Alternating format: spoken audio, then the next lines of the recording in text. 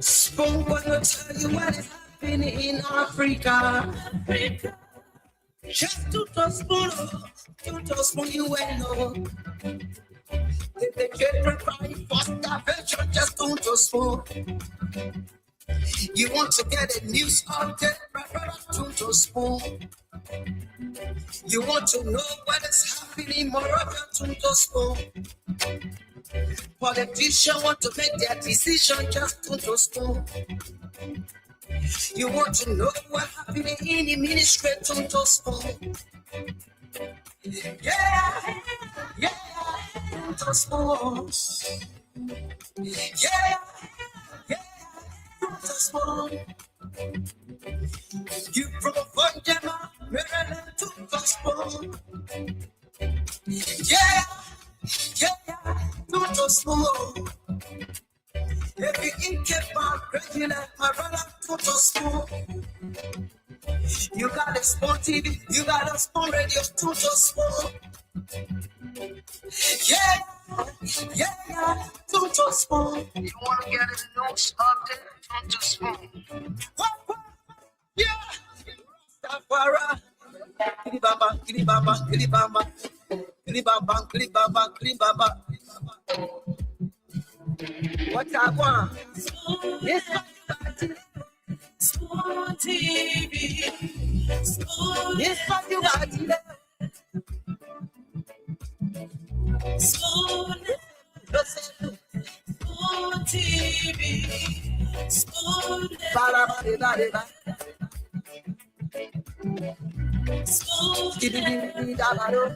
Spoon TV. Spoon entertainment.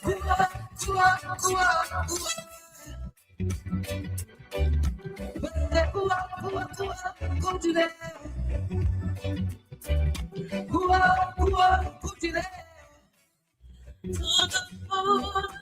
Yes, sir.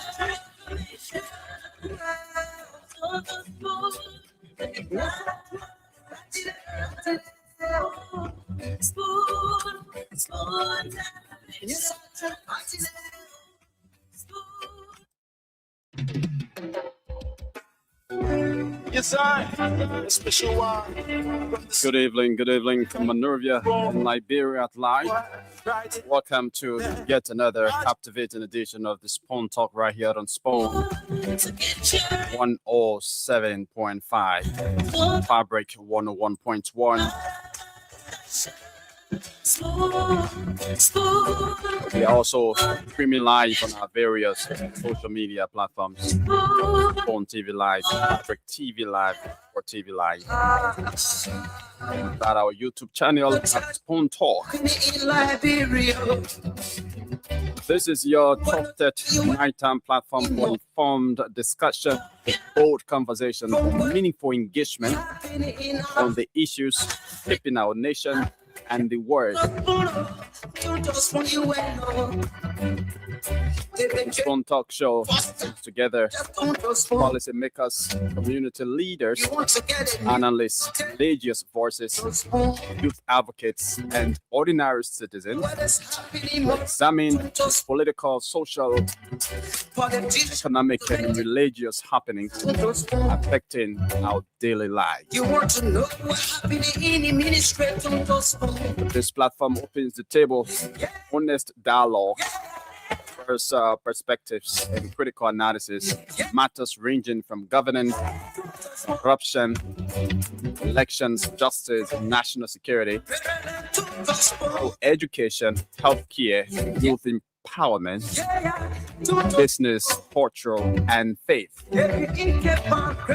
Whether you're listening from your home, from your office, from your vehicle, or community corner, this platform is here to keep you informed, engaged, and of course, connected to the porous Liberia.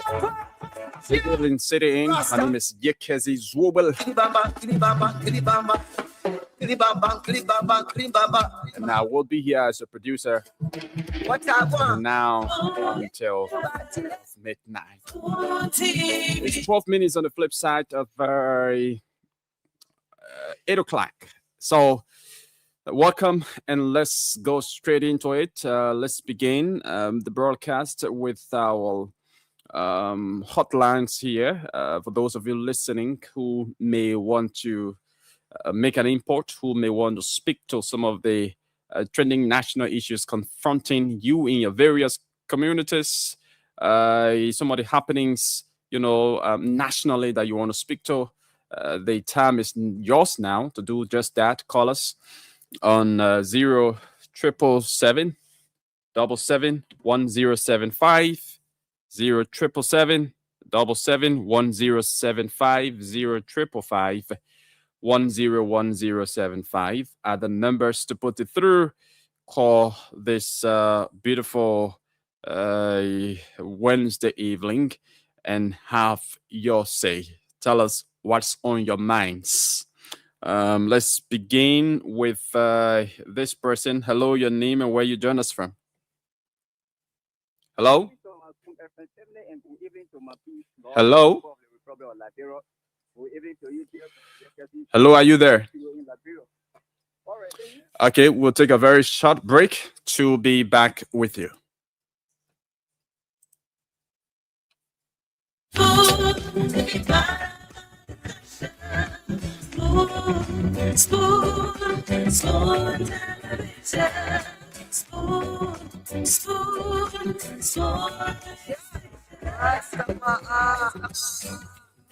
Spoon gonna tell you what is happening in Liberia.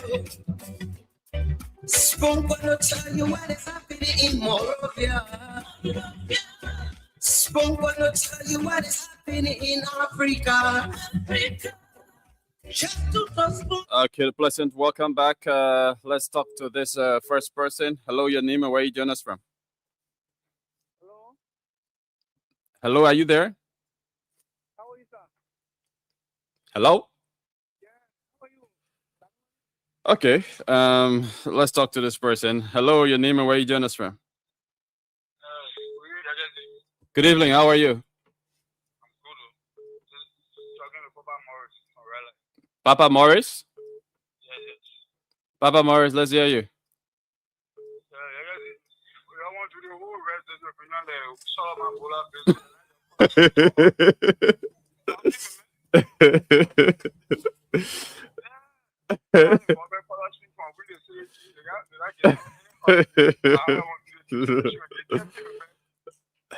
I mean, I keep listening to the radio. We will announce the date for the distribution of the rice.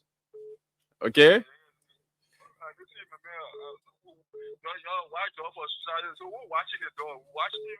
Yeah, yo, watch out. Yo, watch out. Okay, thank you. Thank you for calling. Let's talk to another person here. Hello, your name and where you join us from? Good evening. How are you? This is Oscar. I'm calling from Compass City, County. Oscar, it's good having you on. How are you? You can see what our man have to do with the city halls of Ganta. You know, it's a saying, Ganta City Hall. Yeah, it's a saying that government is continuing to take. The biggest city, the second biggest city is Monrovia, and the highest populated city of Nigeria is Monrovia. City House. Saying the past government of CDC was constructing a city hall, and the government came and took over. Up to present, they are not touching the city hall. So we want to call upon the government. Government is continuing. You cannot city with a population of about 200 some more thousand human beings. The second largest city in the Superior city. You cannot find a city house in that city. So we are called upon the government. Let us see pretty look and see how next they can complete the city hall in Ganta. We the citizens of Ganta, this city hall, we're begging the government. All right. Toward you. Thank you this evening. Thank you very much. All right, call us on 0777 1075 0777 1075. I'm sorry, don't call us on our non-star hotline. It's down currently. Call us on orange 0777 1075. That's the number to call on this evening to be a part of the program. 0777 1075. Let's talk to this person. Hello, your name and where you join us from. I'm okay. Let's hear you. Jagazi, I want to say thank you for affording me the time to air my view. I have a concern. It has to do with red light. Okay. I'm disappointed in the police at red light. When you leave from the police from depot now, okay, the road that is branching ELWA, motorcycles are taking the whole road. Jagazi, there is no way for car to branch. So as a result, traffic will be jammed. In case of any eventuality or in case of any accident, Jagazi, people will lose their lives. So I want for the RG to look in that direction to remove the motorcycle from on the main road. They are parking on the road. There is no way. Okay, thank you. Thank you for that concern. All right. Okay, let's talk to this other person. Hello, your name and where you join us from. Hello. Your name and where you join us from, please. Hello. Yeah, you can see. Good evening. How are you? Okay, this is Alex Dolo. Alex Dolo, welcome. Let's hear you. Yeah, you can see. I beg you. I put your phone. I beg you. When you call me your personal number, let's discuss today. I beg you. But yeah, so if you don't mind calling your number. My number is 777-38-776. Yeah, where's some more? Let me take it down. Your number is 777. 776. 776. Okay. Yeah. Alex, right? Tomorrow, okay. All right. I'll do that. Let's talk to another person. Hello, your name and where you join us from? Hello. Hello. Please lower the volume of your radio, or you shut it down, please, or you just walk away from it. All right, I'm now trying the radio. Okay, let's hear you. Yeah, you can see. I'm going to please tell you. We just don't want us to say calling for police academy. Yes, if I don't concrete where Central are making us to get behind the rescue team. Hey, you can see. I'm going to please take your camera to read like what I'm talking about. You're going on the Somalia graph. You can see, look in the quarter. You can see, unions that day by day will be on in that quarter they trying to put there. The whole rail line is polluted. The whole rail line, you can see, you need to order tomorrow. When you need to steal tomorrow, please go to rail line and get on the Somalia graph to go to Zoom 9. Just in the period. So, everyone now should be on site on the main road. That will the CEO there and say we should get rescue to clean the country. The how the country will be dirty and dirty. That is the only income. Improvement, improvement upon local country. I'm more upon local way to the Bagapo. That income I will tell you how we live in local. All right. Thank you. Thank you very much for calling. Thank you. Thank you. All right. This is the Spawn Talk right here on Spawn 107.5, Fabric 101.1, and we're streaming live on our various social media platforms. This is your trusted nighttime platform for informed discussion, bold conversations, and meaningful engagement on the issues shaping the growth and development of Mama Liberia. Call us on 0777 1075 0777 1075 1075. Those are the numbers to put it through this evening on the show to speak your minds. What's on your minds that you want the public to know about? What's on your mind that you want the government to know about? Call us on 0777 1075 and make your point No. Let's talk to this person. Hello, your name and where you join us from. Hello? Good evening. How are you? I'm doing great. You say your name? This is the voice of T1P Willie. I'm the Congo chairman. I represent the Container for Justice. I call from Socio-economic to Okay, let's hear you. And what some of mine has to do with the current state of the nation and the effects of leaders, how they are purporting themselves and carrying our nation as we know today. Okay, so go ahead and give your state of the nation address. A good leader will want to lead or good follow.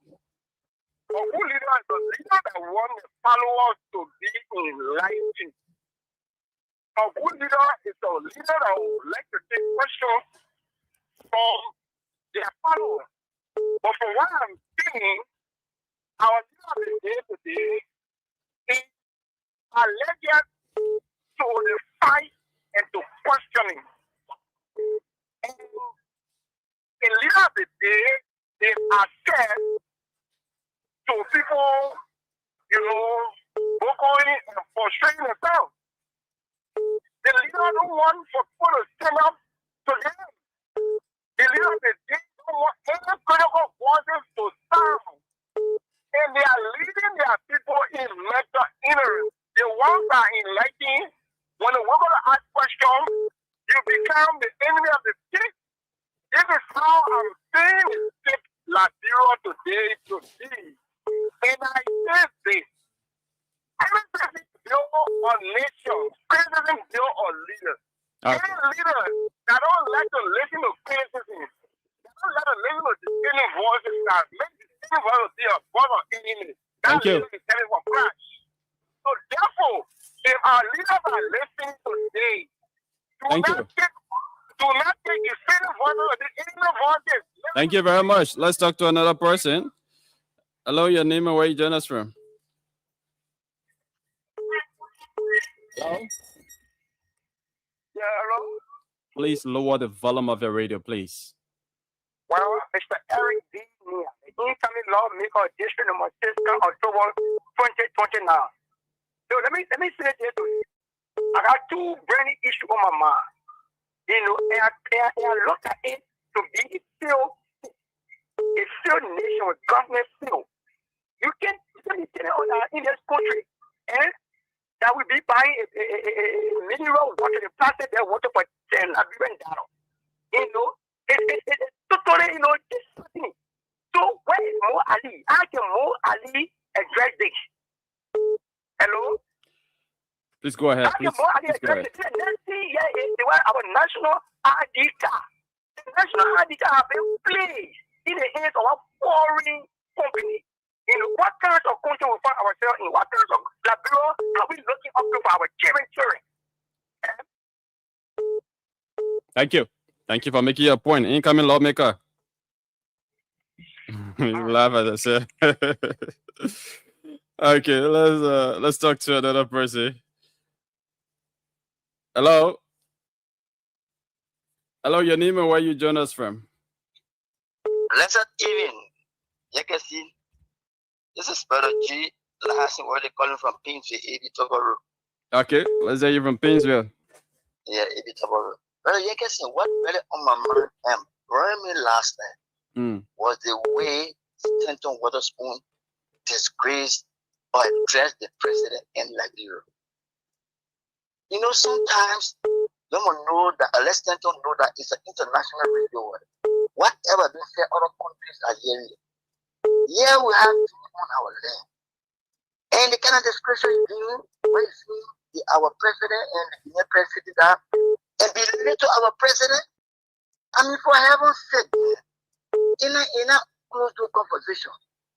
I didn't like the way to be fair. You better degrade Liberia. If you call that true Liberia, you should be saying such over radio. You should be saying such over radio. No, thank you. I want to know that President Walker is bad and all on there. President Bumuya, and he's a level. That's not to what or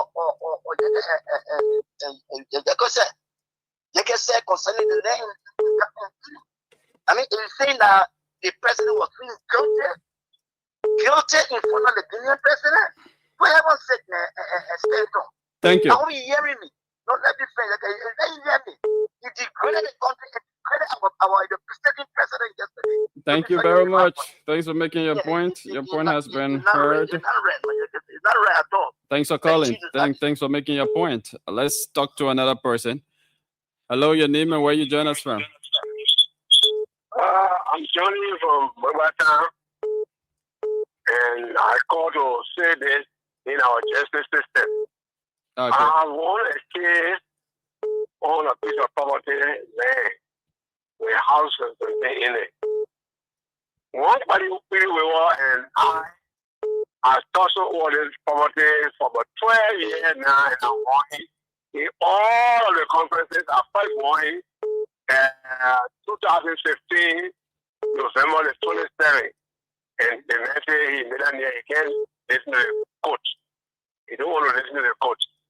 So now the continue and he can leave the property. And what has the court done about that? Hello, you there?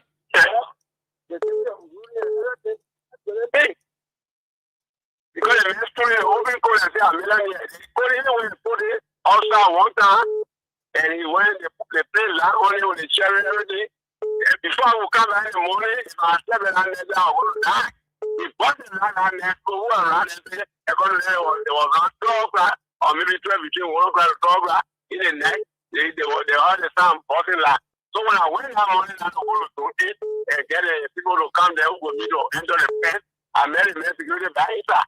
And after that time, I still fighting. And I want to say this again, and then you won't come up. Okay, thank you. Just driving the people all the way through. What happened? Thank you. All right. The CEO is on. CEO, welcome. Can you hear me? Yes, I can hear you. All right, I guess you do your turn. I think I got 1 more minute, right? Yeah, you got 1 more minute. Correct.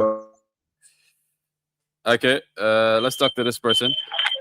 Hello, your name and where you join us from? Good evening. Is this on your mind? Of course, welcome. Speak your minds. Thank you very much. My name is Peter Star, and I join you from Stoke Clinic and the Hotel at River Justice. Okay. What on my mind has to do with the consistent and persistent lies told by this government. This government is acting like I don't know how to describe them. You will not increase GST. You know that when you increase GST, everything present will go up, including water. Then you come because you are leading the point in better ignorance. Then you come and feel like you're arresting people with water. Chop. That's not fair in Liberia. You didn't stand out to that. You stand out to come and rescue Liberians. Not to come and fool us to make us look like we are foolish. To make us look like you have manipulated our knowledge and wisdom. That only you get sense. We get sense, we can figure out to those who could be poor. But with no reasonability. You can't behave like that. Look, Liberians don't want to say the truth. Things are going to suffer. The last time I checked, GST was increased to 30%. In projection tells me that January, about January, they are going to 5%, moving it from 13 to 18. Meaning our shopping can increase. They go to 13, what are $10 for people? When it's going January 20 to 18, tell me what has become? What am I doing? Thank you very much. Thanks for calling. Let's talk to this person. Hello, your name and where you join us from?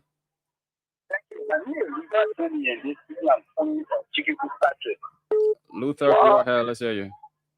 Yeah, what is some of my no, but whatever is happening, sometimes we blame the government. The reason I blame the government is that they want all the teacher institution out of problem. They say they haven't started to impose something. So the people will apply with $90. So even you come and minister, you have problem. Even more than 2 months now, your farmer water not coming to the country. People suffering and getting water from there. So if you have problem with your press, all you have to do, call them to a meeting, a dialogue. But you will not start fighting people today. People brought their water in the community for borrow, you see the here, they make it, they pour out the water to you. So what was happening tomorrow, they continue to suppress the people and then they say, we're not for our job to be outside. Who will be the cop? You will be the cop because your government, I don't know whether they're not going to dialogue. Everything they want to do with force, is that the experience or the rescue team? Those that people rescue or they go one for all. Every one of us will die before we be the show on the TV. So why should they be treating all of this when they are enforcing taxes every day on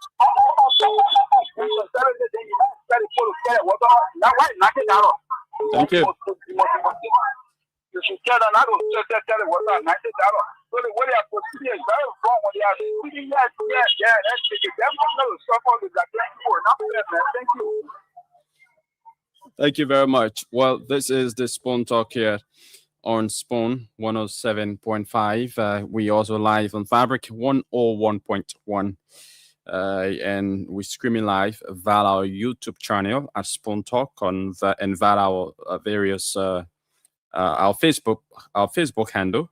It's Spoon TV Live, Fabric TV Live, Super TV Live. So you can catch us up on these different social media platforms and watch or listen to the show live this beautiful Wednesday evening. It's 33 minutes past 8 o'clock, and of course, the CEO and his team of panelists will be joining us in as soon as possible time. And once they do, of course, they're going to be talking about some of the trending issues in the country. A lot of trending issues right now in Liberia. Today, President Bouaka met the French president.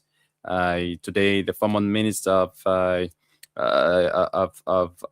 Finance, Samuel D12, was summoned by ARET over alleged 20 million rice subsidy diversion. Today, the Justice Minister held a press conference and he said a lot. He defended the government's handling of the Samuel 12 corruption case and all of that. So there are a lot of happenings in the country that the CEO and his team of panelists will be diving into coming up very shortly. But yeah, in the meantime, let's take your calls. Let's keep hearing from you about your views on some of these national issues and some of those, issues confronting you in your various communities. The numbers remain the same: 0777 1075 0777 1075. Sorry that our Non Star line is down tonight. We aren't taking calls on Non Star. Yes, the phone is ringing, but due to some technical problems, we are not taking calls on our Non Star line. So try your best possible to put the calls through our orange line only. Let's go back and talk to this person. Hello, your name and where you join us from? Yeah, hello, Yagasi. I'm Arvin Johnson calling from Dugo District 4, Chairman for the Concerned Librarian for Justice. You see, when the government try to scapegoat on their own they concern, hello, your organization, they concern Librarian for Justice organization. I'm in a person part of it. We going to 50 now, because, 100, because we were 50 first, and now we are approaching 100. Currently, the actual number is 75 person. There will be hosting a big meeting tomorrow, so you can come there and check out and rehab. Is it a registered organization or? It's a registered organization, registered civil society grouping. Okay. Yeah. All right. So yeah. Let's hear you. Let's hear you. So you see, when government try to scapegoat on the responsibility, now the citizens suffer because if government try to carry the taxes up, especially the GST. And even the water producer, then when they carry the ruler press from 2,200 to 2,950. So who should have that responsibility? That the citizen, the people bringing fuel to produce the water, they paying people to work in the factory, they do all out of spending. Government still see that, but they carry taxes up on the people. So I asked this question on OKFN today. The government came to rescue us or they came to suppress us? So this is an attack on the common people that what I noticed. Because if the president can be driving $2.2 million bulletproof armor piercing vehicle and paying $3.3 million real mansion, paying $10 million mansion in Fuya. But yet they stay, they're not able to reduce taxes for the common people to be able to get common salt or water. Then the country, not small thing going on now. Let the people in the community just take your microphone and drive to the community. You will see the boys children wearing the t-shirt, the girls children wearing the trousers because the girls children can be naked. Everybody struggling. People using Gary for rest in the country under Bwaga regime. The whole country now get us. Nothing going on. Only the president and the government official enjoying. You see more Ali there than the community do. Currently, the chairman getting handout from government official. But stay here to push against the citizen. So that things we're facing within this country. So Stanton, thank you on the show tonight. I'm begging you, the problem you brought to us. Please, I will take God to beg you to please try to tell all the lies that you told. Because you once told us before on your show. The thing we did, only God working forgive us for all the allow Unity Party to come to power. So the thing you do, some of the thing that you need to tell us so we can be aware. For tomorrow, when it come here again, we'll say no. Thank you. Want us. I to conclude, tell us, all right, I'll give you all that time that you see. Let the mentor. You can see let the mentor. Let the mentor. The brother is hurt. Let him talk. Yeah, let him talk. Let him express himself. Go ahead. You gotta see yourself first. So stand up, please. You gotta get all the secret that you use to lie to the Liberian people so that we can know it for tomorrow that when it comes 2029, we say no, stand up already won. They did this, they did this, they did this. So it will not come back to us again. Yeah, so thank you. Thank you. Stand up, I beg you, please get all the secret. So we can know what you do to the country for all to vote for Paka. So we get do it again. So thank you. Thank you for calling. All right, see you. It's over to you. You and Dr. Richardson. Go ahead, my man. Take over. Jack, come in. I want to hear from the people. Allow them to express themselves, right, Dr. Richardson? They have to express themselves. Yeah, we still got a few minutes. Take over. Like it. Let's talk to this person. Hello, your name? Where are you joining us from? Good evening. How are you?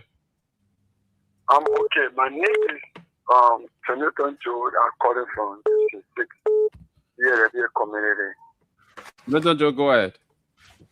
No, you can see it is interesting to hear Liberians speaking.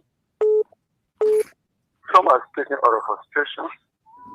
Some are speaking out of their own mindset when it comes to the issue of the government.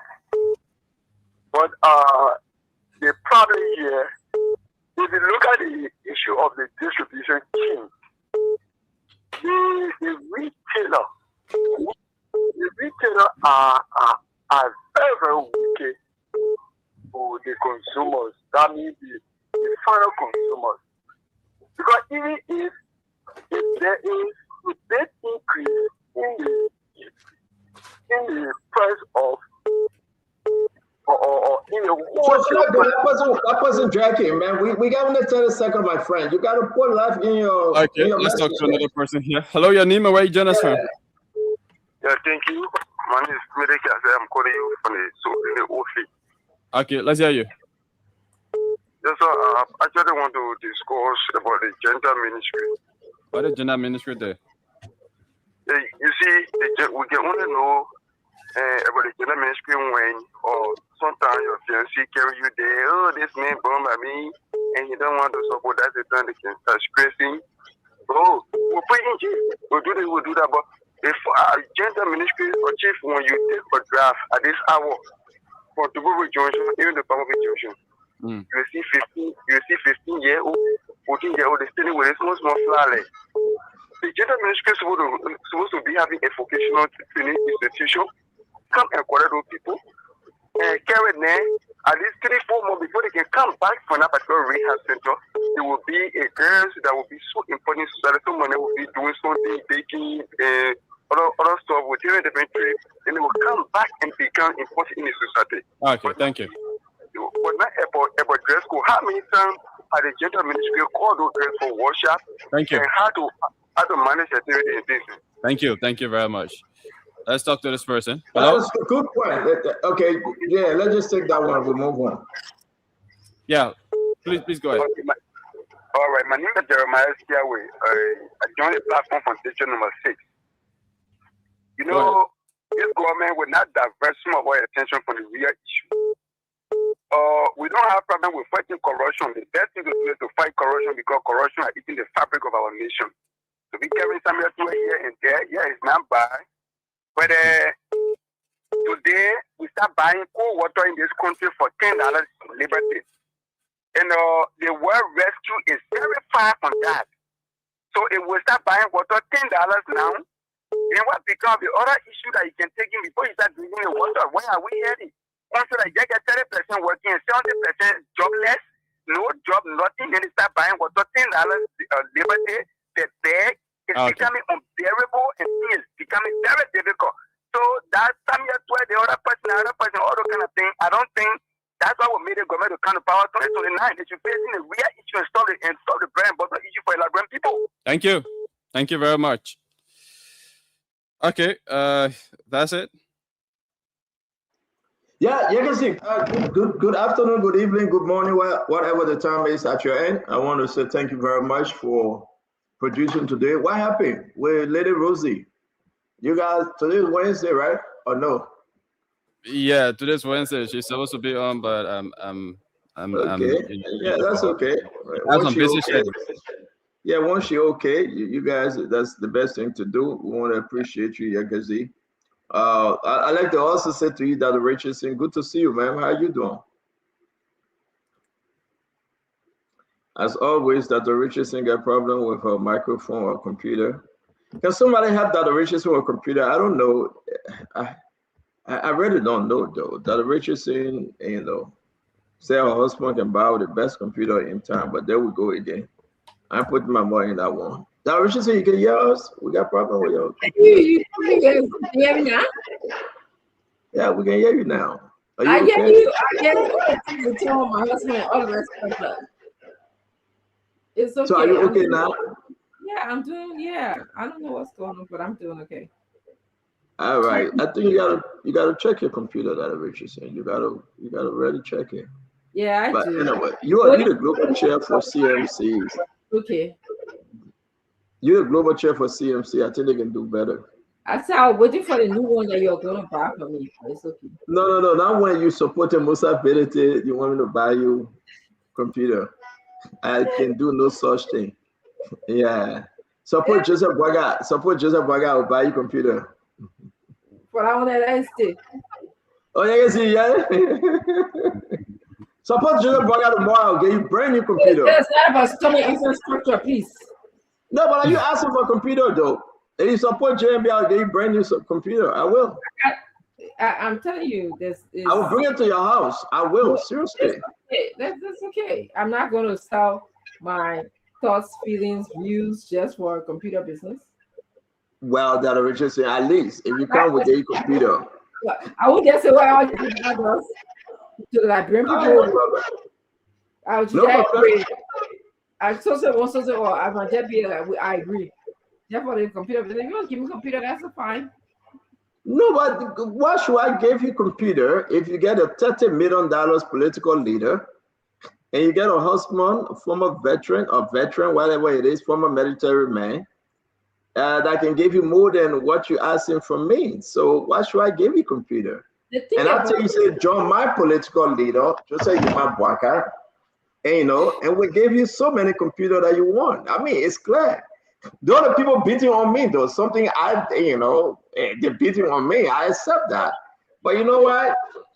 GH Alabira, let's just jump Joseph Boga, and then we get her computer, brand new one. How many you want? We'll give it to you. No. Once you come on the rescue train, The rescue train get DeLong, Youngbley, American left the rescue train already. How many people left? Or how many people they kick out of the rescue train? You can see how many were kicked out. Oh, because the people not paying their fare, so they're kicking them out. You know, when you get on the train, you gotta show your ticket. If you show your ticket, they kick you out. On John right, so I got nothing to it. No, I'm not saying you do. I'm just asking our audience, how many people were kicked out of this one train? And you know, they're not even stopping the train though. The train going and they're just kicking people out. So you heard yourself. What a sound the trees to make? I just be laughing when you're making this sign. Tell me. Yeah. But Dr. Richard said, how many people on this train? How many people left? Youngbley is still on the train though. Youngbley want to be running in Grand Bassa again. I know for the 100th time, that would be her 4th term or 5th or 3rd. I don't know. But Youngbley is running against Gabriel Montgomery. I heard that she's begging Gabriel Montgomery not to run. And the Commerce Minister is running. Magdalene Dacosta is running. So, but Youngbley get a blessing of Joseph Yema Boyka and Unity Party. I don't know if it will be strong enough because Gabriel Montgomery have momentum. But you got to understand the political spin. Youngbley won herself this ECOWAS seat and gave it to Charlene Bruskin. We'll discuss it today. You know, how you call him? Evan Snow says Charlene won that seat, right?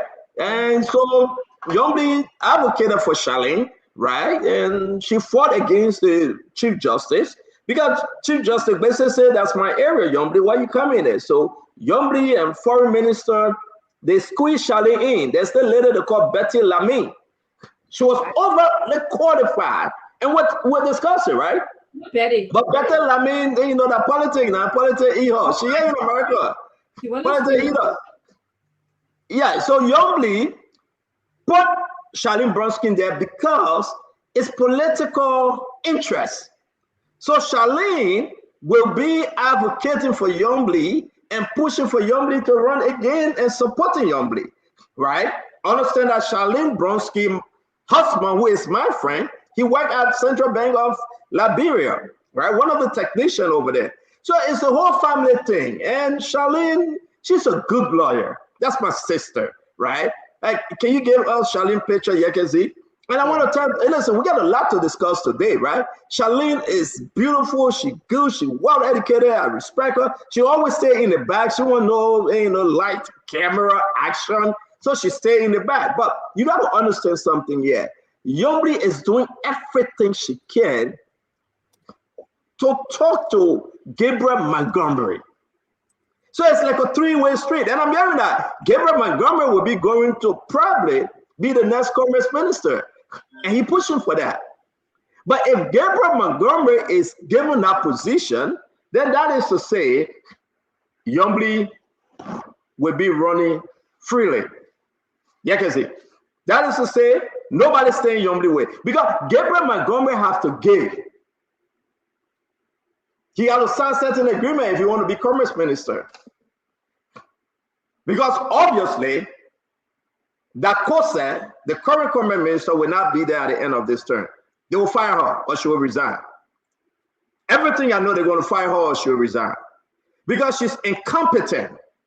And I don't think running against Youngbley will even help her. Because Youngbley is experienced. Youngbley get that swag. I'm not saying I'm supporting Youngbley, but I think the only candidate that can go against Youngbley and Joffo Youngbley, that Gabriel Montgomery, except somebody there, I don't know. Because you know what? Bassam Gafene is a senator now. So Gabriel Montgomery, the deputy commissioner at LRA, two things going to happen.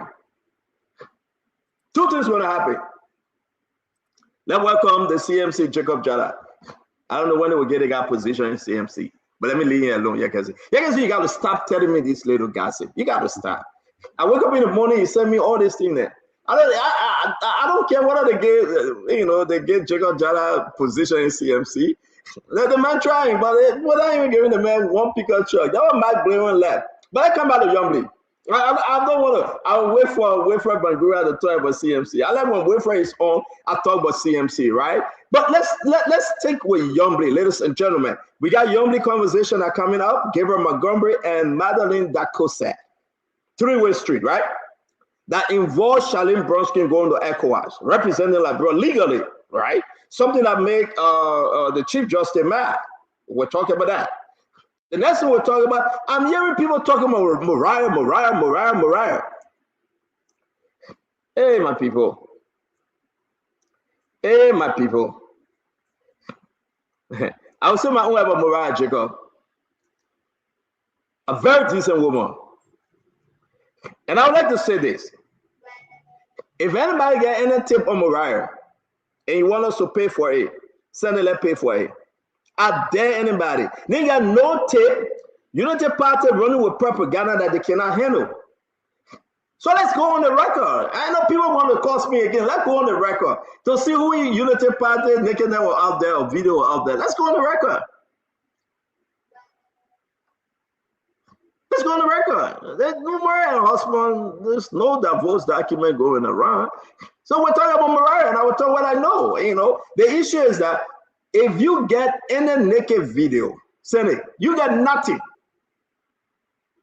Nothing you get.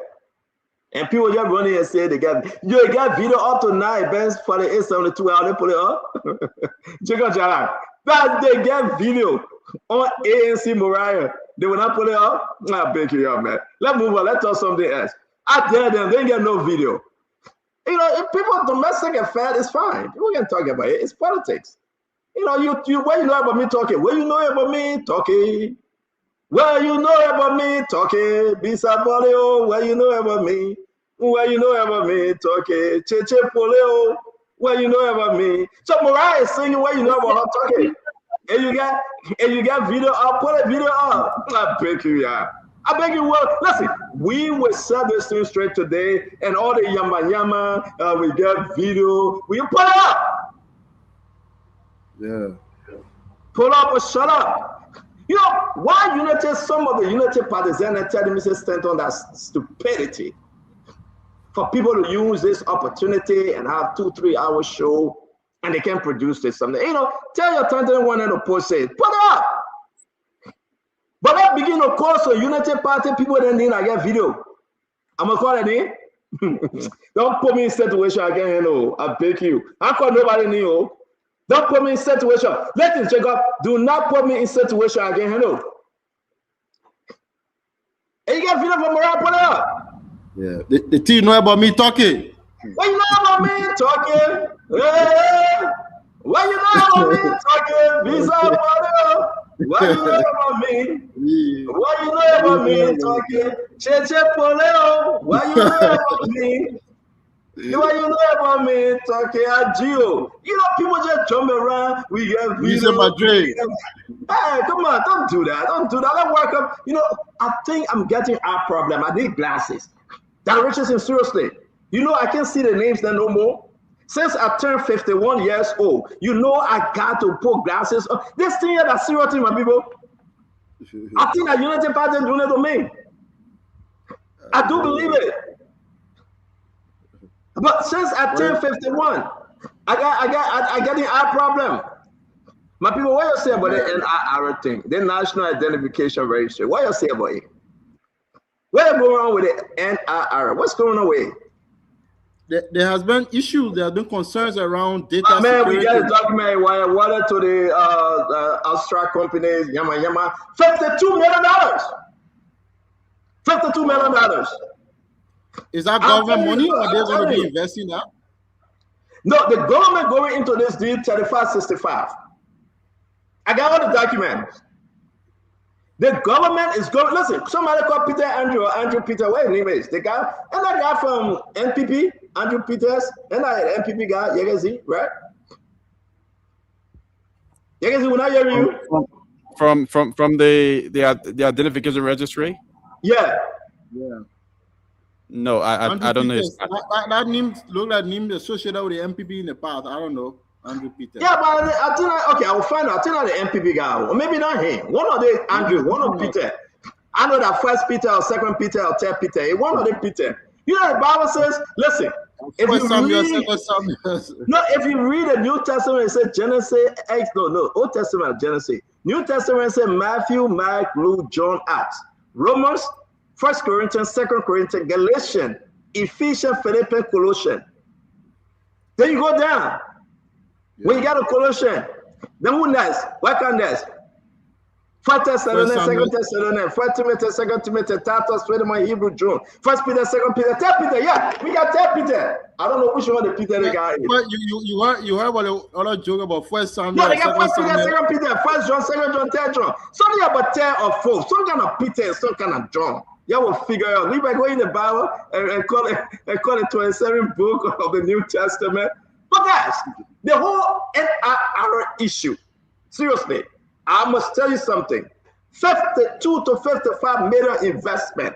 The people will register Liberian till they get the money back. And after they get the money back, they will leave. That it? The people said they will get 65%. And Liberia will be giving 35%. But they want the money back. They want the money back plus interest. Is this a good thing? But who all were part of that deed? Andrew Peter or Peter Andrew, whatever his name is, right? I will put a document up. Then we got Molly Kamara, right? We got the vice president again. And it was approved. Found out about Joseph Yimabwaka. And we'll talk about it. We'll talk about that. It's a big deal. But the most important story today, Simon Ditwell. My people, you share the show. Go on YouTube, go over. You share the show. Simon Ditwell. The people, you know, the child can listen, they can feed. That Richard said I came on this show and I said 720 people coming behind for $21 million. The man went on Facebook, he wrote a long thing about me. I was sleeping, Yagazi said it to me. I let my begin Yagazi. It began me washing on for me. Anybody said fine about me, he said it to me. They see you, look at it. So I said, Samuel 12, they will get you on 21 million. Samuel 12 said, my man, that only 7 million I spend here, 3 million. Samuel 12, how much you spend? The actual money on paper. You want to hear this breaking news? We have the documents. The actual money on paper that will flash. So when asset recovery,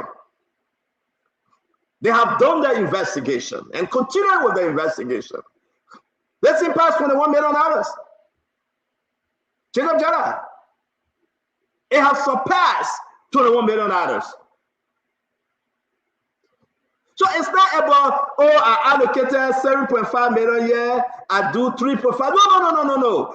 That was Glenn, that was blah. That's what Richard said. The actual money that they're going for a pass for the $1 million. So some kind of operation took place in the back, and people talking. That's what Richard said. When I look at the document and I read what they're going after Samuel 12 and one in these, we said Blamo. Nouvelle, Samora Wolokori. I said, man, Agio. I start speaking crew. I said, Agio, something happened here. My man is bad, man. Let him bad. Leo said, let him bad. Look, I'm not saying Samuel 12 is guilty, that Richard said, right? I'm not saying that. I'm not saying they can put Samuel 12 hand in a cookie jar, because the first cookie jar, they didn't put a hand in that cookie jar that Richard said. Or they put a man hand, maybe a hand too big, it couldn't enter, right? But this other cookies jar that Richard said, that one not cookies, that chocolate chips. Yeah, that one not brown biscuit, that chocolate chips. Because from 6.5, he was acquitted. 21 million? No, that Richard saying, that chocolate chips. And what I'm looking at, and I got mad with these people. I said, why I can put this document out? They said, no, you can't. They said, we tell you when to put it up. Our country is losing. And I will tell you this, and this is my own part. They all of a sudden let me, they all of a sudden let me. I'm okay, Jacob. Jacob, okay? Hey, Jacob. Jacob, okay, right? Oh, thank you. You're not too bad. Because the fact remains is that somebody stole the Liberian people money. Somebody stole the Liberian people money. And we should go after the money. Ask Russell. Russell said no Liberian government entity or ministry will support bringing loans here. The men have posted 5, 10 of them already that are supporting him. So which story we anyway the message. Oh, Russell, I was confused. To be honest, I was confused when I saw the news about MPA. I said, Russell, sorry, I didn't see you. I'm sorry, Russell. Thank you. No, that you know, I'm sort of dark, so it's easy to miss me, you know. So I'm not as light and as beautiful as my cousin-in-law, you know. No problem, Russell. We miss you. Can somebody give me Russell's video when he said that you're not married again? Where is it? Mommy, I told the video down. They call him Billy D. Russell. Winfrey Russell. Want to say thank you for joining us. Guys, we got a lot to talk about today. But let me hear you. How's your day? What's going on? The first going to share the show. We're going to put everything up. We're going to talk everything because the best thing we got to do to make Liberia better. Today, President Boga met Macron. Sometimes, you know, he met Macron and they talk and go on the school page. There's some kind of something MOU. The government signing too many MOU. I don't know when we'll see the real money. But anyway, we'll give the government a slack. You know, CC Kepa say everything that Priscilla Cooper said was lie. They never met any of the victims of the Richard Coon victim. Everything was lie. Hey, CC will come and talk her own, right? Liberia will get better. What about the water thing? Jacob, water at $10 now. Water at $10. Yo, mega water. Yeah, water at $10. Wow. Everything going on. I saw water at $10. Yo, I think Ministry of Commerce people being out there today. My man, they will say fire the woman back. She can say anybody out there, they will say fire that woman. That woman is incompetent, man. And I know her though. But a woman, I don't know. This thing about get somebody a job because you know their husband, you know them from the past, that's nonsense. The woman is incompetent. Martin Dakosa is incompetent. If that woman run against Yombly, Yombly will beat her. The president's friend wife. But that friendship thing, the woman can do the job. I think they need to bring Amin Modad back. You know, I think his resignation was premature. I think he has a great vision for and the experience, practical as well. I think it will be a good thing for them to bring Amin Modad back. Can you give us Magdalene picture, Yekezi, and the Justice Minister picture? He had press conference today. We'll play a little of it. But I don't know Betty D, right? That you say them will bring Amin back. Bring Amin back to what? I mean, it's definitely way more experienced and has the right vision. Was laying out the right vision for the Ministry of Commerce.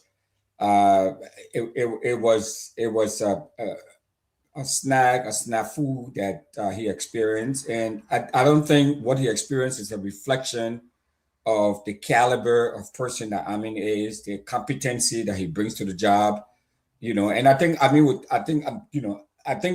I were advising President Boakai, I would tell him that he should reconsider and bring Amin Modad back as the Minister of Commerce. I mean, we're pushing through a lot of things. The Liberianization policy. He was running with that, and so I think he would do well, Stanton. There's no question about it. I mean, he will be way better than is that something you think should happen though? That Amin prematurely resigned. But the fact of the matter is that Amin used the MedTech money to buy a car just for Amin and Amin alone. Is that something that we should just brush over? Though Double Jala should have resigned too, but people beg for him. So it means, what did I tell you, Jacob? This whole Amin thing. Yeah, I think. I mean, first of all, we heard about many people heard about Amin, even some who are non-pro-regime people. I mean, a lot of people were excited to hear that. I mean, with history in commerce and trade, private sector. But I think he got up to a damaging start, and the whole. I'm hearing feedback, but I think I'll just continue. But the whole talk about what happened with the vehicle, with the MedTech thing, and the big controversy that came around that, I just feel that, that kind of little bit poison the air, kind of a little bit damaged the reputation around it. Now, doesn't mean that necessarily he may have been directly involved in betrayal of public trust, but just the lack of public confidence in him and the whole controversy, the whole thing, it come back for me doesn't look like a great thing. I think we probably need to move forward. Minister Dagose for me has been a disaster. She didn't even get going with the whole commerce and industrialization thing. It hasn't quite worked. Price stabilization. There are a lot of issues in the marketplace, and I think she hasn't been able to get a handle on that. I think it only took the vice president recently to add a little bit of energy to it, calling manufacturers, trying to draw a line between retailers, manufacturers, and get librarians participating. She wasn't able to get a handle on it. So I think she should go back to that job and then not go back to Ami, but rather march forward. Pretty much try to find someone who can kind of do a pretty great job. Because we're talking something here, we're talking about commerce. But Ministry of Commerce, everybody talk about commerce. Nobody really talks about industrialization. Because this is a period now we have to modernize the economy, we have to industrialize the economy. Many of our sectors are coming online, local manufacturing, food processing, mining sector. So we really need somebody with a larger, bigger vision who will really take this economy into a new direction, take Ministry of Commerce into a new direction. Not only focus on commerce price, we need to do that, but somebody who will have a vision to begin to industrialize the economy and move in a new direction on that. So we need a broader vision moving forward. I don't think we have to go back. That's my view. We have to go back to, I think that story is over. We need to move on. You said, let me say this to you, not about the army issue. It's about when President Bouaka, like any other president, make a decision on friendship and relationship to hire people. That's the problem. Where actually they got this woman from, only God will know. And just imagine, water price is $10 now. It's going to go to $15 because they are taxing the people. We're going to play the water, union group statement. It's an embarrassment. Even water, where they got a woman from? Somebody got to tell. What? Because what?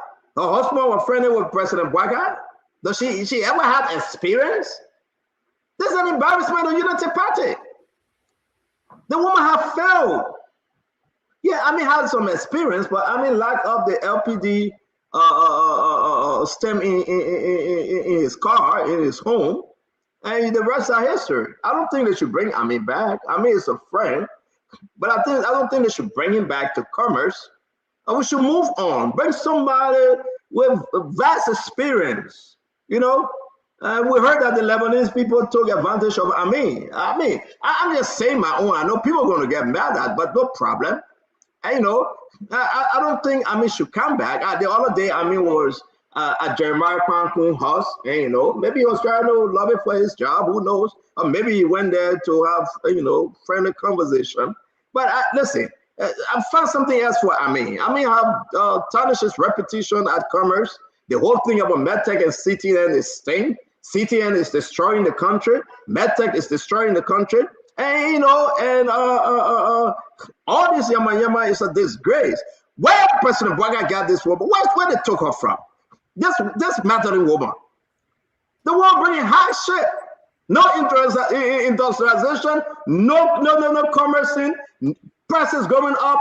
They took Jeremiah Kwanku and back him and said, my man, help the Oma. Who Oma where? Where? Who might help the Oma? Let the Oma go to Grand Bassa and build her 14 homes and complexes she building. Maybe she had money before. The Oma stepson, he was arrested for drugs issue. You know that. The guy was arrested for drugs issue. LGA arrested him. The man was transporting drugs. These are allegations on him. Major allegation. So, better DA. A friend, though. If the president thing, you want to bring by the president business, but I think we should move on. Not to bring back. But Better and my friend. Listen, I know But this woman, right? One of the worst disasters in the history of Liberia commerce. What has she done? When Emma Swanson signed here, we came in the press of you, all she signed. And the woman is so confused. I got people from the ministry telling me the old man is confused. Can President Baga let the old man go say that? And I respect her though. Fine woman, just a woman, family woman and family. But she doesn't know the job. And it has a serious impact on the government. The whole commerce ministry, look at Mawani Diggs today. They're sitting with Mawani Diggs. Today they're charging them for $21 million. They got to go answer. They charge them for the one. They charge her friend. What's the guy name? The other guy. What's her friend name? Joe Howard or Joseph Tay or Joseph Bogart. What's the guy name? They charge them. And, you know, but let me mind my business. The woman cannot do the job. And Liberians have to come up and tell President Bogart she's a failure. Is she not a failure? She is a failure. She's a failure. She must go. And President Bouaka, again and again, making this kind of mistake, making things hard on the Liberian people. Very, very difficult. The Liberian people are bleeding with suffering. They are entrenched in suffering. They go to bed suffering. They wake up suffering. Pepper color prices going up. Water prices going up. Peanut prices, chicle. Everything going up high. Then you got someone say they get comment. You better go tell Jeremiah Kuhn to control. Jeremiah Kuhn will white tie. To tell you the truth. Because he's working for the woman, the press check and all this thing. But God, welcome to the show. I don't want to do the talking. I want to say we got Yombly. Yombly will be running against us though. Can you give me Yombly picture? And to tell you the truth, right? And Benedict, I know you want to talk about your friend. I mean, because you're your friend, right? But to tell you the truth, that's what Richard said. Yombly going again to be in there for 27 years. Can we talk about Buchanan? Can we talk about Grand Basso and Yombly for 27 years? Is this madness? Can you look at Buchanan prior to Yombly? Can you look at Buchanan while Yombly is there? Can you look at Buchanan after Yombly? Man, I know the Basso people sell the land for small fish, but I don't think the Basso people are stupid people. To tell you the truth, I know they're going to get fair. Every Basso here, you tell me. I know Benedict Basso, man, all men from Riverside. They have all the same. I myself from Buchanan. We didn't sell our land for small fish, but it doesn't mean that we're stupid. 27 years you want Yombly to be there for what?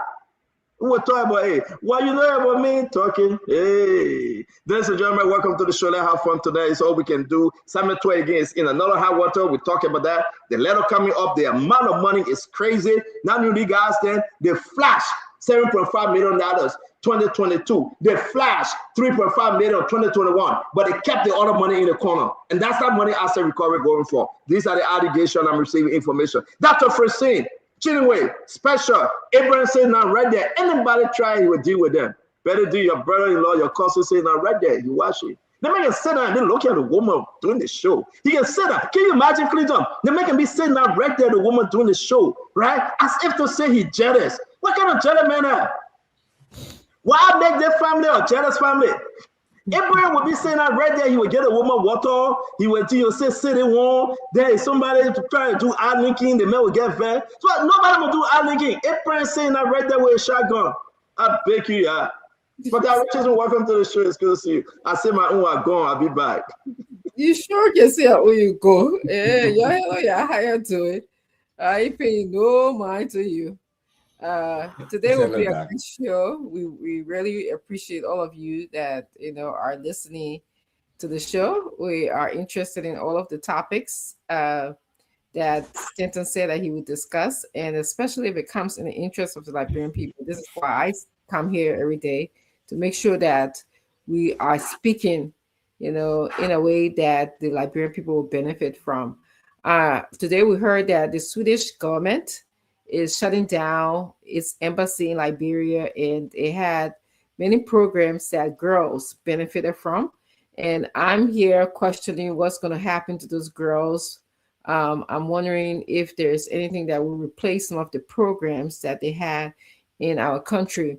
And it also, made me think about how we now have involved the Australian government in our national registry. It led me to think about what happens again when the Australian government leaves Liberia. What's going to happen to all of the data that they have. I appreciated their technical expertise, but again, what's going to happen to the security aspect, the data that they're going to collect, where is it going to be stored, how they're going to measure if Liberians are learning to maintain their own data. And then there's, as Cynthia said, that was the first time I heard this, that there's a 35-65 kind of agreement with this organization. I'd like to know more about that, because just the fact that if I was doing the same kind of thing, we would be giving a lot of money to these people. So, but anyway, that was things that I've been thinking about. I'm sure Mariah gonna, rise above all of this conversation about her. Getting divorced is not disability, is not a disease, so I don't have time for that. It's not affecting Liberian people anyways, but I'm sure she's going to do well. She's a very smart and intelligent woman, so she's going to rise above, all of the things, the conspiracy theories that have been said about her. And that's what I have to say. So thank you, Stanton, and everyone, welcome to the show. Richardson, thank you very much. Let's bring Benedict. Benedict, we got a lot to talk about. Let's hear you on your intro. Thank you, Stanton, and it's great being here. It's great seeing everyone here. And again, please share the show if you are out there watching us, listening to us. If you're out in Fishtown, Refugee County, I'd like to say hi to you all, and hi to everyone who is out there watching and listening to us. For my intro, Stanton, I get two pet projects that I'm working on, and I would like to see us support and try to galvanize support for these two projects. Actually, more than two of them, but I will just mention these two for now. One is our national team coming to the great state of Minnesota to play Minnesota United FC, which is a major league soccer team here. And so just want to encourage everyone to be a part of the celebration. It will be showcasing our national football team, our culture, our tourism, our heritage, and a whole bunch of things that I think are positive. This is a apolitical event. So wherever you are, get your tickets. Come to Minnesota. It will be fun. It will be great. There will be lots of festivities happening here. So you really, really don't want to miss it. And the other thing, Stanton and folks, we have a lot of traffic death in the country. We've talked about this a lot of times. And I think the solution to solving some of these traffic death in the country, just education and trying to get more radar guns. So I hope that we can come together as a family, like we've come together as a Spoon family, raise some funds, buy some radar guns, some laser guns to add on to the other laser guns so that folks have, and just try to implement the Remember, we're not buying gun back. Let's move on back. Don't tell about gun buying back. Yeah, you confuse our people. Stop by. Let's see what radar detector. My man, who be tell your friend we're not buying gun back. You go tell that person you calling for to buy gun back. Stop by. No, not gun. Not lethal weapon. Okay, I should have said radar detector, but that's it. Okay. Yeah, I bet you, man. I mean, Gregor Kuma coming to look for you now. You tell him about gun, but that's why we're doing this show. But we ain't going to buy gun back. But we hear what you're saying, though. Yeah, you trying to also get a detector. Yeah, but CMC Jacob Child, man. We got a lot to talk about today. Jacob, I hear that it's raining on you like hell these few days, Jacob. You the man. But we'll talk about that later on. Talk to me, Jacob. Oh no! So, my face is covered with Spoon TV, but no problem. I will enjoy it. No, you don't. But yes, only your left eye cover. We have cover only your eye. Tell you, send me the code. Okay. Then I will remove it something. All right. No, I mean yes. So, yeah, we always have a lot of news on in a day. Liberia is a country that is never short of news, definitely. But I will love to go in line with our topical issues for the day. Once they come up, I will share more specific opinion about that. But you, Billy did talk about the police, like I noticed something, I don't know, maybe the police hierarchy, they're listening, especially in the evening hours like that, coming from Tottenham Boulevard into into Pinsville, there's always a lot of traffic, understandable because of the road or the development of the bridge construction going on there. But I think, like, in the evening, the police would normally add a tail lane to the road. But I had a kind of experience today. I was coming and, the police initiated the tail lane. Then at the same time, after you go further, like maybe like 10, 20 meters along the way, then you see police officer also pulling cars over on the tail lane and then issuing tickets. And then I saw that happening, and that was very confusing because, the police can reconstruct and deconstruct the traffic. I understand that's the right of the police, but if you tell people get on the tail lane and then at the end of the day you start arresting people getting on the tail lane, so we're talking about the police. I know you get. Like, I'm not trying to cut you. We get a lot to talk about. We're talking about the police thing. We're not going to miss. I put the oranges here today. You can call Paul Kennedy. He's working for the Liberia National Police now as a consultant. We'll put his flyer up. The Medicine Police community policing. You can talk to him. You will have a show. Billy D is a consultant. Paul Kennedy is a consultant. They know Gregory. Gregory are my friend. We come together and they will pay and we talk about the police. Yeah, these guys are consultants for the police. That is not true. I am not a consultant for the Liberia National Police. That is false. Oh, okay. But you're working with them, right? Is that pro bono? I work with everyone. I work with every entity in the country. I know that. So, I know it's true. That's true. So yeah, we see you working with Sekou Duple on the Lone Star thing. You're working with NASCO on the Lone Star thing. We see you working with everybody. That's true. So yeah. But thank you very much. Let me bring in Dr. George. Dr. George, what's going on? You guys confuse us, man. Dr. George, I know we get there though, but on a sincere note, Dr. George, who put out the fake announcement that you guys hired George Wheeler? No, to your own. We're talking about that, George Whistler, right? And what's going on? Your whole party kind of confused. What we're talking about it. Give us your intro, my brother. Good afternoon, Dr. Richardson, Benedict, Jacob Jala, Gamayu Clinton, Fubi Harris, the Councilor Kanyo Babala. Man, we're talking about Supreme Court today, but good afternoon, everyone. No, stand up. I will start the show by expressing that today, the political leader of the Alternative National Congress, Mr. Alexander Benedict Cummings, about an hour ago, landed in Kigali, Rwanda, to participate in the African Forum.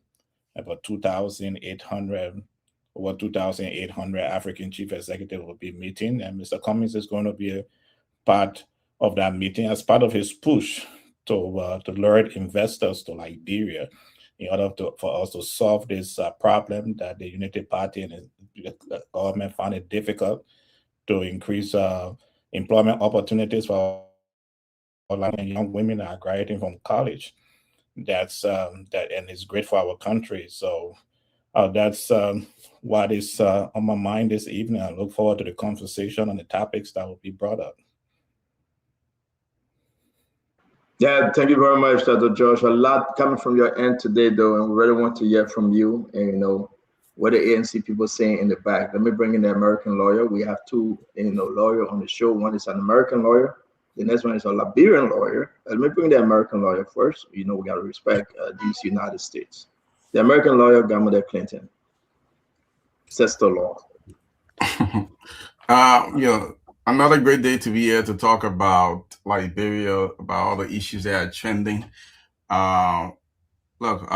You announced there's a lot of things to talk about, and I'm just looking forward to contribute as you bring these different topics. Yes, sir. Thank you. Fubi, we missed you yesterday, Fubi, and I understand that you are relocating. I hope your new environment is unique. And say hi to the new family you have in Burkina Faso. Welcome to the show, sir. I was not relocating. Everybody, I was not relocating.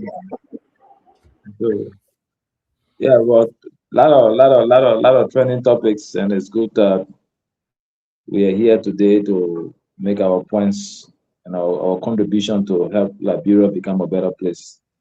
But we should never stop engaging. We should never stop speaking our minds. We should never stop holding the government accountable. We should never stop, contributing to the society, because the society depends on all of us to help make Liberia a better place. So we look forward to a good show today. Thank you.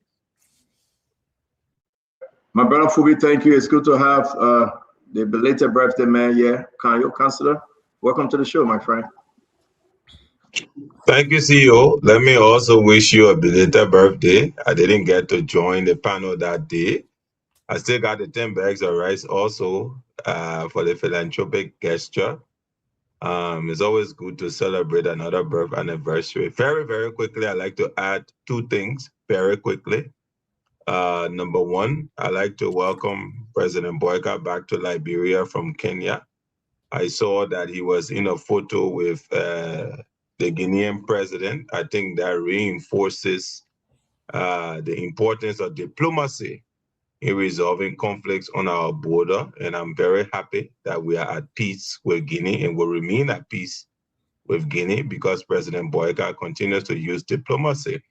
And very quickly, again, there's a news circulating on Facebook, and as someone who's close to the judiciary, I try to very quickly confirm that news that the Chief Justice has ordered some investigation into jury tampering. I like to state here that based on our investigations and confirmation that is blatantly false, reckless statement, not founded in any fact, is crass propaganda. The Chief Justice has ordered no such investigation. But beyond that, it's good to be back to see Dr. George and the rest of the guys. See you again. I know you will beat me again today. And you try to pull me into all of these corners, but it's always good to have the opportunity to be here and to talk about Liberia. So thank you, and we look forward to a very great conversation. Thank you. No, thank you very much, Kanye. On a very serious note, guys, let's share the show. Let's make progress. Let's invite on YouTube, on Facebook, Instagram, Spoon FM, Fabric Super, Voice of Liberia. Every one of them trending right now. Let's invite people because a lot of stuff needs to be discussed. But the first main event, the main topic is a summit where invite by Asset Recovery, right? Let me make that our main event. This whole thing about Summit 12, guys, you read the letter. Let me put it up and hear your side. We're going to zoom in this letter. I've been announcing this thing, right? That they were going to go after Summit 12, over $20 million. Mawani Diggs, Nouvelle, Samira would have called it Blambo, we said Blambo, whatever name. These are some huge investigations they are calling them for. Make no mistake. Just 10 days ago or so, Summit 12, he was acquitted. They said, go home. No foul, no harm. You are not guilty. On all count, 5, you are not guilty. But the issue about the rights thing, we've been saying it. And it just so bad that I was so correct. I don't know, it's like I'm a musician. It's like I know something that no one else knows, but I know because I consult the good Lord and he gave me vision. Thank God for that. And when we talk about the amount, people say, oh, they just charge the man 7.5, they make a commerce 3.5, but no, they are going for the Jacular vein here, my people. It is not that amount. Some money were hidden. They had a hidden cartel. So before I dig deeper and show you some of the documents that I have, I really want to hear you. What do you think? Sedition said, bring it on. Samuel Toy said he will go to see you and talk. Samuel Toy said that wish hunt. They got nothing on him. They asked for money. He gave money. That's his job. What Mawani Diggs and others, what they did with that money, that's not his business. But there was a committee set up. October 17, 2022. Who was heading that committee? The chief of staff to the president. And who co-chaired the committee? Samuel Twett. That's a lot you guys don't know. So what you know, tell the Liberian people. And want to ask the Liberian people for their own view. These invited by asset recovery, what do you think? What actually asset recovery? What I know what they are asking for. As of today, all of the 5 names before arrest, the only person they have not served was Blamo Wisse. At the time I called Blamo Wisse, I said, Blamo Wisse, they have not served you right yet. Where are you? Because NSA, when you said Wisse, Blamo Wisse, now you see it? Oh, Wisse, Blamo Wisse. Oh, but I messed that up now, but you know what I'm talking about? I put a cassette every time. I mean, we said Blamo, we said that's the the public can count our show. But I call him, and this is important. And I told him that I'm going to say that I call him. He said, yes, say it. So I said, well, Papa, where are you? He can call me Babakuni. He said, yeah. I said, you yeah, where? I said, the people get NSA looking for you. Because NSA were looking for him. They have served Samora Wolokori. They have served Mawani Dix. They have served Nouvel. They have served Sametwe. And when I spoke to Sametwe, I saw Sametwe online thing. Sametwe said, my man, they pull, get a letter tomorrow. I wait in black. I said, my man, your letter on the way in 15 minutes, you'll get a letter. I said, where I know.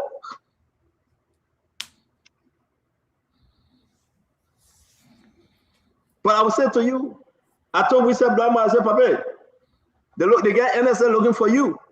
The Papa said, NSA for why? I said, because you're on the run. You are the most wanted right now by asset recovery.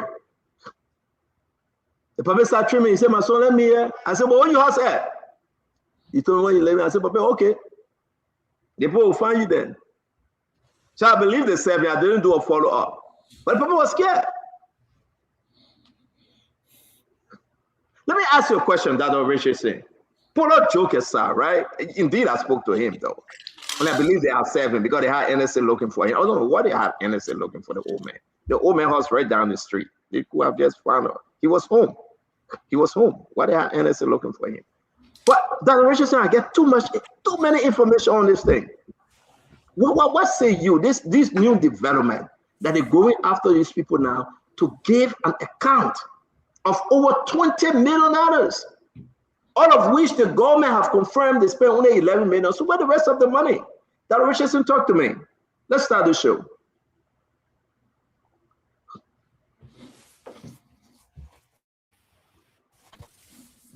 All right, let's go to Billy D. Dr. Richardson, not ready yet. Billy D, I'm ready. I'm ready. Ready? Go ahead, I just Dr. keep Richardson. myself on mute. I keep myself on mute as you were speaking. So, you know, it's a good practice that people who are in charge of Liberians' people money should be accountable.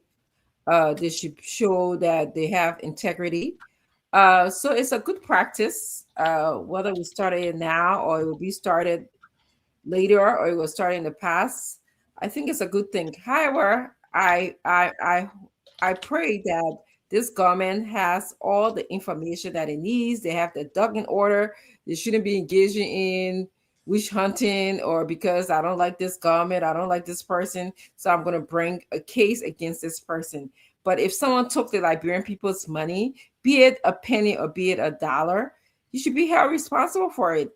And I know we're on this show. I do remember the rice subsidy case. I do remember that. I do remember the CDC government had issued $11 million at the time, but Senator, you telling us that it is more. There was a committee set up in the legislature that we did bring someone on the show, Koga, I remember, to speak about that committee.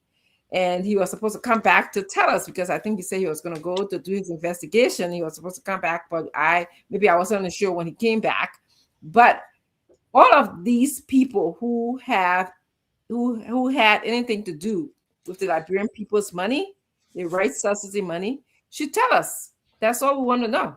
Okay, telling us doesn't mean that you'll be indicted or you are involved. Just tell us what you know. As we learned here today, you can be deputy minister in a ministry, and you want to know what happened in the ministry. So it's just good for us to know. It's something that I learned on this show as well. Thank you. That was the last minute jab towards with Bangura. Let me bring you in, Billy D. The woman, just when she saw with Bangura, she threw a jab at him. Billy D, welcome. Let's hear you on this rest issue.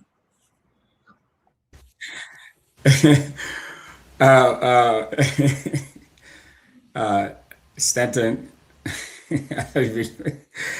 I'll pass to my friend and brother, Mr. Jala. I will defer to. Thank you, brother. Thank you very much. Jacob, let's hear you. Where are you with the Summit in VAT? I mean, all of them they are important. But again, Summit go into this as the anaconda. Is there anything bigger than that? Bigger fish or shark or whale? Then let me know. What do you think, Jacob? Yeah. So yes, I've been coming up to speed with the development. I read the letter today. First posted, I think, by former Minister Tue, and then I started seeing the news articles going around, and I tried to dig a little bit deeper to understand what is going on. So broadly, generally speaking, I think I will still need to abreast myself a little bit more detail as this situation unfolds. But my understanding, first of all, is that this is an investigation. So this is not like an indictment or a trial getting underway. I think this is still in an investigative stage. Correct me if I'm wrong, anyone here. So I'm sure this is still in an investigative stage. The asset recovery is trying to learn more, ask more questions, and collect testimony or account from people they may consider as related to this matter on this rice subsidy thing. Now, you see, I will make a few points here. The first point is that you see some of the error, I think the challenges or the difficulty the Unity Party or the government continue to face with the corruption thing or the anti-corruption fight for me is the lack of appropriate communication. Now, are you going to make this another Samuel 12 thing again, or are you going to make it a blind and impartial investigation into a potentially criminal something that happened? I don't know the detail around that, but this investigation has to travel that path. You know, you have to be able to investigate a matter that you're not clear about with the intention of getting to the heart of the problem or getting to the heart of the truth or heart of the situation to unravel the truth. So in that respect, I think the asset recovery has a legitimate mandate. We pay taxpayer money to the asset recovery for a reason. And we want them to be able to investigate a questionable wealth issue. I mean, wealth they have question mark over. That is their legal function. They should carry on with their job. But I will encourage people who are engaged in this, including the entire anti-corruption fight, to deal with it in a professional way, to depoliticize it, to take out the partisan energy from inside it and make it look like somebody is targeting one Samuel 12 for political reason, and try to ask the question they need to ask in line with their job, but to be able to do this professionally and legitimately, legally. That's what I would say for the point. I wouldn't come out early and dismiss and say, oh, asset recovery should do no work. No, we pay them taxpayer money. They have the right to ask questions, but I think they should proceed in ways that will not send a mixed message to the population, make it look like you're targeting one Samuel 12 and doing a political version of this man. That has to be the approach for being very professional and impartial investigation into what happened, and raffle the truth and let the Liberian people know the truth of the matter. If nothing sinister happened, nothing criminal happened, people should be made aware of that. So that will be my initial comment and my broad comment on the matter so far concerning Thank you very much, Chico. I think you're coming strong on this thing. Again, let me say this, right? Well, we said Blamo, George, we said Blamo, and I'm going to get this name right. He was home, right, when I called him. He is home. He said he will receive this document, and if you want to call on the show, you can call on the show. His lawyer will reply. But these are some damaging information about his position at the time under the CDC government, where they're in the $20 to $21 million, right, subsidy money. Now, some of them were diverted That's the only question. But Dr. George, let me bring you on. You can see. On that, beg you, before you move on. No, we go, my man. We'll come back to you. We go on. Just hold your peace. Yeah, we go on. We finish with you now. We'll come back to you. Yeah, guys, can you take the spoon thing from on Dr. George face, please? If you can. Can you please not put me? No. We'll bring it when Tama come back. When Tama come on the show, you can bring it back. Right now, Tama not yet. Can you take it from on Dr. George face, please? Thank you very much. I guess when you see Tama on the show, bring it back. Dr. George, go ahead. Look, Stanton, any government that fight against corruption, I support that government. I take hats off to that government. And if we get that corruption in our country, it's a plus. This struggle started a long time ago, and we had a 1980 coup because we wanted to be on the table, part of the decision making in our country. Between 1980 and 1985, this struggle continued with our forefathers. We had civil wars because of the issue of corruption. 250,000 of our brothers died. At the end of the day, we still have this same situation where we have a country that is far behind the rest of the countries in the world. We are among the 10th poorest nation in the world. Many of my colleagues who have traveled to Liberia in the last 6 months returned.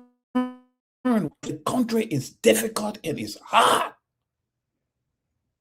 But yet we're still getting information of few individuals who are siphoning government money into their personal coffers. This war must be a war that every Liberian support. But here's the problem. Each time this government comes up with placard names and sum of money associated with those names, the investigation does not match the conversation. So we have seen a situation where the LACC are giving certificate saying that these people are not corrupt. We saw the situation where the court of law last week or early this week stated that the government had insufficient evidence. So I hope we take this fight against corruption seriously. This is not a showcasing or showmanship. It is the soul of the nation we are struggling for. And those who come up with these loud announcements must also come up with the proper investigation, with the proper evidence, so that we can start bleeding. I support Mr. Eisenhower Benedict comments. Because we are not going to announce people's names in the press that we don't have full evidence about. We are not going to be seen as a political witch hunt government, but will be seen as a government who wants to bring this situation of minimize, or will not bring it because it will never end, minimize the situation of corruption in our country and make it difficult for people to make up their mind that they want to steal from our country. We get it done. Investors are afraid to come to our country because people want their money also. This thing must stop. But okay, we should so start that make progress. Thank you very much, sir. Thank you. Governor, let's hear you on this. Yeah, I think Jacob made some very strong points, and he's right that it is the job of the asset recovery team to go ahead and investigate and recover government assets, and they have a mandate to do that. They've been paid by taxpayers to do that. The problem is that many of these investigations are marred by conversations around political witch hunt, and that's becoming a problem. Now we have another Samuel Twe case. When you follow the last case, this should have been about money that was supposed to be was supposedly stolen or diverted from the Liberian people. It became a Samuel Twe thing. This is another investigation that is becoming a Samuel Twe thing. And if you follow all the Unity Party pundits after this verdict, Every single person was talking about this. This hasn't end. We are going after Samuel Twe, and now you see another investigation that they are involving Samuel Twe. Samuel Twe was the Minister of Finance, the Chief Disbursement Officer of the Republic of Liberia. For me, I'm like, how many, unless you're finding a link to find Samuel Twe at the other end of on the receiving end of monies, like how many other investigations are you going to call Samuel Twe to? Because like any major investigation into money, government money or transfer, Samuel Twe is going to be at the the center of it. I mean, at this point for me, if I was Samuel Twe, unless I've been subpoenaed, I'm not cooperating with any investigation at this point. I would just remain silent. If the government has a case, they can take that case to court. Because this is just, you can make this thing, and for me, you can just make the thing about Samuel Twe. I follow conversation on social media, and you're seeing people like at very, very high level of the Unity Party who are saying, now we are going to get you, we didn't get you on $6.2 million. Now we'll get it. The foundation itself of the $20 million investigation is questionable because firstly, we haven't seen any document to say $20 million was appropriated in the budget. So asset recovery is saying we're investigating $20 million. First show us where in the budget $20 million was placed. So then we begin the conversation. So I think the foundation, and where Are has come out to say, I know when as Minister of Finance he transferred $21 million to Congress for rent subsidy. So it's that and everything. We want the asset recovery to do its job, but we also want this to be free from political pressure, from political interference. So the government has to be serious, and that's why I think Clyde Martin himself was not the appropriate candidate, a person to be leading the asset recovery. Fred, you needed somebody independent because Clyde was in a very, very huge legal fight with folks from the CDC. When he came for LSCC. So for me, I don't think he sees this person. I think there's a lot of vendetta there. The president should have found somebody on the neutral end. But again, like Jacob said, we want to see the government agencies do their job, but we want to see it done professionally. We want to see it done in the interest of Liberian people and really some truth seeking and not just on pressure from Unity Party folks to go after political opponents. Thank you very much. You see, I'm trying to give everybody the time to speak because we'll do one round and then we'll come back with question and answer. So though we are observing the time, but without interruption, we all can speak freely. Fubi, what's to you, Fubi? Yeah, so it's a good thing when people serving government can hold them accountable. Whatever entity you serve can be accountable for the role that you play. Samuel Twe being finance minister or disbursing money to government entity does not excuse him from being linked to crimes that were committed. He also presided over major schemes that took place. He served as head, he served as co-chair to different committees that were set up by the president. And when you serve in those kind of leadership positions as finance minister also, you are to see the conclusion of those matters. So being just disbursing fund does not exclude you from playing your role as co-chair to the committee on the finance that disburse the money for the rent subsidy. So whatever money that you disburse, the reason why you were placed there is to provide some level of oversight. So if something went on, you should have a conclusive report showing whatever that was disbursed and wherever they went. You hold all those that you gave the money accountable. That's why a committee was set up, and that's why you were placed there. The specific reason why you were placed there as finance minister is not just to go and disburse money and go and lay back and drink beer and say, my job is done. And, you saw the same thing with the 25 million mobile exercise. He presided over that as chairman. At the end of the day, he sung a lot of praises to that process. But we saw how it ended. We saw the other report that surrounded that particular report, that particular mop-up exercise. So there are a lot of things Samuel Twe needs to answer to. He can go to court as much as possible. If he gets acquitted by the jurors, fair enough. But he needs to answer to a lot of things. CDC mismanaged that country. Samuel Twe was at the helm of most of those financial schemes. He needs to answer. He needs to clear his name. So fairly, There's nothing wrong with dragging him to court 100 times if he start to 100 different schemes that took place under the regime. There's nothing wrong with dragging him to court 100 times. And that should serve as a send of message to other finance ministers and others that are in government that when you are given a position of trust, you don't just recklessly run the show, So he needs to go and answer. So like Clinton advising him if he feels that he cannot go to the investigation is fair. If government got a case on him, proceed directly to court. And build up your evidence and go to court and formally charge them instead of trying to have preliminary investigations. It's fair to have preliminary investigation where you can clear name. But if he chooses not to be part of the preliminary investigation, it's fair for him because he might also say something that might incriminate himself. So he should let them go to court directly and address the matter there. Like it's also fair. Thank you very much, Phoebe. Now we're going to bring in Councillor back by that. Councillor. Well, thank you, Stanton, and thank you to the previous speakers. I'm a believer in the literature, and the literature tends to inform how we look at whatever democratic dispensation we have.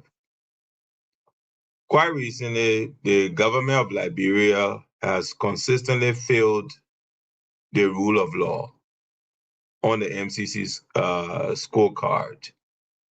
I think is a point of reflection. And in failing the rule of law, there have been some of these spurious allegations against the president, that the president influences the legislature, that President Boykai controls the judiciary, that he is the one who ensures that outcomes from courts are against or for people. And many things have been said. But I like to say that the acquittal of Samuel Ditwe is a victory for democracy in Liberia.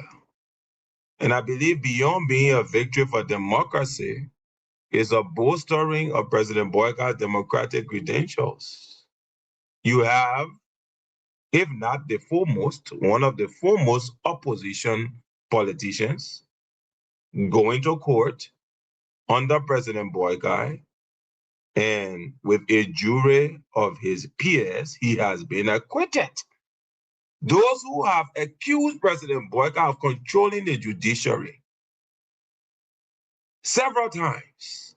Here is a case where D12 went to court and was acquitted, vindicated by a jury of his peers under President Boykai. I think this is a celebration of President Boykai's democratic credentials. And it's important in the context of the rule of law for us to highlight this very important issue. No prosecutor goes to convict. Prosecutors go to render a case to bring about fair and equitable justice. At the end of the day, jurors will determine what is the outcome of that process.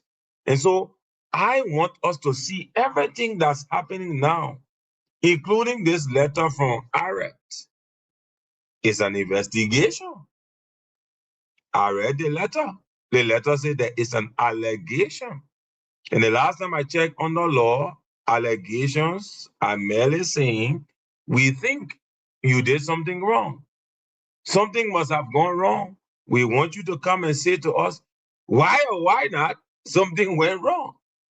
So increasingly what I'm seeing as somebody who supports the president, that the space for democratic pluralism, rule of law, support for the rule of law continue to expand. President Boykai allows the system to function. And I think all of us should take cue from this. All of us should take cue that it does not matter who we are or what we are. Those are all who are the Osa children, for President Boykai and have come to support him. We are more or less, energized when we see that under the dispensation, justice can be served. It doesn't matter who is called to the courts. I mean, if the jury appears say you're free to go, you are free to go. And if there is a process that requires you to answer, like the Arab process, you are invited. And I've always said to people, a court, whether quasi-judicial or other, invite you, I would not agree with my brother, the American lawyer, saying don't go there. I always tell people, whenever any tribunal invites you to hear your side, go to that tribunal and submit upon the records of that tribunal what your side is. It's important. So I will urge D12. Arab invite you, go to Arab. Tell Arab what is it that you know or you don't know, and let them have it on record. But I think all of the things that are happening now in our country is a victory for democracy under President Boycott. Because if it were other people, the kinds of people who are primarily leading the opposition will not get acquittal. Thank you very much. Thank you. It's all about the rule of law. Thank you very much. A strong argument. We want to appreciate you consider. And this is what we're going to do. We'll stick with this conversation. Everybody want to say their own, but let me just remind you before getting to my brother. Wilford Bangura. He served as deputy minister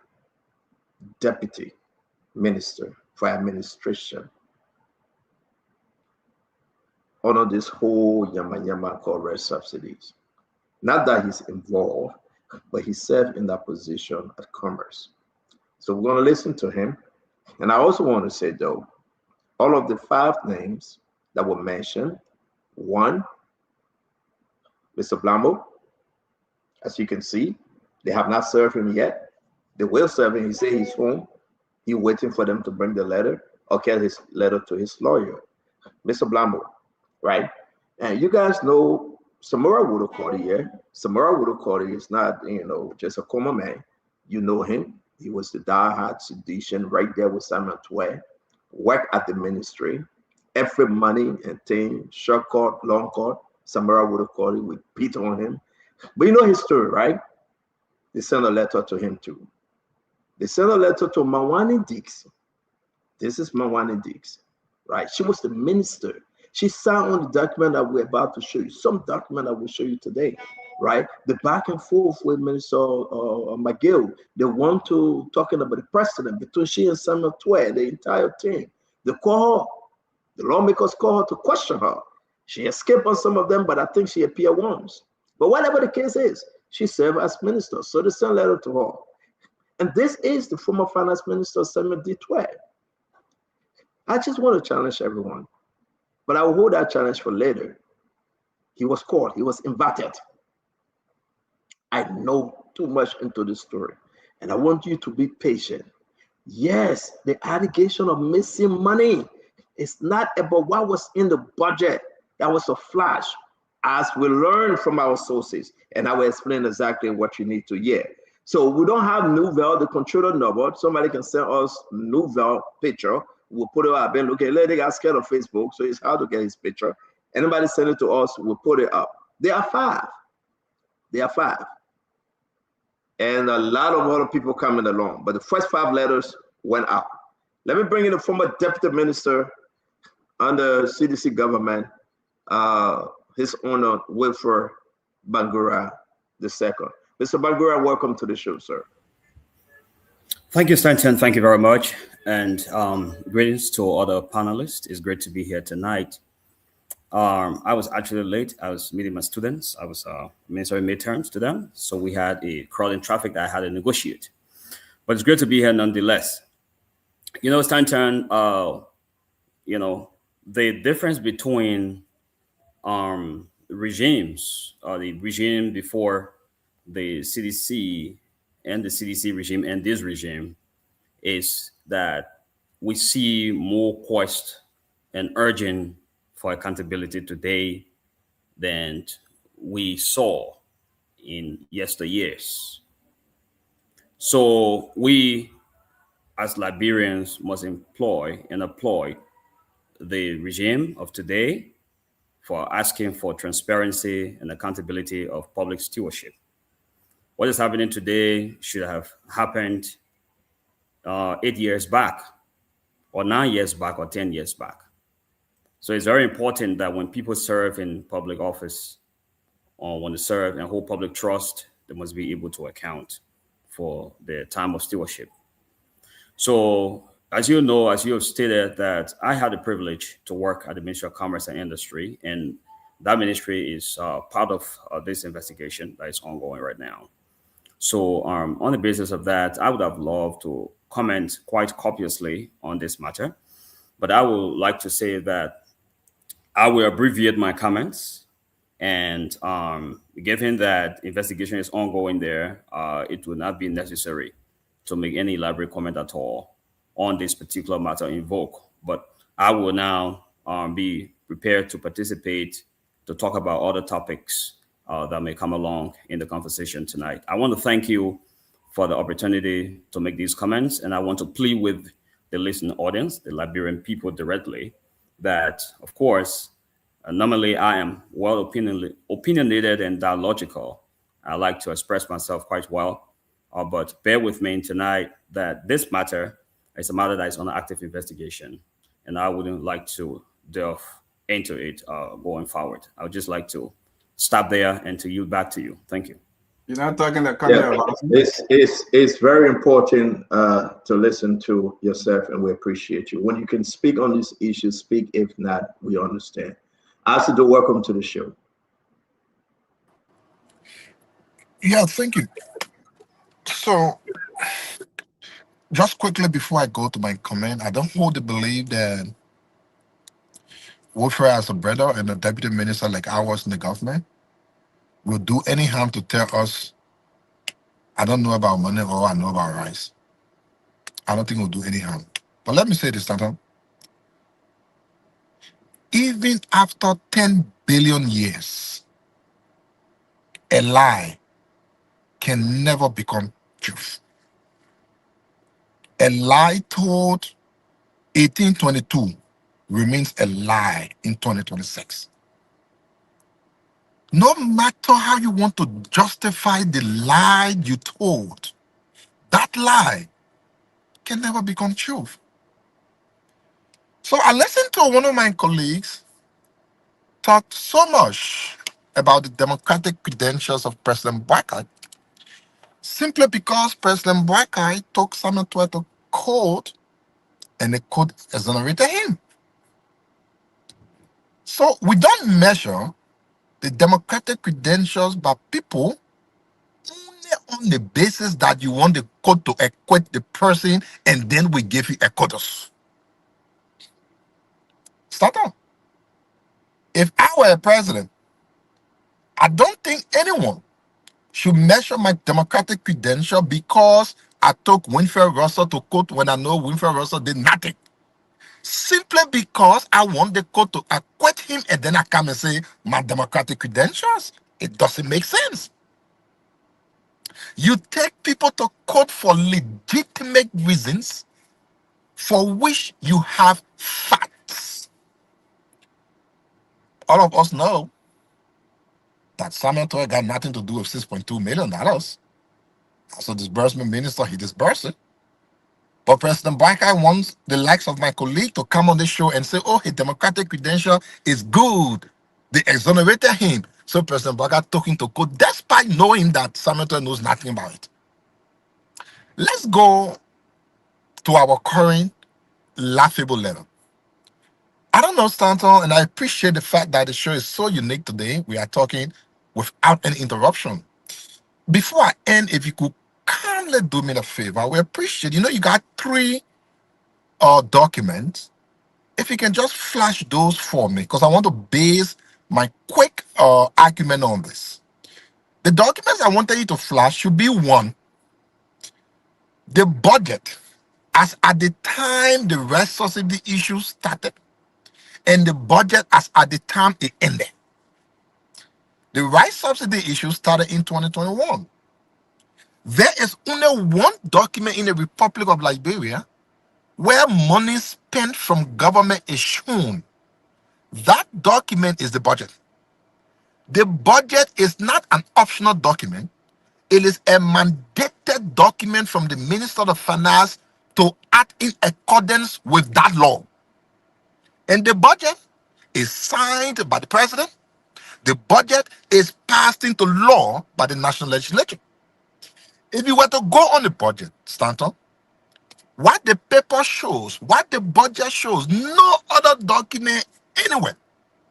It shows that in 2021, for the rice subsidy under the second supplementary budget, the government paid $3.2 million for rice subsidy. That's what the document shows.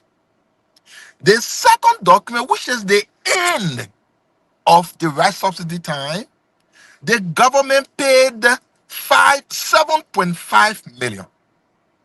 If anyone here who entered kindergarten was to add 3.2 million plus 7.5 million, I am very sure that person will get 10.7 million. Asset recovery is calling Samuel Twe to answer about 20.5 million. So, my dear people All of right, thank you. can I just end I beg you. Yeah, My please. dear people of Liberia, despite the fact showing that Samuel Twe spent 10.7 million, asset recovery is calling him to answer to 20.5 million just so they can say the law is working because Samuel Twe was exonerated when they know there is no 20.5 million. I think President Boyka needs to go back and understand the government. Thank It you. is a sad time we are in. Thank you very much. So, guys, let's do this. Please do not leave. We got to bring those in the back on. We got Paul Kennedy, Kev Hassan.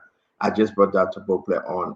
Wait for it. Don't go too far, Bangura. We'll bring you back on. We got to hear from the rest of the team. Now, like I said, everybody got to give these the best shot. But let's put the document out. Then we'll bring in the second group of people to speak, right? What actually Samuel Twe letter say? This is Samuel Twe. He was eagerly waiting for the letter. And I think we shouldn't be confused here. We just shouldn't.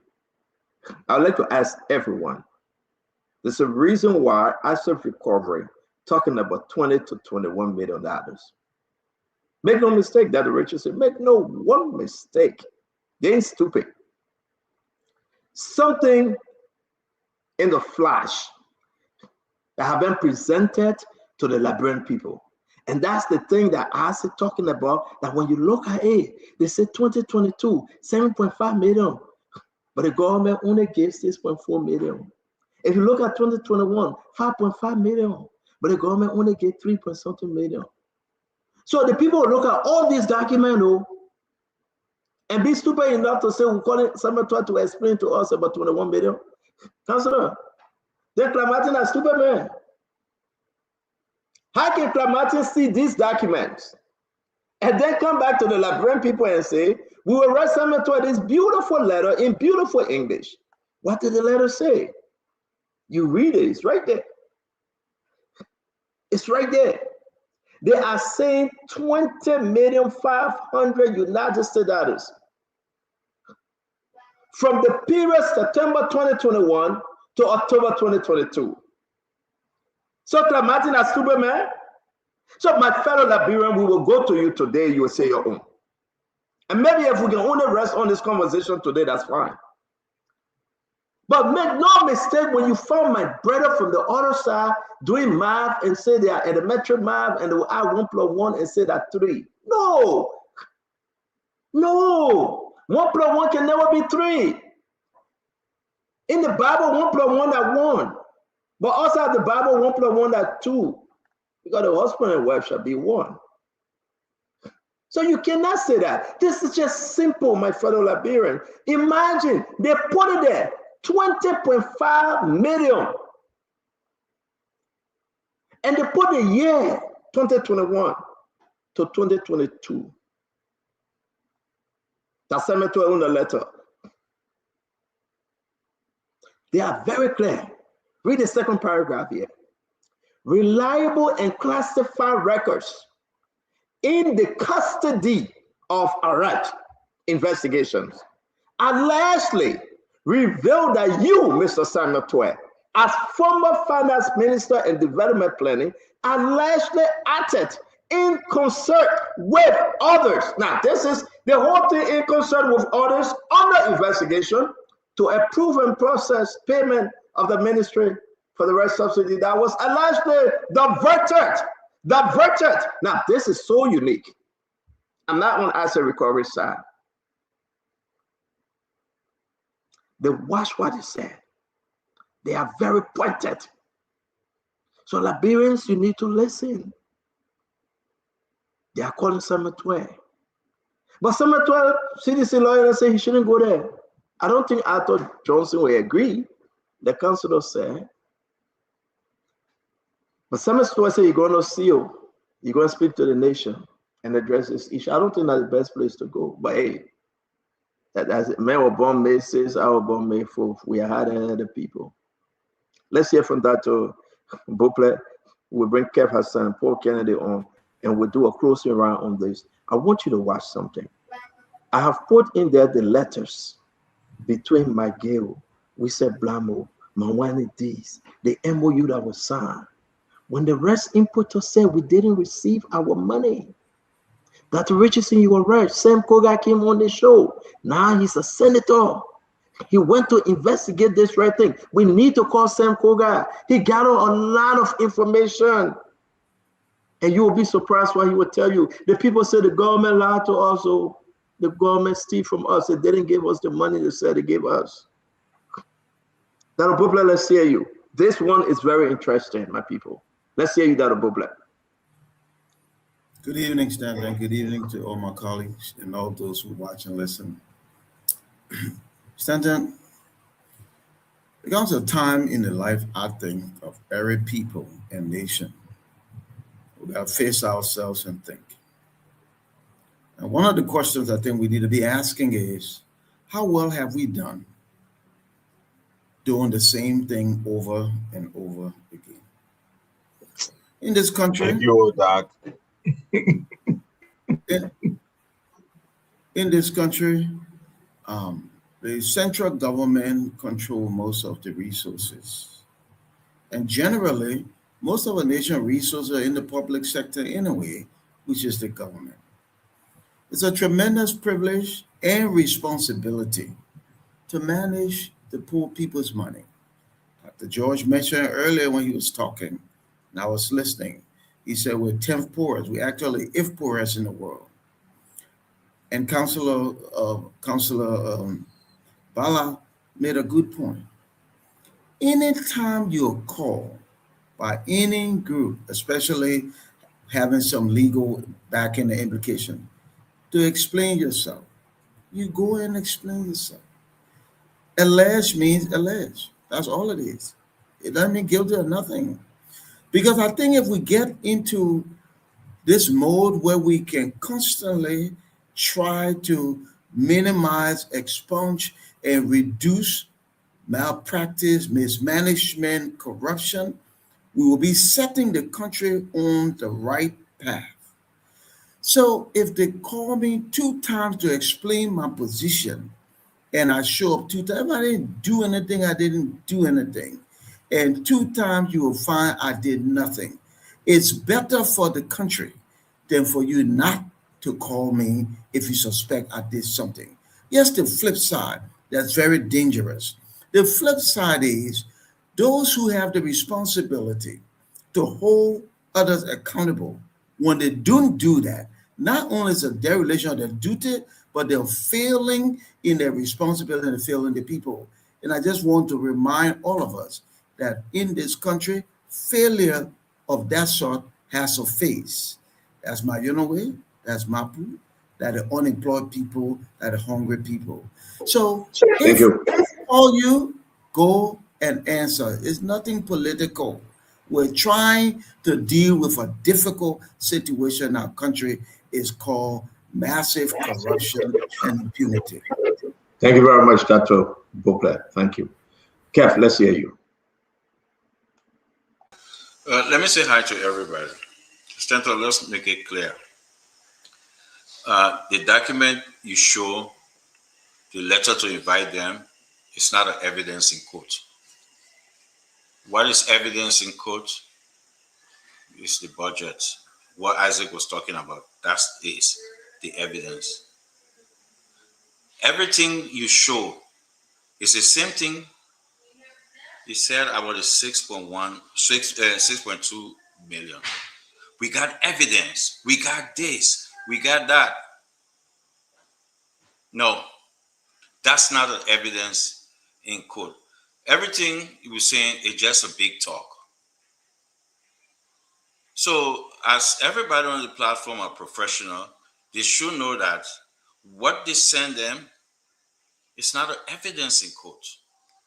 The evidence you have to show that Sametwe did not give the money to Commerce, or Commerce took this money and put it in their account. We're going to the same thing. It's the same scenario. It's the same thing.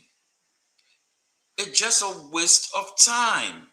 I expect professionals on the show to trash this thing. Don't give it credence.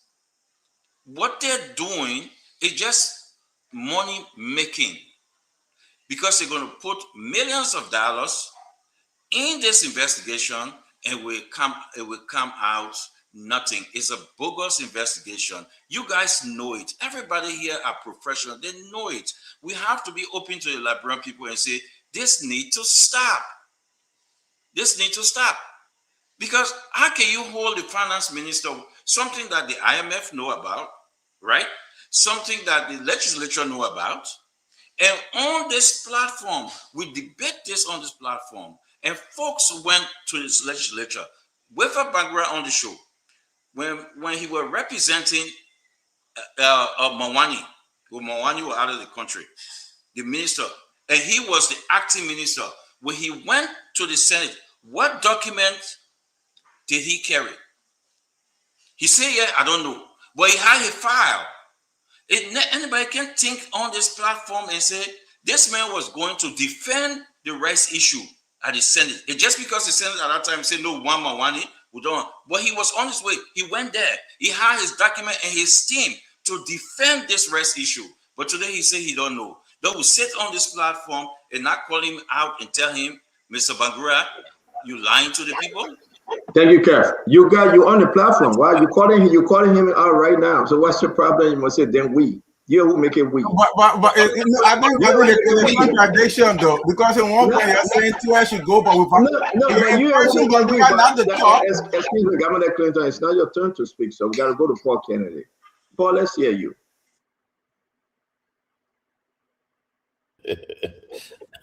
Thank you, Stanton, and good evening, everyone. Can you hear me well? Stanton, could you put back that budget in the show, please?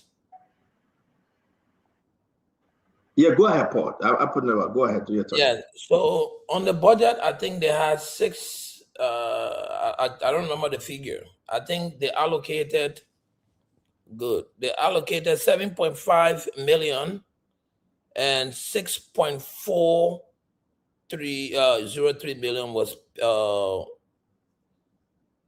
no, but this is the actual budget. So there's an actual budget on 2022. But you wasted our time, and we put it in the again. Yeah, but you get the actual says 7.5. You get the upturn says 6.4. Which one are you looking for? 1 year, 6.4 was not the outturn. 6.4 was another budget year. 6.4 was a budget that was not paid. Exactly. It's not an outturn. Oh, so you want the one with the outturn. That's what you're looking for. The one with the outturn. So 7.5 is an outturn. So wait. I need to see that because it's in the chat. It's in the chat room. Let me put it on. Go ahead. We'll come back to it. But here's the thing. In 2024, there were 355,000 that were allocated for Emory Hospital in Bapolu. Only 55,000 of that money were received by Emory Hospital. 2024, there were 3.7 million that were allocated for public hearing for legislature. By the end of the following year, we saw 10 million that was paid. So, if we are now querying budget to summon people to see why money was not paid for certain procedure, I want to be educated, and I think I will have the conversation with the financial people. But let me just speak to one issue. Someone said, Samia Tuet disbursed the money to Commerce, and as the head, Samia Tuet should be held responsible for how Commerce used the money. I think that was stupid. And sorry for my language. Exactly. Commerce Ministry is the statutory ministerial entity under our laws. You cannot hold the finance minister for anything that the commerce minister does. And I stand to be corrected for all of you educated people here. As a head of an entity, as a minister, the commerce minister accepts there is a clear indication that finance did not pay the money or finance did not turn the money over to commerce, then we should be having a conversation with them at 12. I think that is what I am thinking. But again, like Dr. Brookler said, it is a good day for our country. I think people should be called where there are skepticisms, where there are doubts, to clarify. But one thing we should not do as people is begin to run up verdict judgments before those people come to those entities that are calling them for clarification or whatsoever. I just wanted to emphasize that. Our country is failing rule of laws under the Millennium Challenge. That should send us a signal. We should be looking to see why is our country failing, even though we're doing all these things, catching people and bringing them to justice. I don't think we should be failing rule of laws if we are doing the right thing to bring people to justice. Thank you very much. Where is Fubi? No, I think Fubi spoke and Kanye went in the back. I want to say to all of you, it will be a great show. Let me say this, folks. And I do believe the importance of this investigation will be an eye-opener. You can play politics all you want. Whether Senator will be exonerated, whether the investigation will lead to indictment, every Liberian should wait and see. I don't think anybody's stupid, Paul Kennedy. If your understanding is above another person's understanding, it doesn't make them stupid. It's your job to educate them. So what we are saying on this show is important to know that Senator must go for that investigation. Unlike what the American lawyer Governor Clinton is saying, he must go for that investigation. On what basis? Excuse me, Chief. Chief, you will have your time now. I beg you, if you interrupt me again, we'll hold you in contempt. It's a very important way to start this conversation. Club Martin is very, very clear. $20.5 million in question. Then sedition saying that only 2 times they collected money and the 2 money they collected came up to $11 million. That's what Rich is saying. Club Martin is stupid, man. He know 11 million from 20.5 million. You want us to believe that all the backdoor operations, and look at the people he's calling. And look at the people he's calling. Samora, Wolokori. He going to call. He have called and sent a letter to Mr. Blamo. We said Blamo, either or, they're in there. They say NSA were looking for the puppet today. They couldn't find him. NSA went all over to look for the woman. They said the woman pressure was high. You know, he just came back from America now. So the pressure go high. Now he's on the list. Maybe they will find him tomorrow. The woman say he won't. That's the state of government. You know, no, to tell you the truth, that state of God basically I'm serious. The woman pressure was high. The woman got to take medicine and rest. Because when I gave him the news, I said NSA is looking for you. Right? I beg you, Cap. Stop. I beg you, Cap. Don't do this. You can tell your only person thought that one too. But you say it's not political, but you see NSA to find people? The woman pressure was high because they had to find, NSA plain clothes. Check out plain clothes, NSA officer. Our country really dying. NSA arresting people now. Can you imagine you using NSA to go find people? I'll put all of you in the budget. Yeah, man.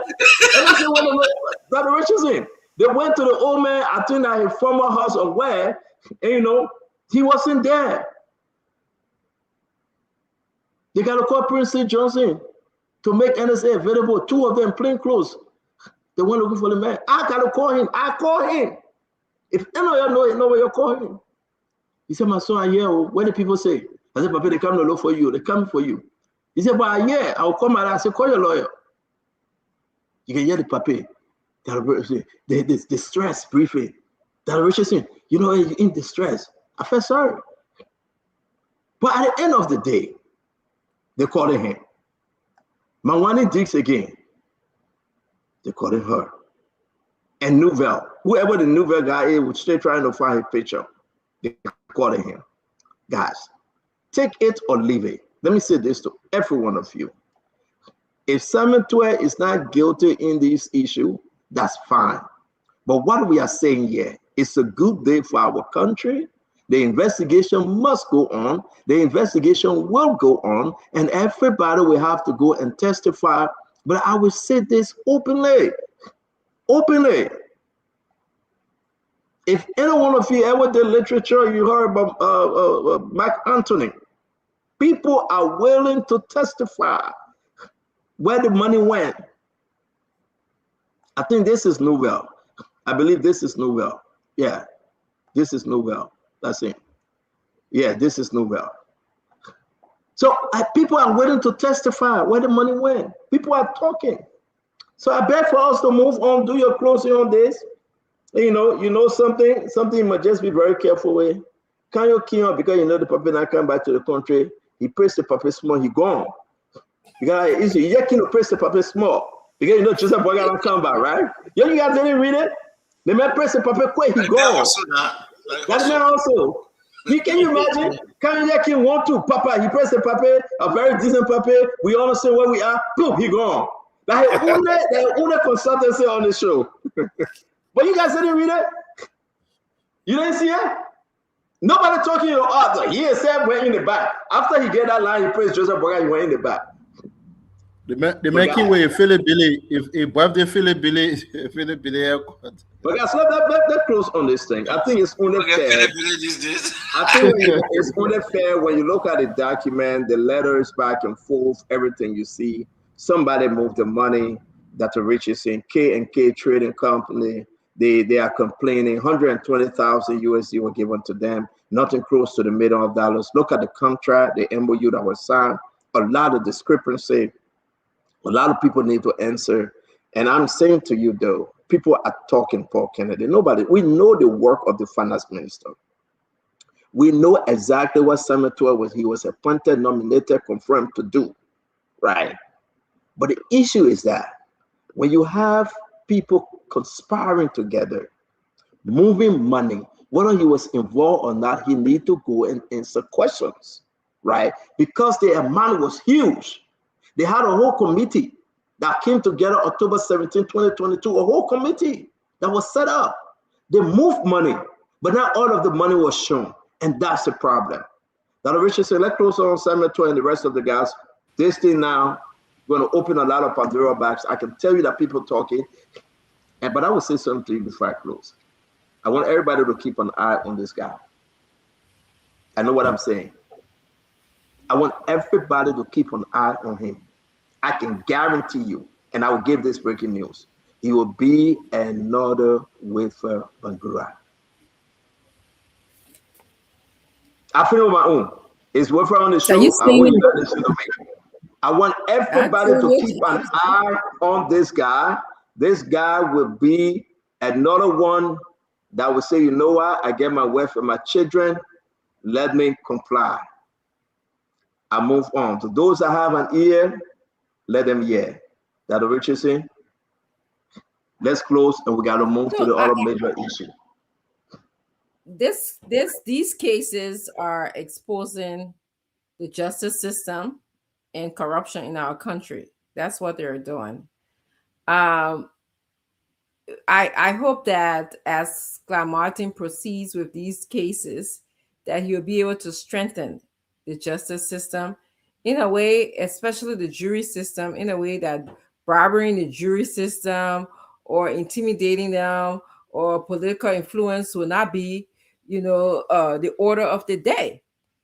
Because once you do that, you decrease public trust in the justice system. And this is where we are getting in terms of these cases. I mean, yes, Samuel Twe, he was acquitted previously.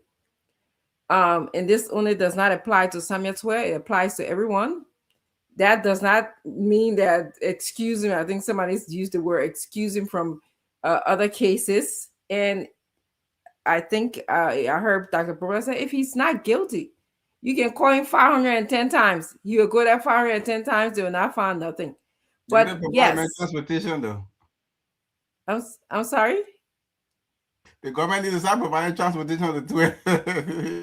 Well, I don't know what the system is, Gamani, in terms of supporting plaintiffs or defendants. I don't know what the system is in Liberia to do that, but if they have to provide transport, I never heard of that. I know that you have to go to court once they summons you, but the issue is here, if he didn't do anything wrong, we need to have this process in our country, whether it's this government or previous government. Yeah, Mr. Kennedy telling us that money was allotted to hospital in Bobolu. Never got there. Okay, this is not the first time this is happening in our government process. It's not the first time, but we need to get to the bottom of some of these things. Thank you. Thank you. Dr. Richardson, thank you very much. Benedict, you want to say something on this now? We're moving, we're closing this thing up. No, yes, Stanton. I think folks have said it all, and I just say, we all know this. We all talk about it.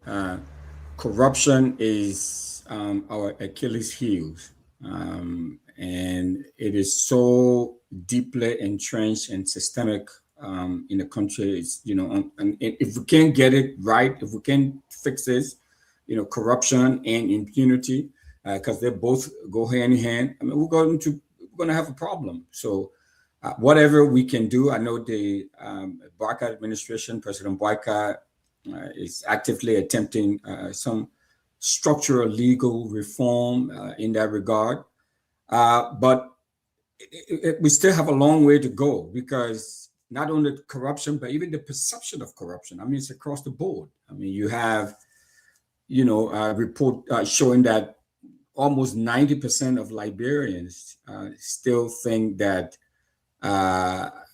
still have the perception that corruption is a problem. So if we can't get it right, Stanton, and so that's why I applaud these efforts to try to address corruption, impunity, and all of that. And whatever the government can do to address that, the investigation, but holding people accountable, not witch hunting people, but holding them truly accountable based on the facts, based on the evidence that the government has. I think it will go a long way in trying to, Let me ask you a question quick. So sorry to just, you are saying something to what you answer to the investigation, right?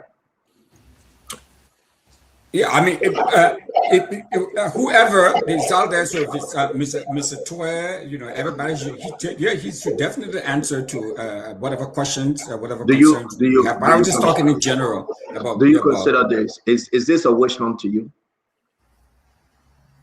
No, what I'm saying, I'm speaking. No, it's not what you say. I'm just asking you a question. Is this a witch hunt to you? No, I didn't say that, and I'm not saying that. I'm asking you a question. I don't have all the facts, but it doesn't seem like a witch hunt to me. Okay, Emmanuel, same question to you. Should he answer the call? Is this a witch hunt? We don't have all the evidence before us. I won't want to characterize the of any investigative agency as a witch hunt. Where we will start speaking to witch hunt is when we look at the evidence, like we see in the LACC case. We read the report from LACC, and we knew on the show that there was no way you could indict Mr. Samuel Twe, because the money was moved from the finance ministry into the central bank. People received those money. Well, the other thing we asked, okay, government, if you say Samuel Twe stole the money, then show us the report. You didn't show it to us, so we can see that rich. But this one is an invitation on an investigation. And the same thing applies, Dr. George, right? And I don't want to, waste our time on this, though. The most show that Samuel Twe gave this amount of money, and those amount of money that were given, he went by his tail, or he did it, conspire with those folks for them to eat it and lie. The same thing applied, though. It will be in this case. Well, right? Stanton, it appears that the same thing applies to this case. And the same way we were very cautious when we discussed the initial case. The same way we cautious here. If the government believe the documents we have with us says 600 million was passed to commerce, the government is saying what 21 million or so.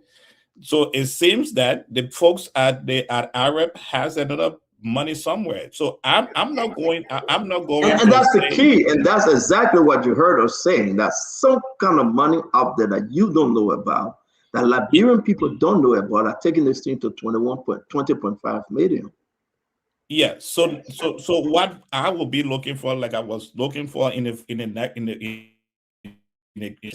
with the extra money that Arab is talking about, where it is. So if they can prove it in a court of law, no, if inviting anyone for investigation, I would never see it as witch hunt. But when we get to the case and the government cannot prove that there was an absent amount of money, then it's witch hunt. That is witch hunt. But politically, though, is this government gaining or losing with this kind of argument politically? What do you think? The government have not won a single case of corruption. And I continue to say on the show, this government appears to be like BM boys. They flash you and you think they have money. I gotta leave you there. I gotta leave you there. All right. Governor Clinton, what do you think, Governor? They put aside a witch hunt because everybody's very clear that investigation is not an indictment. Stand up, put that letter up, please. The letter to 12. Please put it up one more time. No, go up. I want to see something up. Okay. So the RX says reliable and classified records in the custody of RX. They alleging that as Minister of Finance, to acted in concert with others to on investigation the approving process payment for rice that rare subsidy that was allegedly diverted to president. You take that thing off. So you're reading that letter. Does that letter sound like they are asking for Twitter to aid in an investigation, given his role as Minister of Finance, or they are making allegations of his direct involvement in colluding with people to divert government money to personal accounts? That's exactly what the RF is saying. Now, as a criminal defense attorney, I am not encouraging Twitter to go and submit to any investigation. Look, the constitutional protection for any accused to remain silent is important, is there for a reason. You go and start talking, the investigators have a way to elicit information they can use against you in the court of law. You read a letter, they're saying they have information, they have all the information in the court, is reliable, it's classified. What do you need to have to go and sit down and talk to them again for? For what? They have everything they need. That's what they said in the letter.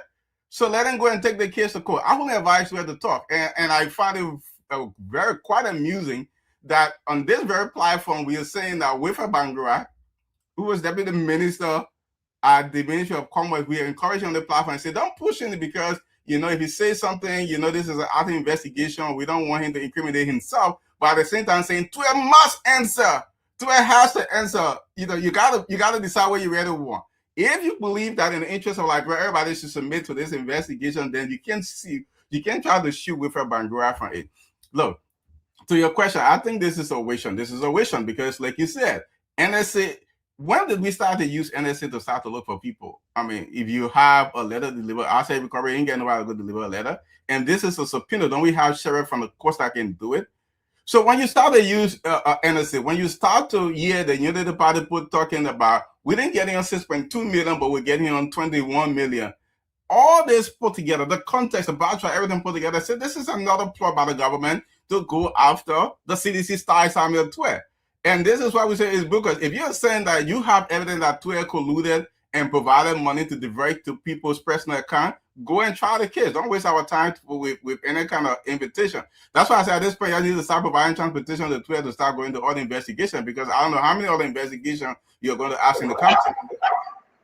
Thank you very much. Thank you. Dr. Bobler, let's hear you quickly, sir. Did you say Dr. Brooklyn standard? Yeah, because it's Yeah, supposed to be me. I spoke on the matter, and you know, when you go to a rep for these investigations, you're also entitled to counsel, and I'm sure my distinguished um, um, um, Esquire attorney knows that. So now to us a very educated man, he's not just gonna sit in front of people and just start talking. He's entitled to his counsel to get guidance and whatever. But again, like I say, we shouldn't be cavalier, and we should try. I know it's hard for some of us, but we should try not to be political. This particular cancer is killing the country. Development is painfully slow, and we just recycle these vicious stories. The same thing. People order 5 million missing. People order 3 million missing. And then I go to Bapalu, no chairs. And then I ain't bombing, social volunteer in the district. And then I go to Kipma, only one teacher for the whole elementary school. And yet money just get misappropriated. It's an evil act against the people of the country. We're going to do everything we can to try to mitigate, to minimize, to reduce this. And in the process, we respect the rights of people. And you can do both. You can do both. You don't have to trample over people's rights. But I think every government, whether this government or another government, should be consistent in the fight to try to minimize and reduce and rid our country of the cancer of corruption. This is part of it. So to call you, you go, you answer. If you didn't do anything, guess what? You just didn't do anything, and you will walk free. That's my take on it.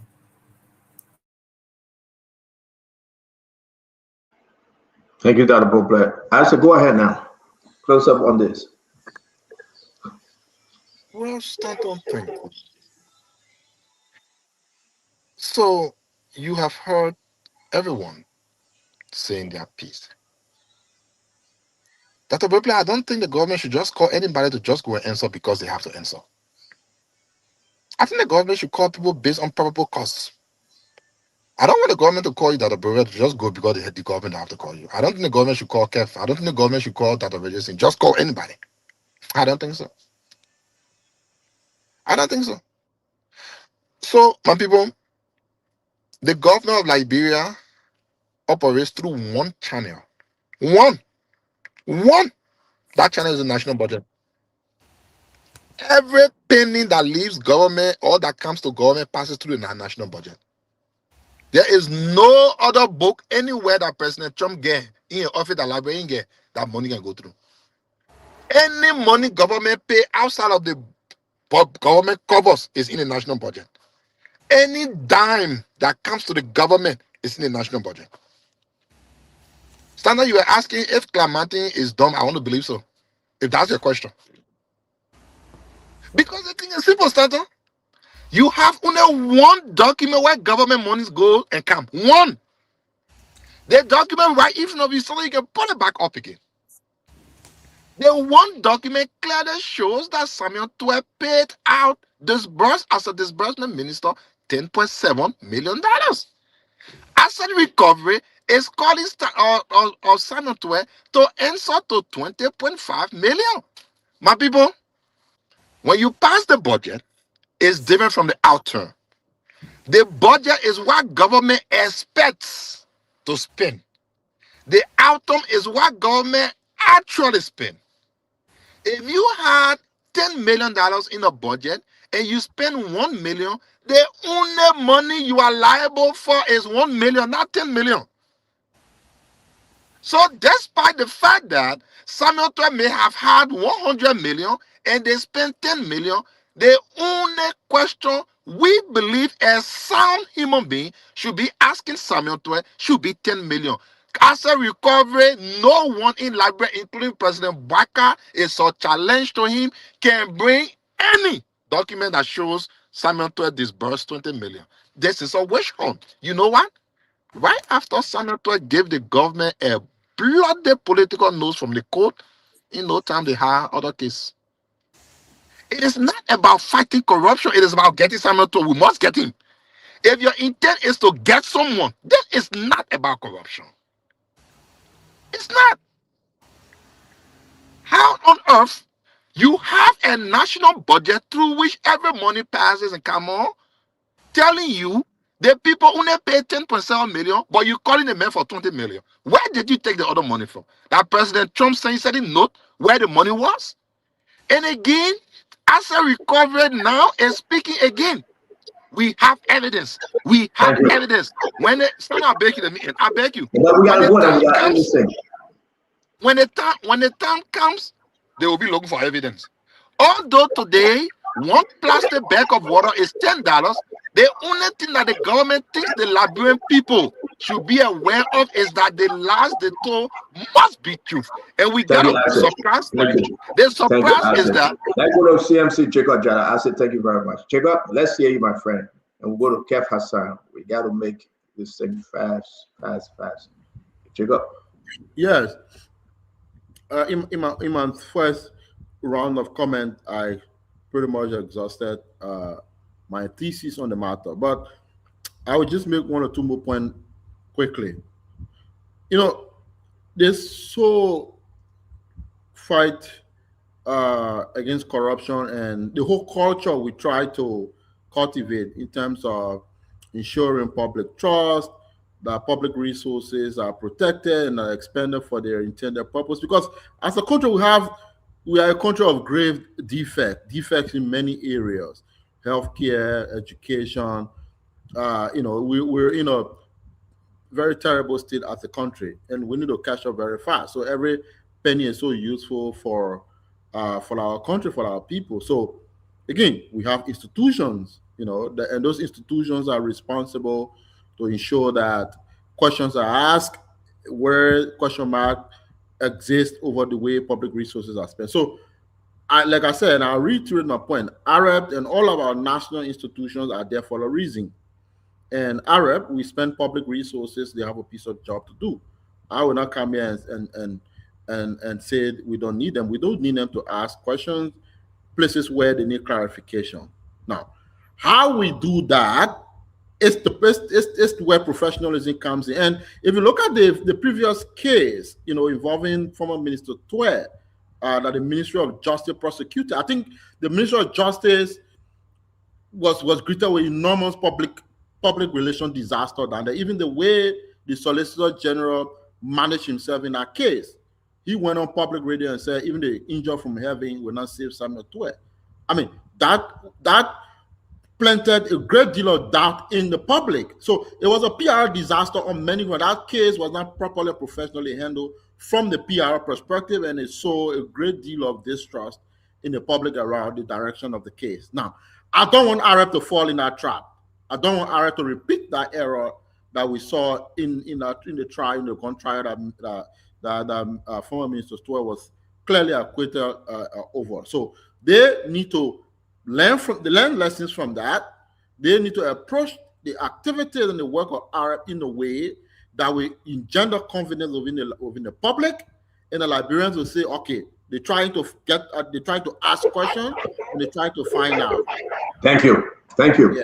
Thank you, guys. And this is before Kev and Kennedy and my brother Fubi come in. I want to say to all of you, these are not indictment. These are calling for investigation. Those of you that listen to us, you got to understand it's important. That's what if Samuel Twe go for that investigation or not? Read the letter. Let me just remind all of you, they were pointed reliable and classified records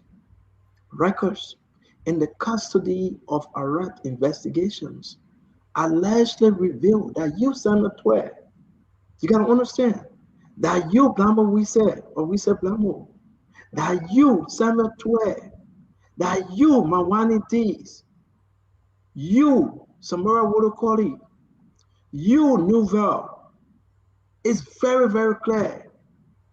Very, very clear. Acted in concert with others under investigation to approve and process payment of the ministry for the rest subsidy that was allegedly diverted. It's important. Diverted. How can we miss this kind of good information? So come with your lawyer, Fubi. Come with your lawyer. Don't leave your lawyer back. But I can say this to you. Must I remind you? Look at this. October 17. I don't want to put some of the thing there up. I will keep it because, I don't want to go ahead of our rights. October 17, 2022, the task force was set up by President George Manuel Weah. For what? To ensure the availability of the nation's staple food on the market and design and execute measures that would make rice available at all times. Who were involved? Who were all the players involved? Now they're going to get versed. The Ministry of State for Presidential Affairs, under George Manuel Weah, who were the two ministers that represent that position. Lately, one, Nathaniel Fallow Magee, and George Winsett Blamo, George Winsett. Governor Clinton, you were there, and I. Yeah, Winsett Blamo. Yeah. So you got to understand that Winsett Blamo, he was in that position. He chaired. Look, this whole asset recovery thing, the people ain't stupid, my people. He chaired that committee. And that's why the puppet pressure went up high today. I pray to God that somebody should check on him. He chaired the committee. It wasn't McGill. He chaired the committee. Who else on that committee? You don't let me tell you on the show tonight. I'm begging you. The co-chair were who? The co-chair. Who were the co-chair? Samuel Ditwa Jr., Babylado. Baku. He was the co-chair. Irregular, that not me. That not me saying it. It's in the document. I'm burning right now to reveal to you something I have in my possession. So when Clark Martin talk about 20.5 million, that's not a joke. Guys, you see my brother Gamma and they're talking about 7 million, 5 million, 3 million. They say, yeah, 7-12. We didn't say that 7-12 guilty. But they say they got enough evidence, classified and reliable evidence. Then go to court. So then you get other members. The Minister of Agriculture then, what's her name? Jenny Cooper. She will be called. Commerce and Industry, you remember, right? He's here. Commerce, she right here. Let her here. Mawani Dees, right? You get Justice Minister then. Just follow the list. Musa Dean, Justice Minister. Labro Chima of Commerce. Moravia Center Miller, Joseph Tamakoji. National Port Authority, Betrawe.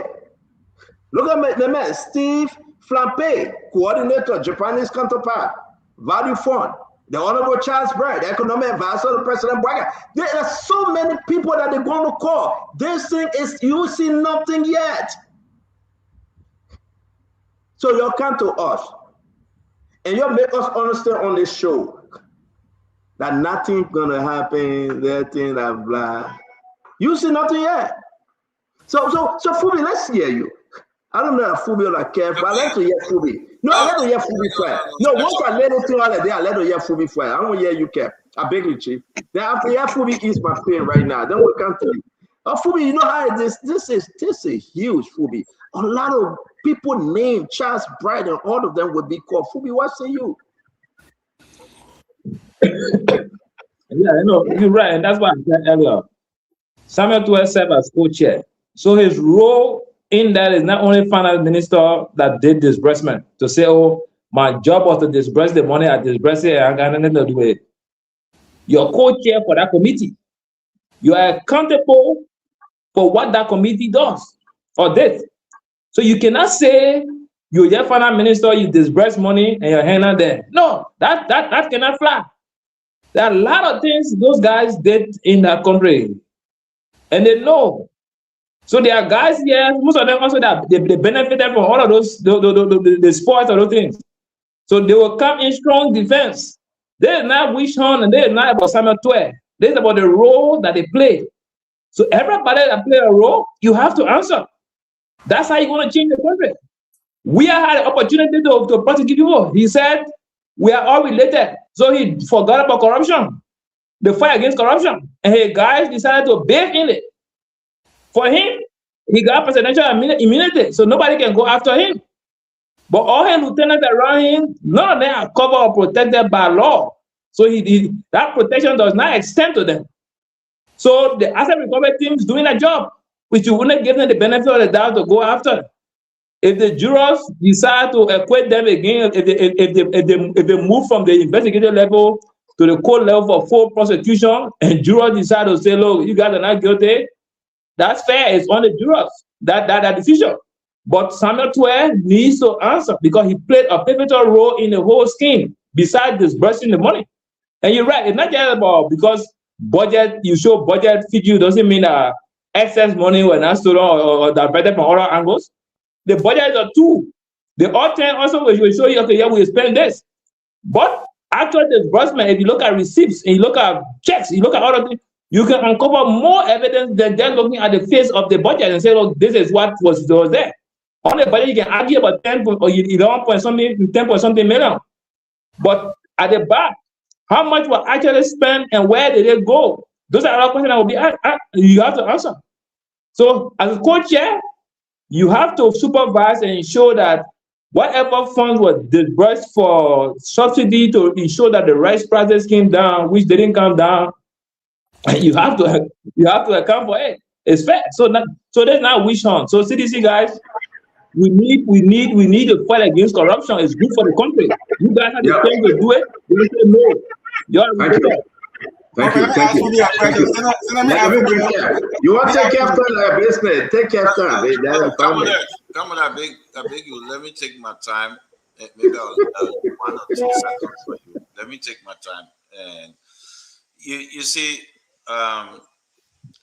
Stanton, you will make us win election.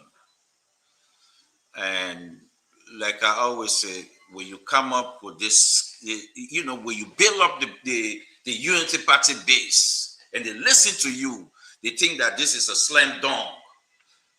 Dr. Richardson, you remember the Claudia Foundation case? They build that emotion, they build that thing. I saw my brother Billy D was saying, hey, why are they doing this to our nation? I saw my brother there, George, Dr. George, he almost cried because Stanton laid down. Hey man, you will make us win election in this country. I can pay you to continue this. I love it. You know the funny thing about Cash? Let me mute Cash now. He said he can pay me after my husband. No, wait. I gotta tell the people this, right? Fubi, the man said he can pay me after my house doing the show, the man at work. Doing it 9 to 5. But he can pay me though. What kind of valor is this? Okay, you misunderstand the man. I love the man. Come on. You see, because you remember with the 6.2 million, you remember, Dr. George, you said the money for our farmers and all those things they lay down. And you said it right. Those guys are Yahoo boys, this government. And they're selling something to, many people can say, don't buy the cow because of the voice. They're selling the cow. They're not showing the cow. They're selling the cow because of the voice. That's what they're doing. They're doing right now. How will you hold Samuel responsible? Say, oh, you're part of the team. That this 11 million were in the budget before they formed that committee in October. This is 2022 to 2022. They put the money in the 2021-2022 budget. And that committee, that way in October, the next year, it was election year. What the hell Samuel Twist song saying? So October 17, you put it up. October 17. Let's make progress, man. Stanton, you said people should not. Let me make my case now. Even if I talk my own. Yeah, but it's a close, we gotta go seriously. Yeah, but let me finish now. Let me finish. You understand, Stanton? So when people in flights, you disturb. When people say that, when people do it to you, you say, oh, don't do it. But I want to remind the Liberian people, they're so clear we are taking to you. The same language that Stanton using. People are talking. The evidence. How Martin sold it to the Liberian people. Finabono, they sold it. Matter of fact, they went on the street, start putting cars, yellow cars, stopping people on the streets. Say, yeah, we get it. We get everything. Everything become a lie. So what I'm hearing from Stanton, I'm going to beg him. And nobody should stop it. Gamone, please, let's beg Stanton to continue like this. When they go to court and the government cannot prove it, we'll come back on the show and we'll be the tallest person on the show. Let Stanton continue to push exactly the way they're pushing and the way they're telling him. My only disappointment is they're selling things to Stanton that is not true. It's a smoke screen. It's not true. Go back to the cloud we are. It's the same thing. Go back to Finabono. It's the same thing. Go back to everybody. Thank you, Kev. If we're on CNN, we'll cut you a lot of time. You love to repeat yourself. You said it 3 times already, then you say saying it. We got to go, man. Time is money in this business. You're talking about cloud. We got to go. We got to go, man. We got to go. Stop that. But let me bring poor candidate. Poor candidate, right? Yeah. There's a smoking gun here, Paul. There's a smoking gun. And only the reason why they are calling Samuel 12, right? Because either he's going to answer the question or he's going to say, take me to court. All of them. They either answer some of the question or they say, take us to court. Paul, what say you? Let's close on this. Yeah, and it's not, and I said from the beginning, I think the process of continuing to pursue the allegation of corruption in our country is a good process. There's nothing wrong with it. In fact, we want for them to bring everyone to justice or to probe into every matter into our country that is linked with corruption, because corruption has done too many bad things to our people. Several people have died in hospital because of corruption. So I am a proponent of having an effective system that cracks down on corruption. But I want to also admonish the administrators of these processes to do right, to do it, honorably. I saw one of the charges that Samuel Twe is linked to diverting money for personal use. It's on that letter. It's alleged that he cahoots with people to divert money for personal use. Why? They were buying Coca-Cola with the money. They saw them take receipt. They didn't charge Samuel 12. They didn't charge. I didn't say they charge. I said you saw one of the charges. My man, listen now. You said you saw one of the charges. They get reliable information. No, I just want to correct you though. You said you saw one of the poor candidate. If you don't interrupt me, you are at the Labrador National Police Force shop talking about community policing. Cap, the man was there. You said you saw one of the charges. Cap, can you send me that picture? You are at the Labrador National Police Force shop, but you say you saw one of the charges. Which one will go away now? They didn't charge the man yet. On this letter you just put up, there's an allegation on that letter that states that Samuel Twe was allegation, not charges, allegation. But you see, you are listening with your mouth open.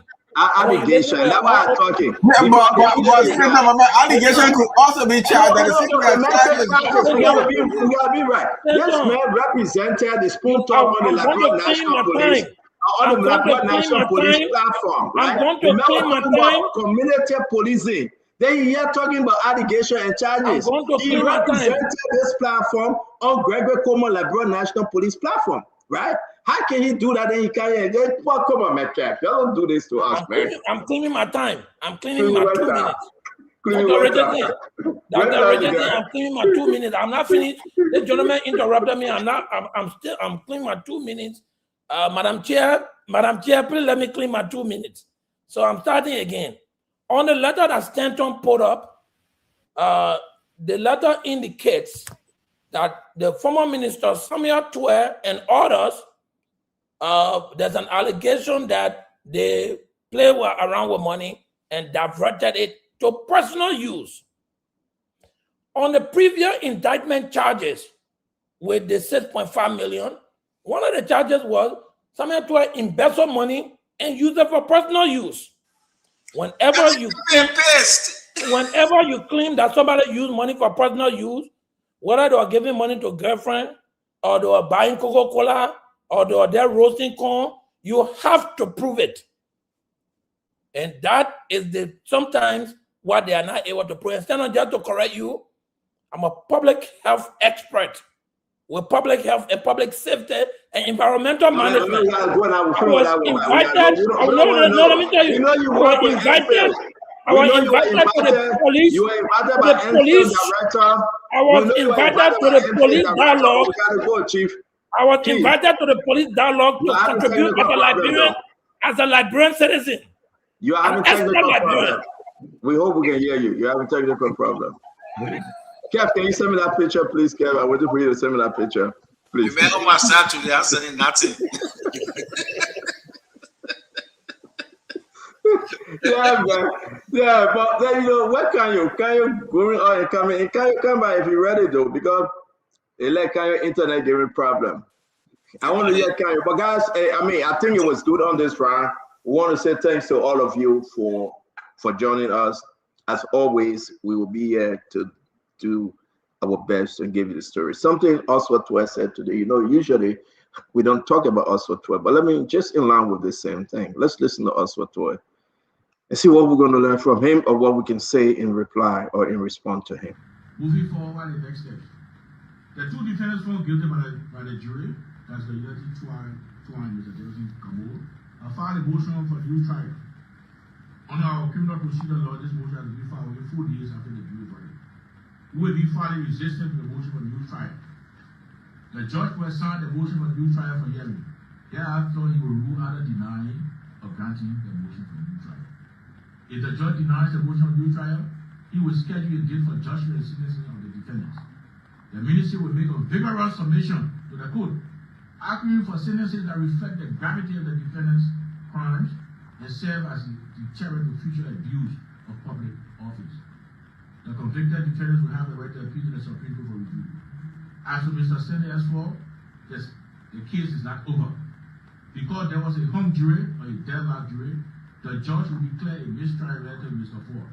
Mr. Ford will be retried with a new jury. Let me close with this reflection. The fight against corruption is not a sprint, it is a marathon. It asks for patience, resilience, and enduring faith in our institutions.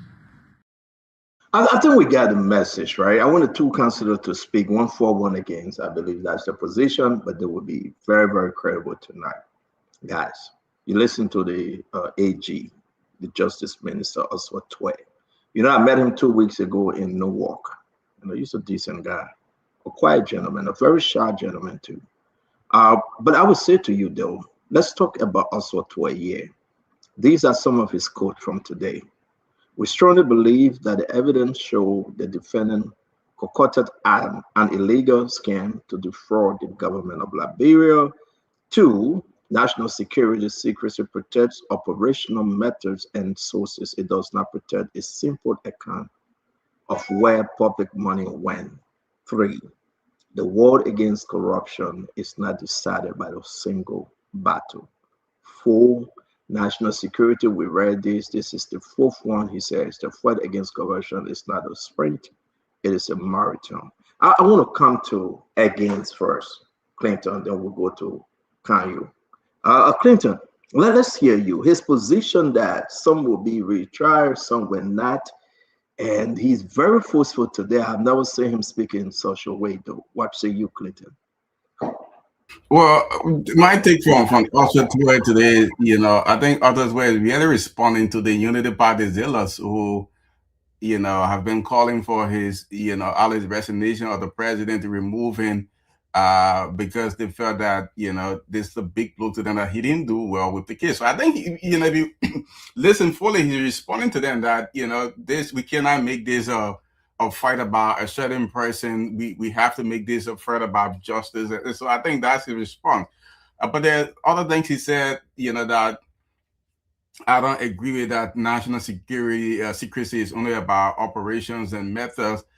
It's not about, how money is spent. Of course, it can be about that. That's like telling the CIA station chief in Afghanistan that giving $30 million cash to go and give to sources, that he has to come and talk about that sources. Never happens. Not going to happen. So yes, sometimes the way you spend the NSA, is going to spend money. You're never going to know about how that, because you can't again. But my thing is, Oswald is talking to his people. As far as retrial, of course, the hung jury, they can retry them. I've heard all kind of arguments about, going before the Supreme Court, and if these defendants appeal and somehow it can go before the Supreme Court, and the Supreme Court is supposed to, if the Supreme Court agrees and overturn their conviction, somehow that is supposed to now be a new trial, and so 2A is supposed to come nonsense. That's sheer nonsense. The Supreme Court cannot overturn a not guilty verdict from the jury. That's never going to happen. Double job of that. Thank you. Thank you very much, Clinton. Let's come to you, Kanye. We see you listen to the senior counselor in the country, Oswald Tway. Well, I think the first thing to say is to sort of clarify your branding of our opportunity to weigh in on this matter, this whole for versus against. I think it doesn't apply here. I support President Boycott. I'm all for the rule of law. So this is not a black-white argument of for versus against. It's on the issue. So I think in that regard, we must stick to the issue. I think President Boycott wants a country where the rule of law flourishes. And if somebody goes to court, if they are acquitted on the basis of a jury of their peers, then they are acquitted. If there are issues, the law offers remedy. So it's not for versus against. Here it's on the issue, so we must. Yeah, but you can say that, but you and Clinton not going. You and Clinton not going to agree. You can say that, but Clinton would disagree with you. So that for you can disagree. You can but disagree. That's what I'm saying. You are for, Clinton is against. I can also dismantle the branding, and I say I don't do for versus against on the matter. I want to deal on the issue, and I think it's important for me to say that. But let's come to Minister Tway's position on the issue. I think he spoke about the rule of law pretty much. The government had a theory that monies were stolen. People are supposed to be tried. They were tried. A jury came down with verdicts. People were acquitted. Other folks were found guilty. They are exercising their right to remedy this at law. And as the Ministry of Justice, standing by their theory, they want to upend what has come out of the process. So they're going to use legal remedies to do that. And that's why he's communicating. But beyond that, I just like to throw in there, and I've said this already to a few folks who will listen. Starting, we had our conversation. We won't put it up here, for public consumption. You know what I said in our conversation.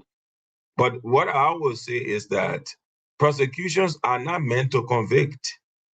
That when someone, there's an allegation of malfeasance, fraud, whatsoever, the whole idea of the prosecution is not to convict.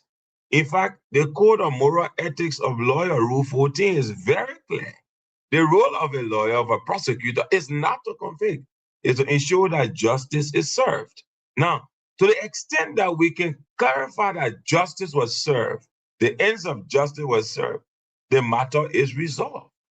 That is what it is. But if we believe that beyond that there are other issues to investigate, then we go beyond that. And I think that is how at least based on my layman's understanding, I think that is how the justice minister spoke, all right, about, what the remedies are according to law. And I mean, like I said before, folks accuse President Boyka of, commanding the judiciary. When Fonatikova was removed, people said the president called the Supreme Court and instructed the Supreme Court to act in a certain way to remove Kofa. And there's always these allegations. Today you have a primary political actor in the opposition that's been acquitted. Why is nobody saying that President Boyka called a judge to make sure the convict him twice? So Thank I you. think we are So let me. begging for the rule of law, and we should celebrate this and celebrate what is our democratic credentials under President Boyka. That's what. Thank you very much, Kanyo. Thank you. Guys, I'm going to go to Dr. Bopre quickly, and then we'll bring in Asa. We got to move on. Let's see, Dr. Richardson is coming back. Dr. Bopre, what say you? Huh? What you said? No, I know. I looking at Asa, my brother. I said, what do you have to that? I say it's like bureau, and y'all didn't give me LEC. I'm in a zone booth. I'm hiding from Camille before Camille started. Dr. Bopre, let's hear you on this one. Can you bring peace? Yeah. What do you think also to what's his intent? What you heard? I mean, give us your own takeaway from also to a press statement today, sir.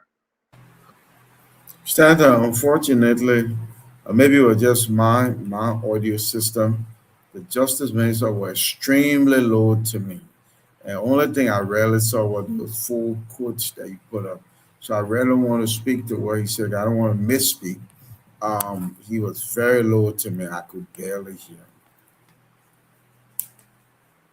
So guys, thank you very much. We're going to leave it here. Everybody shouldn't talk. When you have, I beg you, let's just move on.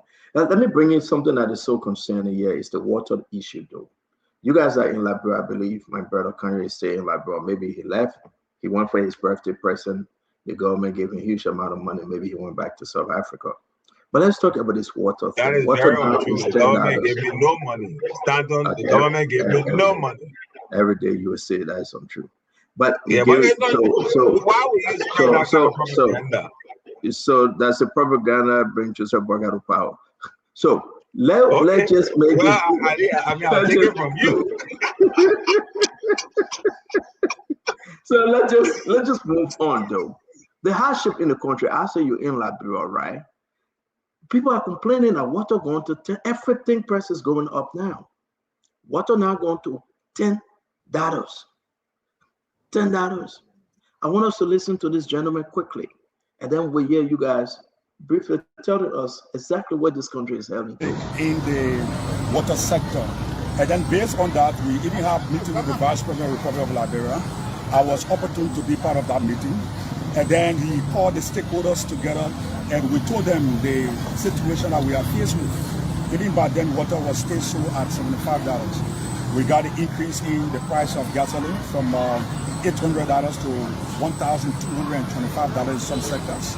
And also, not only that, we have multiple government agencies that are coming to inspect our factories, and then they are all bringing charges. Let's take, for example, the Pinsville City Corporation Municipal Authority has charged each water factory in the Republic of Liberia 110 United States permission.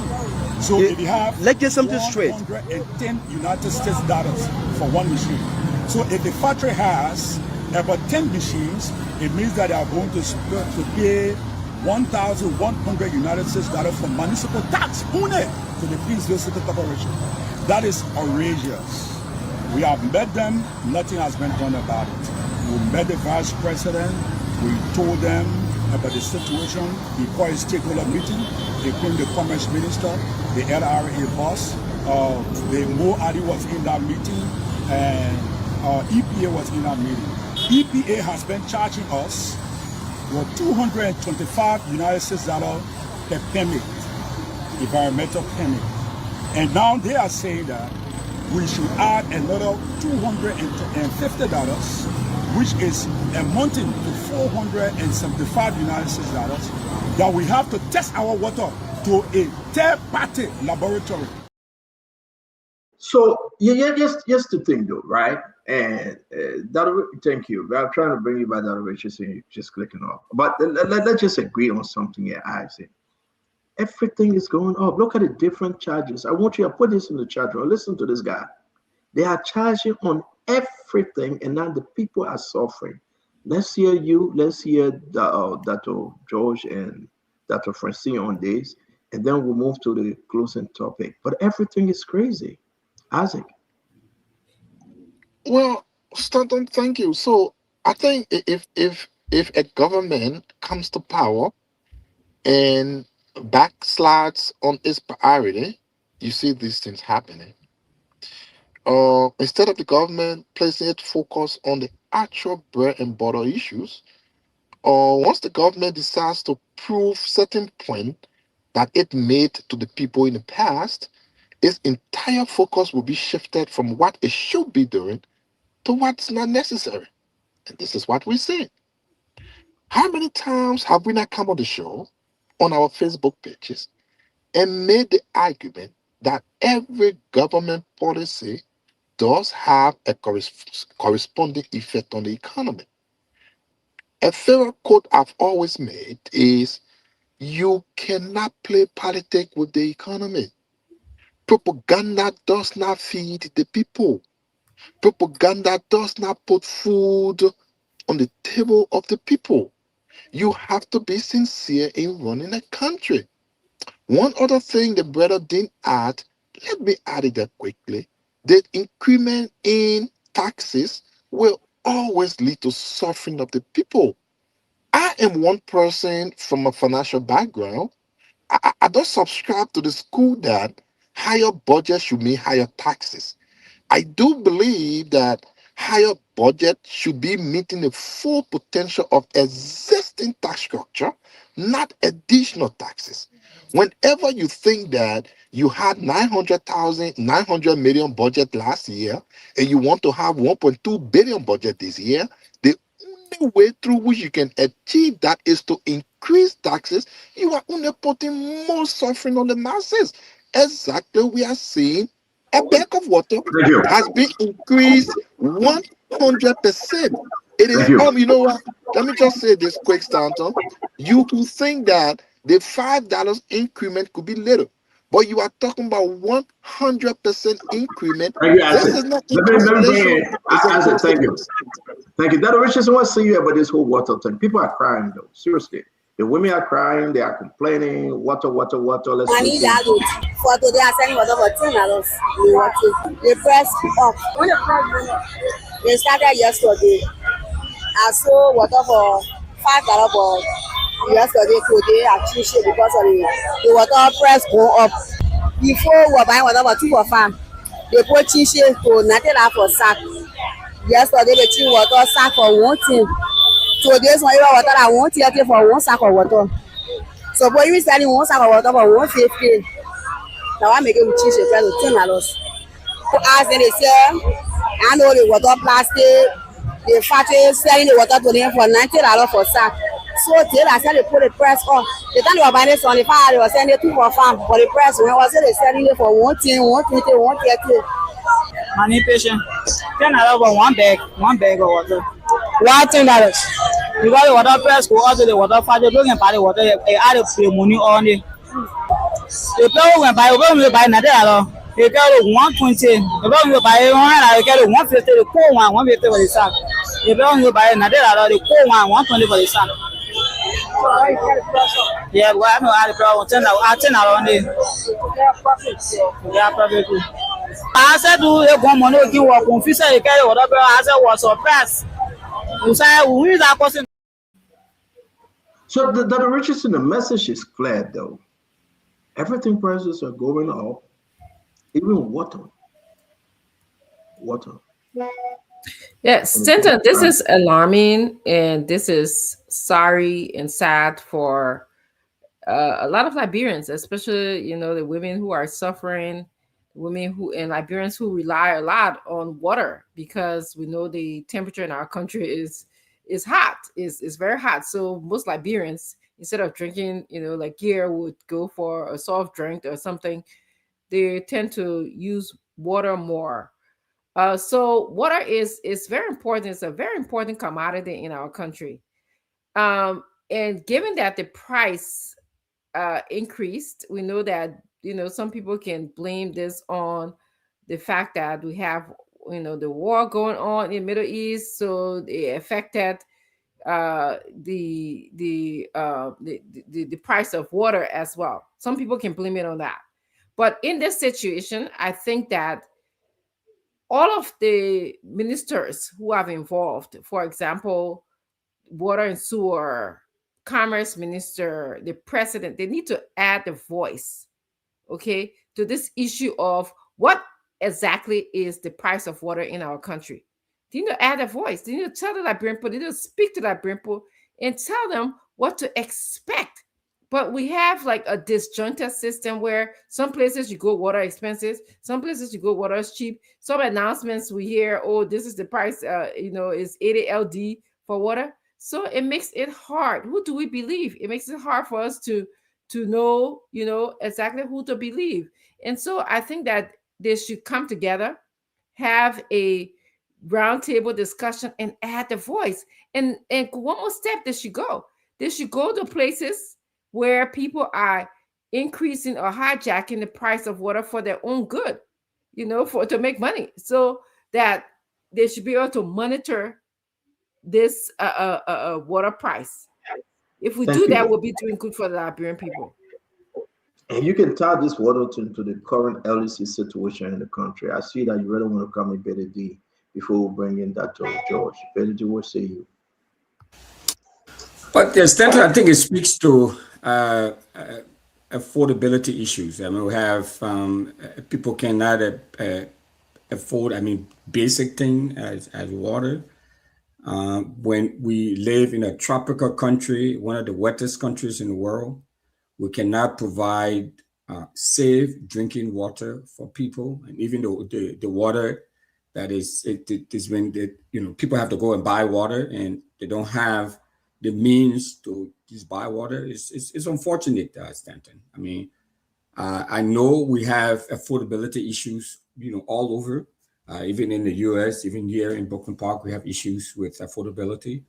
But in Liberia, it's a different thing, because even though we have affordability crisis here, you can go places and still find food to eat.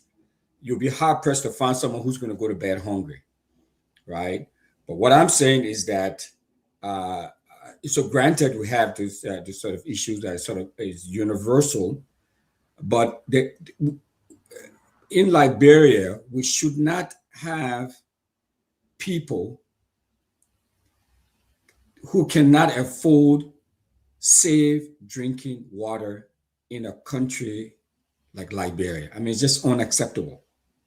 And paying, the amount of money that they're paying, it makes no sense to me. So the kitchen table issues, Stanton, is what's going to make or break this government. They've got to turn things around. They've got to be able to make it where people can afford the basic thing, like getting safe drinking water to drink. And it's incumbent upon this government, to improve the economy, to do some things differently, to make kitchen table commodities affordable. And water should not be one of them. I mean, seriously, water should not be one of them. Not in a country like Liberia. That is the wettest country in the world. Thank you.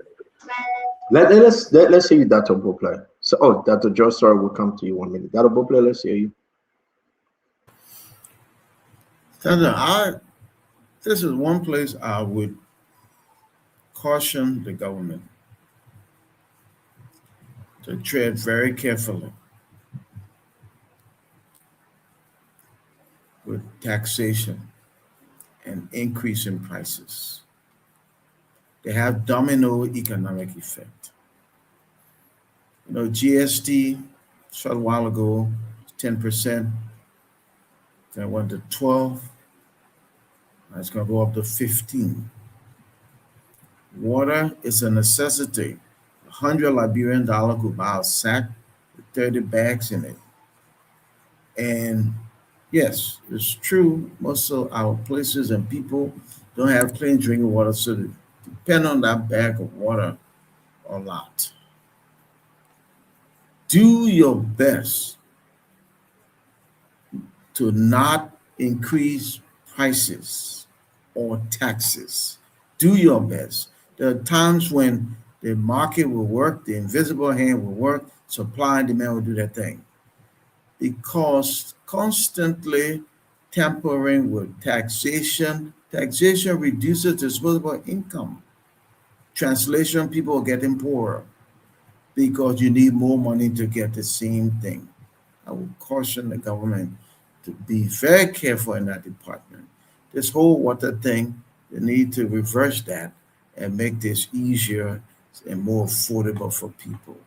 It is so very important, especially a necessity like water. Thank you, Dr. Buple. Dr. Josh, Paul Kennedy, Kev Hassan Clinton. Before we move on, we got to wrap it up. Councillor Kanye, you have not spoken on water, right? Okay, we'll come to you, Councillor. Go ahead, Emmanuel. He gave me his time. Patiently within my time. I know you have a design, so. So, Stanton, you see, this word patriotism, nationalism, they don't happen overnight. You have to feel your country love you for you to really love your country. And unfortunately, we have a country where we have to wonder all the time whether they love us, whether they really care for us. Because let's look at this. First of all, the government wants us to understand and support them because price increase is caused by the close of the Strait of Hormuz and the increase in the cost of of gasoline or petroleum products on the market. Every member of the government, including my brother Kanu, want us to understand. The government wants us to be patient with them because of that. I'm not a member of the government. I support the government. The government wants us to be patient about that, including their supporters. But let's see, what is this government doing now for us? So government say be patient, but they refuse to be patient with us. So let's look at the bill they are adding up right now. City fee, $110. EPA permit, $225. Laboratory test, $250. Then after we go for laboratory, I don't know what they MPhil money for now. MPhil come and say give her $150. Then you have to go to the Liberian Food Agency, the Liberian National Standard Agency. It is in times of difficulty that government relieve pressures on their citizens. And government relieve pressure by reducing and taking hold of it. But they won't. What our government is doing is making sure that those people in B Mountain are collecting over $1 billion a year while we're getting chicken change, instead of working on that. This is greed. Hopefully the supporters here, my dear brother Kanye, will go back to his government that he's supporting, talk to them that these prices, they can reduce it until the end of the crisis we are going through. That these things that they are implementing, they can reduce it until we go through the crisis we are going through. Let them take some of the hardship for only Liberian people. As I said previously, many of my colleagues who are returned to Liberia, who are returned from Liberia, the report is stating that the country is difficult. Things are hard. President Bweka and his minister need to leave those big cars with, get on the street and to really understand the challenges our people are going through. And then you increase the price of water to $10. I agree with Dr. Brobler on this one. When people find it difficult to pay for simple commodities that is important to their day-to-day life, they will react. And when they react, many of us will not be happy. Thank you. Thank you very much. Clinton? Okay, Councillor Clinton, are you with us? Maybe your internet problem. Or Kev, you want to go? Yeah, let me go. Yeah, stand on. And let me right? When the people can say, show me your priorities, I will tell you who you are. Look at priorities of this government. It's to go after people, witch hunting, doing a lot of misleading information, saying things. But the important thing that they ran on, they are not doing it. They're only doing it for themselves, rescue themselves. The reason you are not seeing prices are coming down or these things happening because they're focusing on the wrong issue.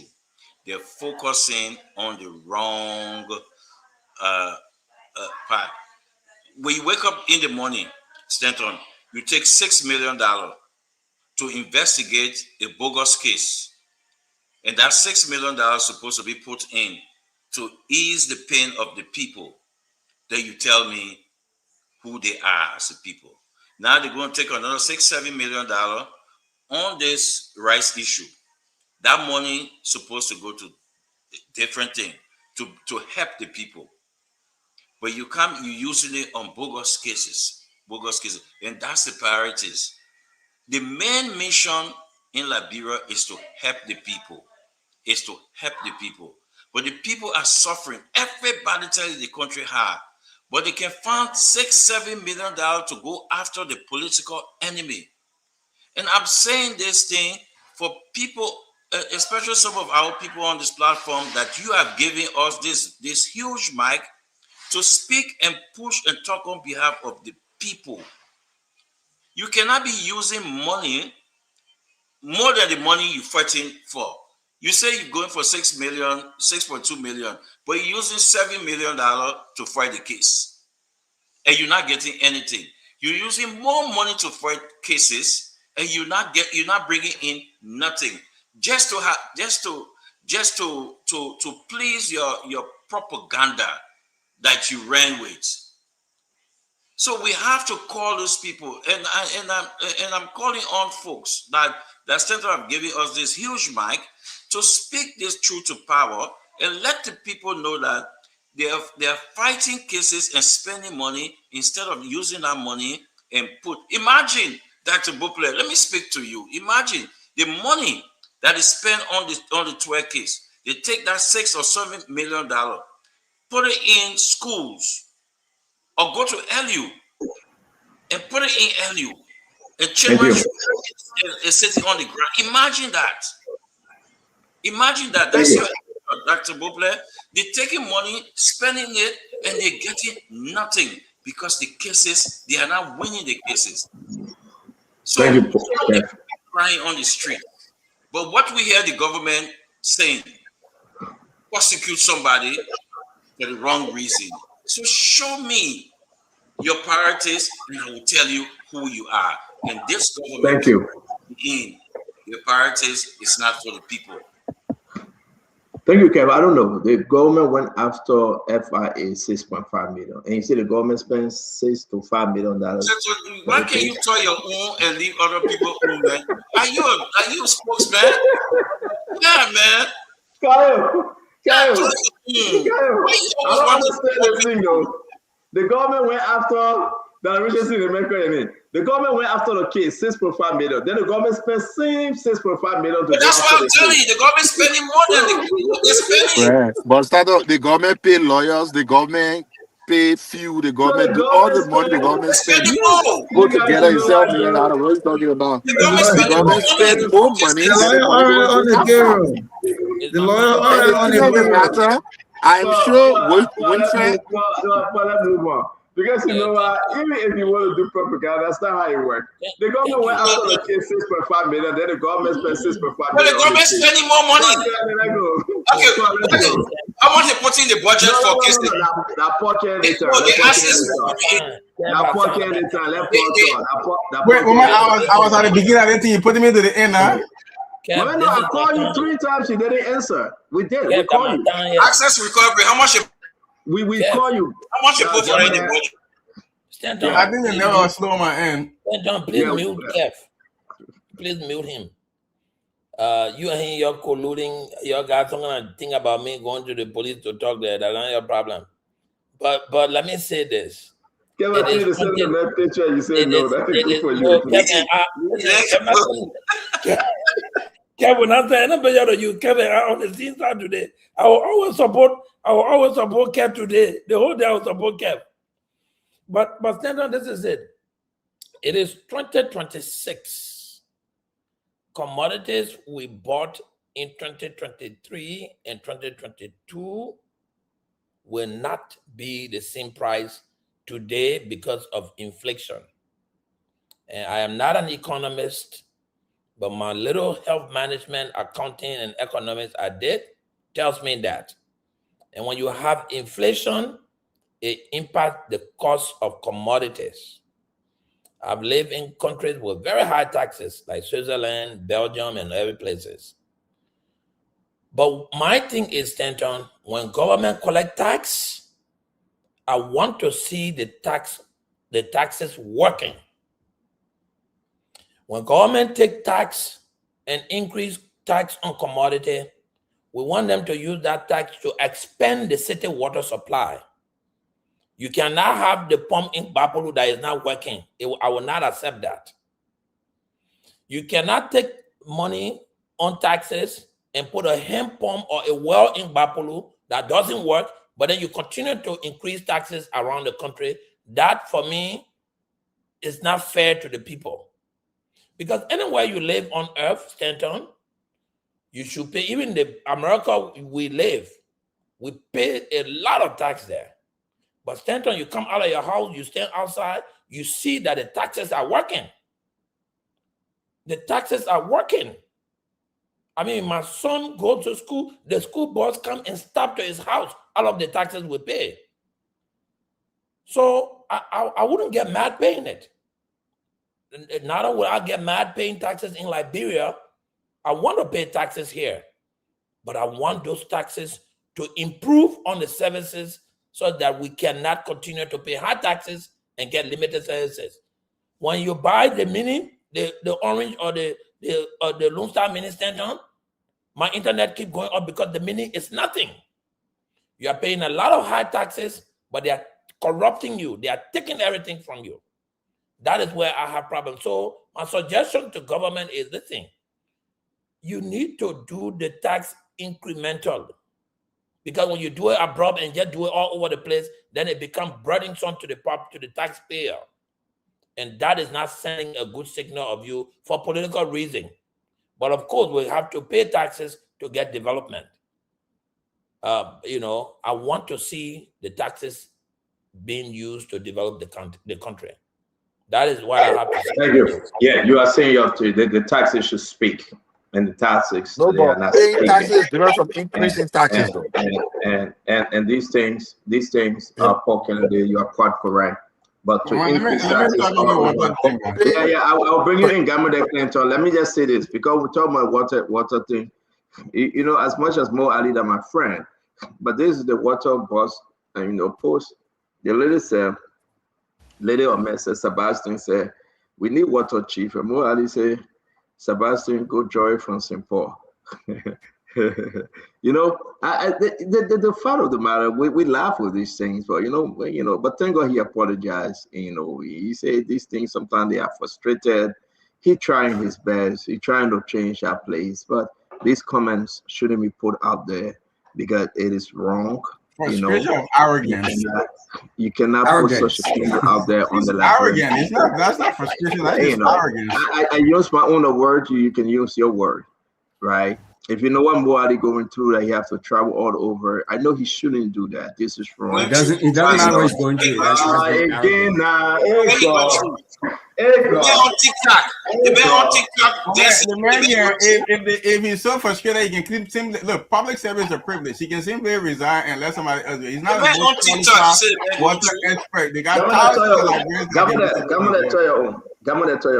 So, yeah, to the more other thing, I think he's been arrogant. You know, look, for every government position you have, there's at least 1,000 qualified Liberians.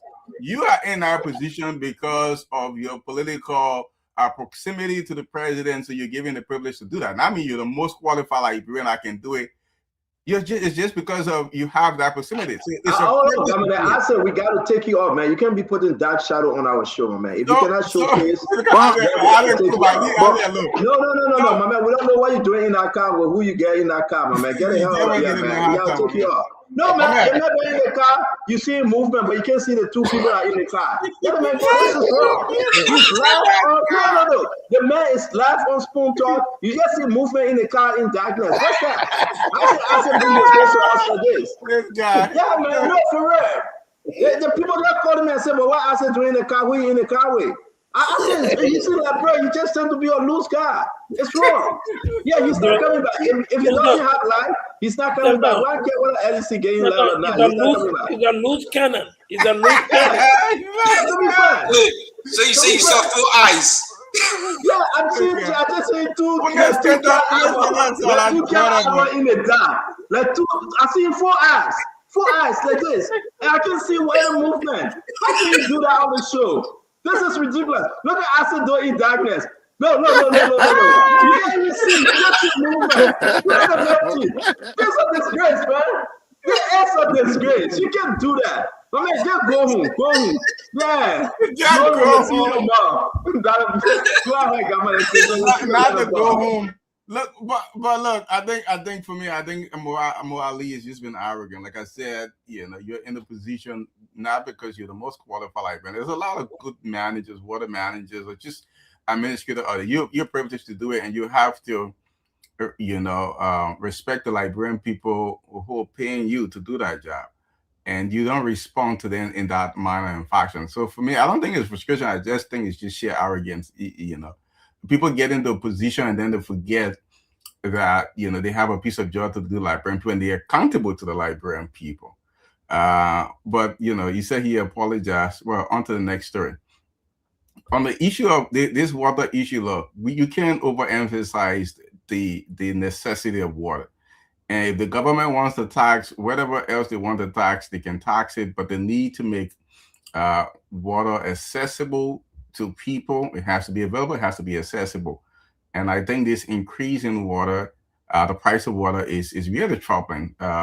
You know, like Dr. Bupler said, $100 give you the 30 sack. People look up at that because, you know, we don't have water and sewer all over the place. You know, people depend on these factories to purify the water and sell them at very low prices. And I think the government has to do better.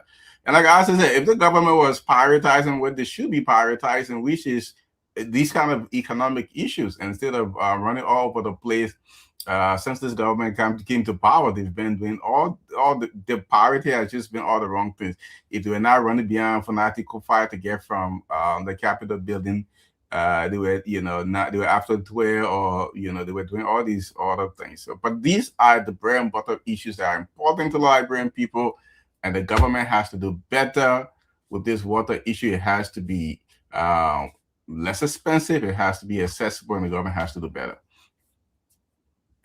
Thank you very much. Then we're going to bring Ase, though he's in the darkness. Then he send a birthday greetings to his son. Ase, we don't see you in the darkness, but go ahead, do it quick, and we'll take you out. Happy birthday to little Michael.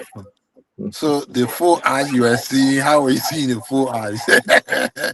But, you know, today is a special day for my boy. Michael, I wanted to send out a shot of happy birthday to you. He turns 13 today. The man, you know, like I posted today, whenever the man greets me in the day, his message will always end with that. Can we get some money to order McDonald's? And, you know, always I can tell the message, no, not today. You had some yesterday. But my boy, Happy birthday. I know you are growing big. The man is getting taller than I am. I'm not sure why the little piggy won't be so frisky. But again, you are doing good. Happy birthday. Growing health and growing peace, my boy. We want to say happy birthday to Michael, Annie, heart, Annie, soul, Annie, mind, and everything. A good woman, bringing up a good son. We celebrate our little Michael. We wish him well and Godspeed. Good in education, good in behavior, and we pray that God can continue to shower His blessing upon him. So on behalf of the network, little Michael, if you're watching, happy birthday to you. And your dad will see you soon. Though he left you for Liberia, but he will soon be back to celebrate with you. Happy birthday to you. All right. I say thank you. Go back to your normal business. Happy birthday, Michael. Keep asking. I say go back to your normal business. Which four eyes you see, my man? Because you're so messy. You're so messy. Like Well, you know what? Let's end this thing. I want to say it's been a wonderful time. And let me ask you, now seeing all the problem, especially the water problem, and people are complaining on, I want to ask Dr. Bopler. Dr. Bopler, what you make about Madeline Dakose yet, right? so see, we're not talking about the water problem too, or I don't get to say anything. I'm sorry, Kanyo. Kanyo, go ahead. I told you did. Go ahead, Kanyo. Oh, wow. So you're just going to like forget that I didn't speak. Kanyo, you in plenty of places with National Library, you were appointed to Grand Jury Board, and you say you're not part of the government. It confused me when you say you're not part of the government. But talk about your water, Ina. Talk about your water. Why are you trying to subvert from the issue? I don't work for government, Stanton. I mean, I'm a private citizen. I do work wherever there's work to be done. Let's not create that impression because you want to already. I got a hit on you. I don't know when I will see you again. But anyway, go ahead. Let's try about the water. You try to subvert from the whatever opinion I'm about to share or the water issue. After acting like you didn't know I didn't speak, and then you try to there go past me or the water issue. But I was still saying what I have to say. That's why they got married on South Africa. Like bro, woman, they got married long time they left him. Because the guy can just complain. Yeah. The guy can complain. Tell your own and let go, baby. You know who were there with Ase talking about all that thing and dealing with Ase. The message, say happy birthday to my son. You start telling him hi, good woman, all I want in the message, just say happy birthday to my son. But anyways, back to the issue of water and the problems afflicting Liberia. I mean, first and foremost, what I would like to say is what I like about Ali is that he communicates. He does. When there are challenges within the delivery of water, you can fault him on some of the things he says. And I will consign that to the enormity of the task, the fact that providing water, not just in Monrovia, because I know the Water and Sewer has endeavored to go to the southeast. They explored Grand Juliet. They were in Maryland as well, in other counties, and water is going to those counties. So when there are challenges, when a 36-inch pipe, is broken, he communicates, he puts it out there. And people know that the pipe is broken, and that's why they are not getting water. And that is a challenge. Now, to simplify or try to oversimplify the fact that the price of a bag, and I'm not saying that Liberians should pay more for water, but we all know what is happening in the world right now, and we can just brush it off. Everywhere in the world, prices are going up because imports are becoming more expensive. Petroleum that we travel with to move goods and services from one point to another has gone up, and the prices will go up. It's important for people to know. Ministry of Commerce, along with LPRC, and I think a few others, have adjusted prices 3 times, trying to subsidize prices in Liberia. Why aren't we telling that story? That government is doing its part to stabilize prices. And the fact that water has increased is because these are the challenges. Now, if somebody wants to equate this to the democratic process, then is that saying, let's not have elections because elections are too expensive. Or Whenever you say to vote for a president, no, let's just continue with the president we have, because if we want to vote for a president, we're spending too much money. I don't think they compare. So to come back, to the water issue, look, I think Ali is doing a very good job of communicating, of working hard, of letting people know why they can get a service. And when it's completed, we will get that service. The prices have increased because of certain reasons that we know. We must communicate to our people. Should government do more? I believe they should. But we should not create the impression that what is happening because nobody cares and because they just want it to be that way. That I disagree with. And I hate the fact that people try to conflate these issues with other issues, like the anti-corruption agenda, like the governance agenda. I think those are separate issues that should not be, handled together. Thank you. But thank you for finally giving me the opportunity to No, say thank you very much. I just want us to close. I appreciate each and every one of you here for coming on the show. It's always good for us to be able to get but 3 minutes to 12 midnight in Liberia. We have to close. We have to stop here by faith. Tomorrow we'll continue. One of the major stories we'll be discussing tomorrow is this what I put in the chat room about the National Identification Registry. The name is Peter. You got to understand that you want to read this letter.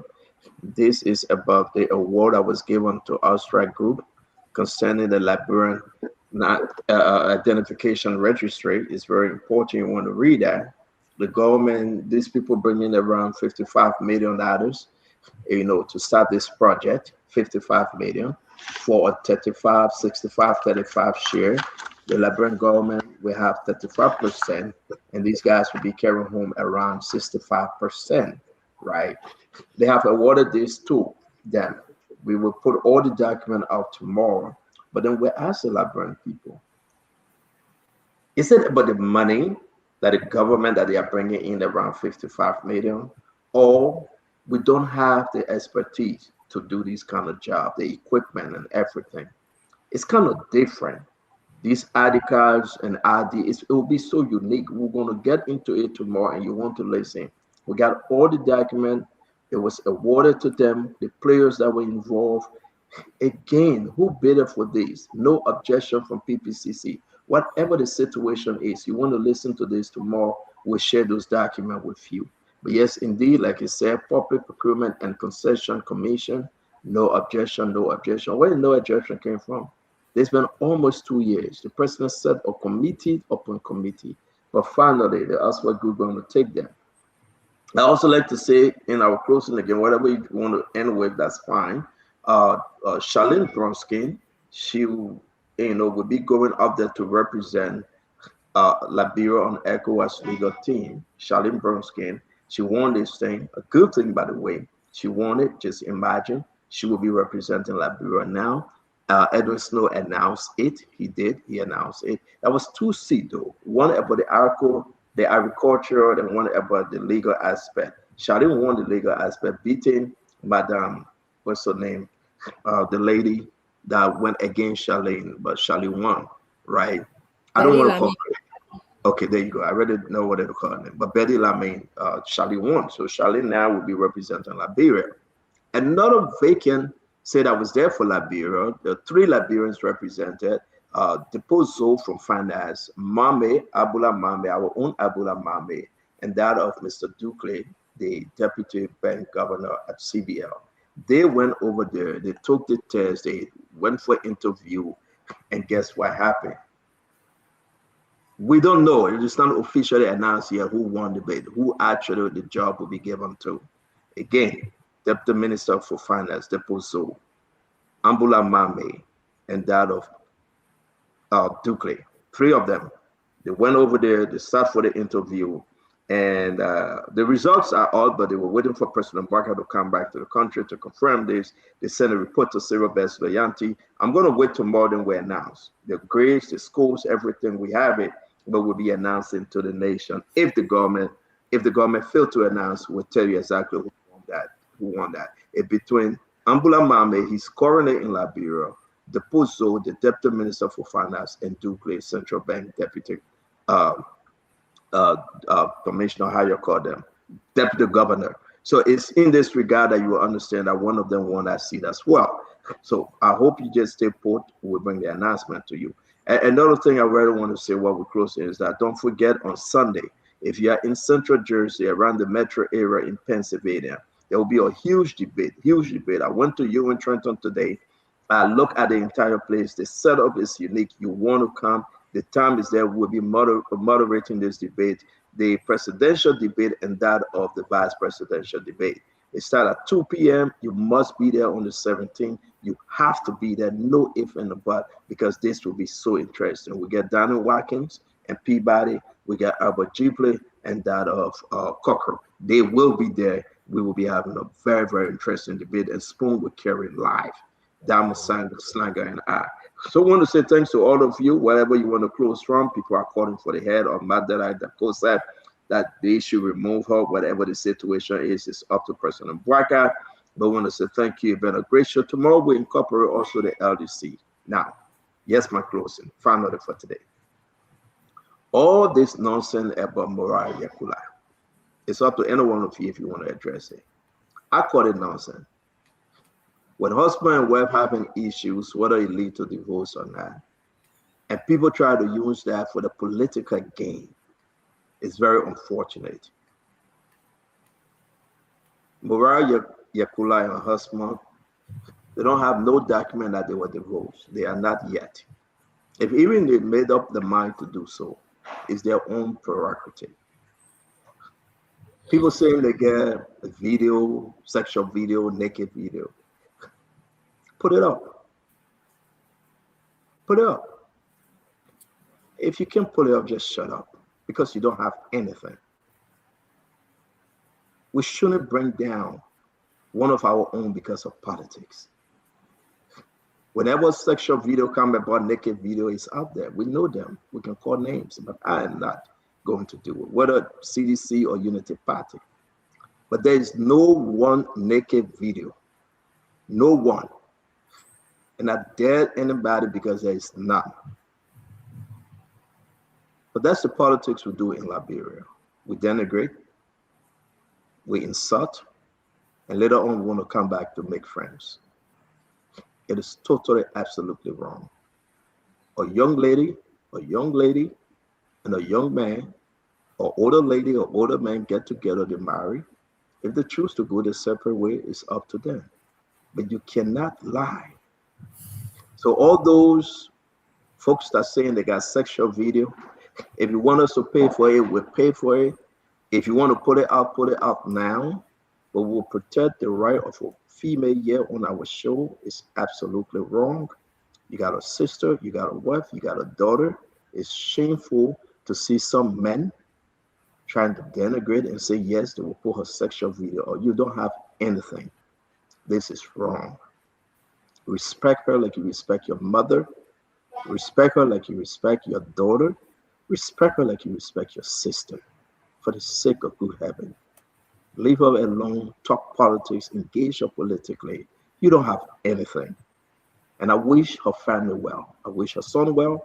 I wish her husband well. And I wish her entire family well. I say my own, it's up to you to play politics, but you don't have a damn thing, and you got nothing to put out. Thank you all for the beautiful show. We can do our closing. Well, Stanton, thank you for speaking up against the horrible act of denigrating a very brilliant woman in our country. So thank you for doing that. Today, we spoke about, the justice system in our country. And to me, all that is happening to the justice system is just exposing the weaknesses in our country. Our country definitely is susceptible to corruption and bribery, and we can see it. For the life of me, I don't know how 3 out of 5 members can be safe, can be acquitted, okay? And then 2 is charged with conspiracy in criminal facilitation in a case. My question is and will be now, what were they criminally facilitating, or what were they criminally conspiring against? Then we move next to the next case where Samuel Tuer is involved in. He was the Minister of Finance. Definitely he will be involved in distributing money to different agencies. So if he gets called in, he has to explain, as we said on this show before. However, though, it's not just about somebody said, oh, this speaks to democracy, improvement or enhancement in our country. To me, it speaks about the weaknesses in our justice system. I've said this before. We have weaknesses in the jury system. The prosecutor and the defendant needs extra training, in my opinion. We need to have forensic audit. We need to have lifestyle audit. We need to have documentation originality, because we can go to we know in Liberia you can go to World Trade Center and get any single document you want to some extent, okay? But we need to have all of these things in order. And to focus on the justice system, we need a government that will decrease their own personal spending, okay? A government that will be able to speak to the people. Here it is. And lastly, the issue of water.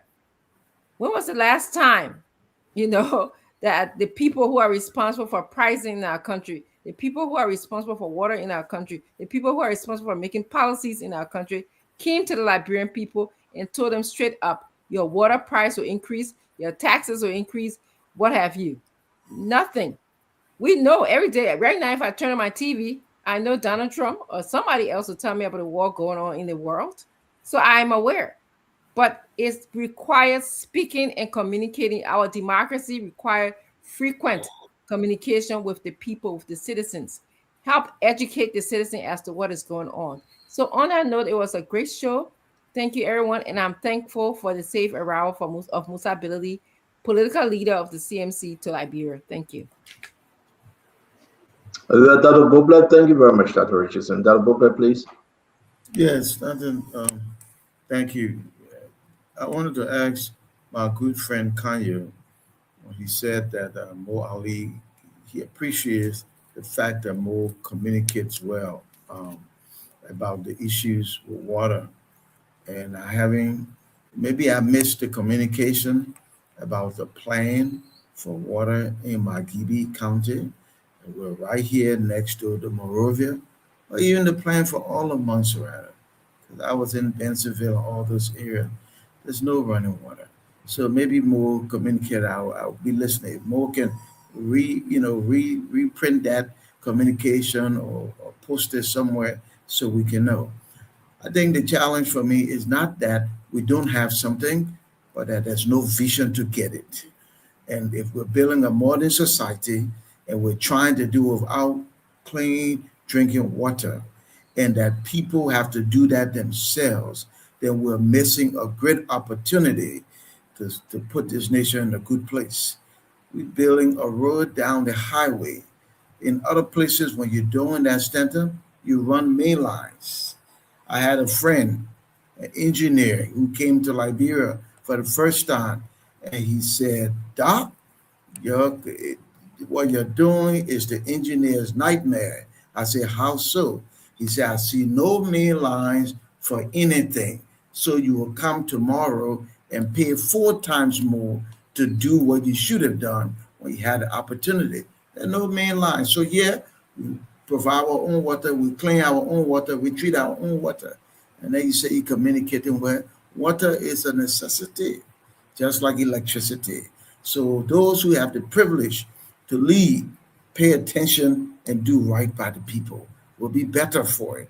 You know the good news about these kind of services? Everybody enjoys it. From the market to the president, everybody enjoys it. And the nation is healthier and more productive.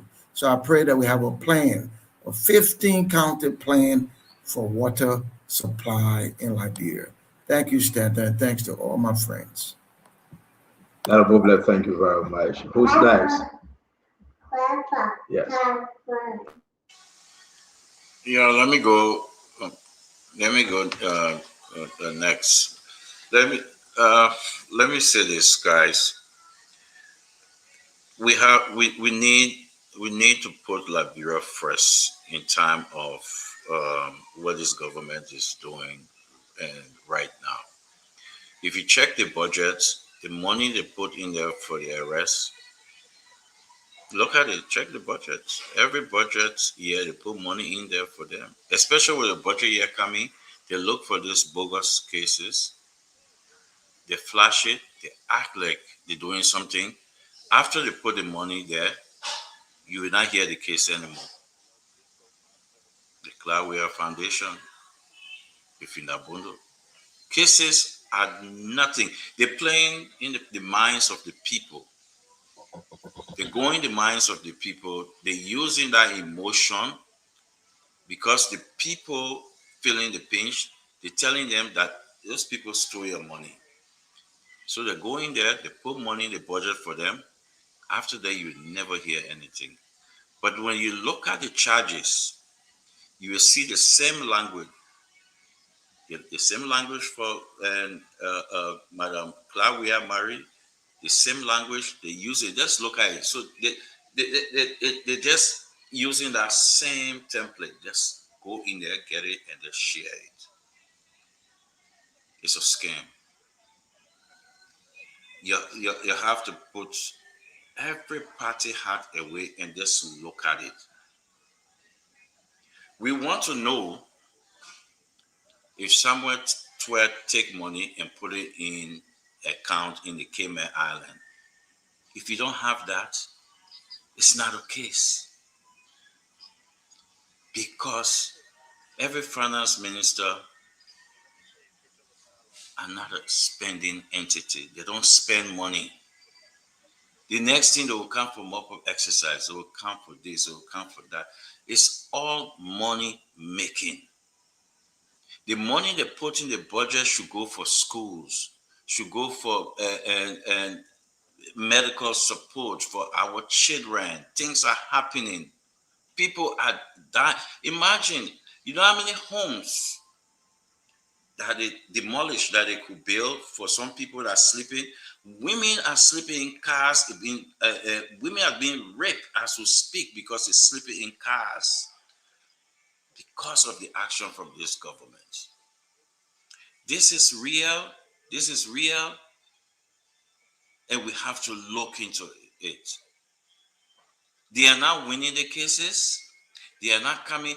Barely a week, you brought another case against Samuel 12. And when you look at the letter, you will know that it was a rush because they're addressing Samuel 12 as they say at that time that Samuel 12 will give you the money. It was a former minister. You look at it. He cannot be a former minister while he gave him money. He will be a minister. So you see the rush with that letter calling him former minister at that time. He was the minister proper at that time. So when you look at the letter they sent to him and look into it, I know you guys are brilliant guys. Okay. A lot of errors. Yeah, Dr. Risa, I beg you, sister, let me just take 30 seconds. You know, when you look at it, you guys are brilliant people. You read that letter over and over again, you will see the error. You can tell that they rush to put it out. They don't have anything. They're just using the same language, the same thing. And they put money, millions of dollars in the budget for them. Look at the answer, Buffy. Look at the budget. Nothing coming out of it. So, I rest. Thank you. Thank you. Who's going next? Fortunately, in Liberia, yes. So you won't sleep on us. Thank you. Before my internet or my LEC give it. And Dr. Brooklyn, I want to re-echo his rhymes. Water is a necessity like electricity. I mean, if I make it rhyme, my man. But look, I will pivot a little to speaking towards the issue that matters to me. Billy D, the Local Government Act of 2018 the county development agenda, and the arrest agenda for inclusive development are three of the best policy documents I've read in recent time. And you know, most of the things I do is just analyze policy and see them. If Liberia only pays attention, and I'm not looking at a specific government, but this whatever government it is, if they pay attention to doing what those documents are calling the government to do, I think our people would do well. The Local Government Act is calling for decentralization of this centralized government here, where everything got to be done by the Ministry of Finance or Ministry of Commerce. Where you're talking about schools, ability, you sit down in one of the richest counties in Minnesota. But that county is running the school system and the health system. It is not the state of Minnesota running the school system and the health system in your county. The CDA, the County Development Agenda, is calling for that. But the Liberian government officials have decided, no, when we decentralize government, then we are decentralizing corruption. Because we only want to be the one to steal, so we can't empower the county officials or the county government. Then we're going to be insignificant because we're not going to have the authority over dispensing money or cutting money or moving money around. Why are you making life difficult for yourself when you can share your responsibility with the counties? You can share revenue with the counties. The county find their own capable people to run government. They pay taxes to the national government, and then everybody does well. I heard people talking about carrying pipe from here to the southeast. It's not possible. You're not going to have money to lay any pipe from Monterrey to the southeast. To put water in the southeast, you need to do rural waterification project there, which means you have to create, whether it's the surface water or groundwater reservoir, to be able to supply those counties individually. Nobody got money to lay pipe from Portland, from White Plains to Riverside or Grand Crew. You don't have that kind of money here in this country. So decentralize the government, reduce some of this high pay. Dr. Francine, the Liberian government salary annually is $350 million. Because everybody works for government. But if you decentralize some of the responsibility on this national central government, let county government take over, they'll be responsible for paying staff, they'll be taking some of the burden, the wage bill from on the central government, and then central government focus on that on developmental projects and policy, and making sure our school systems are strong and our people get quality education and our agricultural system work. I mean, I'm not their consultant to teach them, but if they want this country to do well, they can do well by decentralizing the funds and the resources we have and the functionality of government. Thank you very much. We will call Mr. Kennedy to be our consultant to help the country run well. Oh, I'm in my private team doing around, partner around. Okay, Mr. Councillor Kamene Clinton, you want to go? I mean, it was a great show today. The first topic, very important one. I think everybody shared the position that we all want to see Liberia,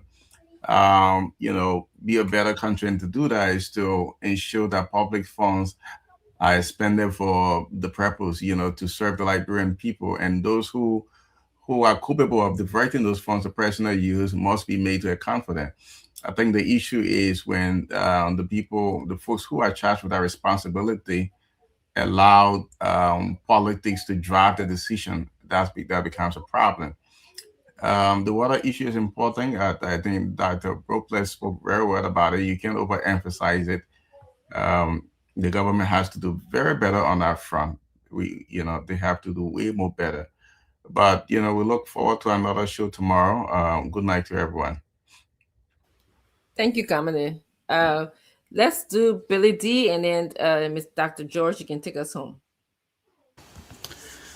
Thank you.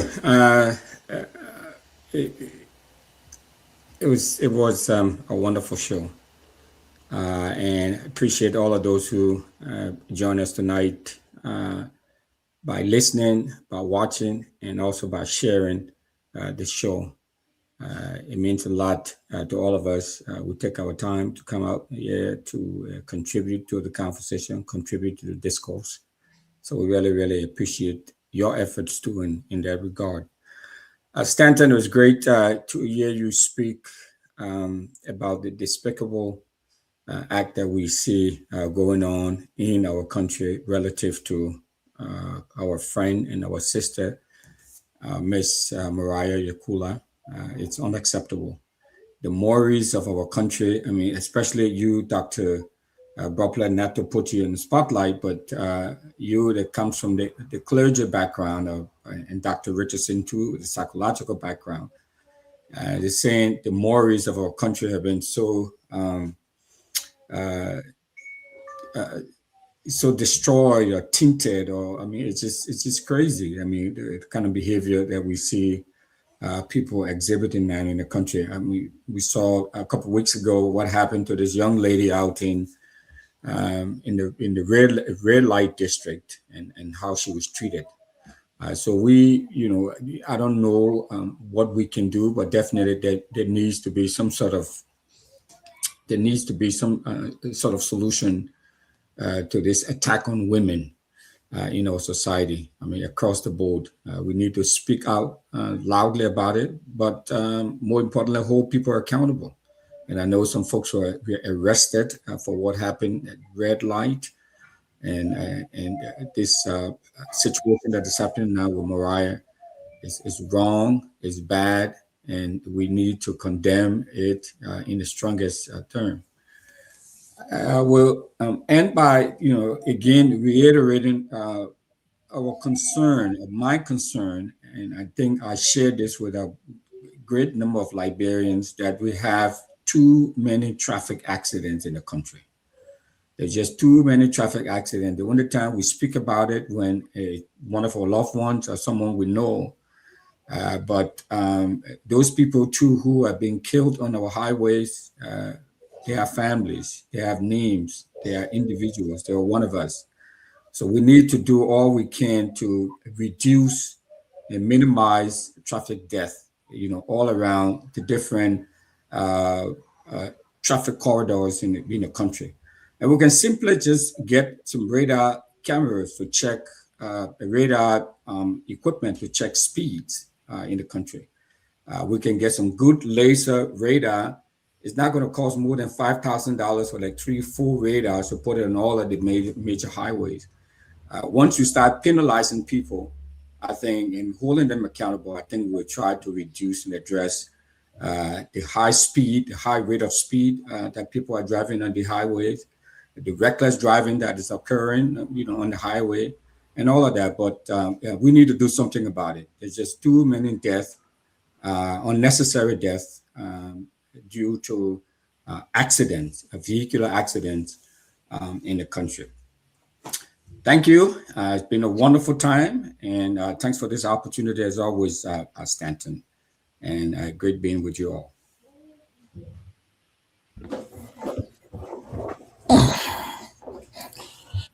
Well, good evening, ladies and gentlemen. Thank you for the opportunity to be in your homes this evening. I definitely appreciate you for watching the show, whether you was on YouTube, Facebook, television in Liberia, or listen to us on the radio stations. It was a wonderful conversation with Stanton, Dr. Richardson, Betty D, Dr. Brobler, Paul, and others who were here and have left. Look, today, from yesterday evening in Liberia to today, some member of the Unity Party machines went out against a very respectable Liberian citizen, a female. I appreciate the Vice President, Madam Joy Howard Taylor, and the Press Secretary to the President, Madam Kula Fofana, for both coming out to speak against these cyber bullies who are members of your parties. But they decided to take another step, especially a member of the House of Representatives who went out to question the loyalty of the United National Congress, Mr. Alexander Benedict Cummings, by stating erroneously that our colleague who we hold in high esteem were dismissed or fired from being chief of staff to Mr. Cummings. Perhaps many of you who leeches on other people, especially the government, do not understand that there are people who have morality with them and who have talents and can work in other places. So therefore, when Madame completed her studies and was called to the Supreme Court as a counselor of law, she made a conscious decision to go into law practice. And then made a conscious decision to be voted in as the Vice President of Legal Affairs of the United National Congress. And throughout that process, she had the blessings and the respect of the political leader, Mr. Alexander Benedict Cummings, and she continued to see her inner circle as a close confidant to the political leader. So let me dismiss that. You cannot be someone whose signature was signed on a document in your absence against the rules of the House of Representatives. And you want to question loyalty and morality of someone who has stood the test of time, even when you could not against him and took him to the courts of Liberia, you were defeated, lied on a great person name. And today you decide to continue on that lie. Hopefully you were caught and you will change from that behavior. Look, Stanton, Liberia need support and need help. And that's the reason why Mr. Alexander Benedict Cummings arrived in Kigali. The African CEOs Forum that is bringing over 2,800 CEOs from around the continent of Africa and around the world. Where he's going to have conversation to invite investors into Liberia. That is what is important. That is what the Liberian people need. We don't need a government who, within a time of crisis, is increasing the price of water instead of finding a way to find solution for our people. No, we need leadership. Enemies bring leadership to the Republic of Liberia. Yes, we stand firm against the fight against corruption, and we support every fight against corruption in the Republic of Liberia. But we cannot continue to waste taxpayer money for cases that we end up not having the evidence that we need to win those cases, because it does not deter those who are caught in jazz when we cannot find the evidence. And hopefully the Liberian people realize this, and in 2029 we'll change this government and bring a government that is able to investigate, win cases in the court of law, and minimize the act of corruption that continue to plague our nation. Thank you so much for being a part of this conversation tonight. Have a wonderful evening with you and your family. I look forward to this conversation tomorrow. God bless you. Yes, I want to appreciate all of you. Dr. Richardson, thank you very much. Dr. Bobla, as always, may God bless you all. Benedict, thank you for candidate. When you're coming back, I heard that your wife seriously concerned, but you need to come back. You have overstayed your time. Dr. Bobla, I know you were wrong, but I have to give Good night, everybody. Bobla, I know you have to run, but I have to give you that message. That's what Richardson run also. If you can't stand the heat, you have to go out of the kitchen.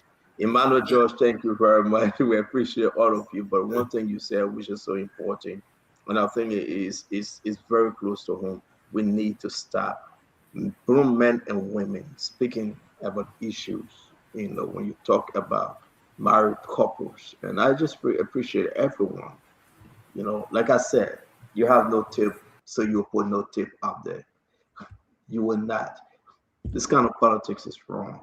Thanks to the former Vice President, Madam Joa Howard Taylor. Like you said, thanks to Kula Fufana and everyone else that got involved, to just denounce these things. Thanks to them. Let's respect our sisters. Let's respect other people's territory. And God, too, will bless us. I want to say thanks to all of you. Have a wonderful evening. Paul Kennedy, please come back home, come back home, come back home. Billy D is home. He went to Liberia with his people. He came back peacefully. Emmanuel George is here. When will you take, my sister to Liberia to Paul Kennedy? Please come back home. Please come back home, Paul. We're begging you. Okay, Paul, thank you. Have a good night. You're not even saying when. Thank you. We thank you for that. I know where you're going. Thank you to all of you. I want to say thanks very much. A wonderful show. Till we meet again, I will have to close it from this end. May God bless you. May God keep you. And may God save our state. A lot is happening. And I know, yes, indeed, you will continue to ride with us. You'll continue to down with us. You'll continue to speak to our country. Tend to be one of the best in West Africa, or Africa as a whole. We do appreciate you every day, Fedebala. Gudat, we say thank you very much. Peter and Hammer, thank you. And every one of you. Don't forget, finally, Dama is telling me that by this Saturday, he's sure of getting the rest to the people. I'm very strong. Thanks for your contribution. The rest are there. The money is for Diamond. He's going to make sure all of you that called in and continue to call and receive your rights. We say thank you very much. Have a wonderful evening. God bless you. God keep you. Don't forget Sunday. If you're around Central Jersey, right, or somewhere around at least the metro area in Pennsylvania, that will be a powerful debate coming your way. Don't forget 2026 election debate, the presidential and vice presidential candidates debate. 2 p.m. The address is there. The address is very, very clear. 351 Prospect Street, Trenton, New Jersey, 08618. If you have nothing to do Sunday afternoon, just come and hang around. The LCA Election Commission 2026. Man, this will be moderated by Damo Slanger. Yes, indeed. It will be fun. It will be great. Trust me. I will be there to moderate. It's going to be a classic one. I went there today. The building is unique. The hall is huge. It can take at least 200 plus people. So come early.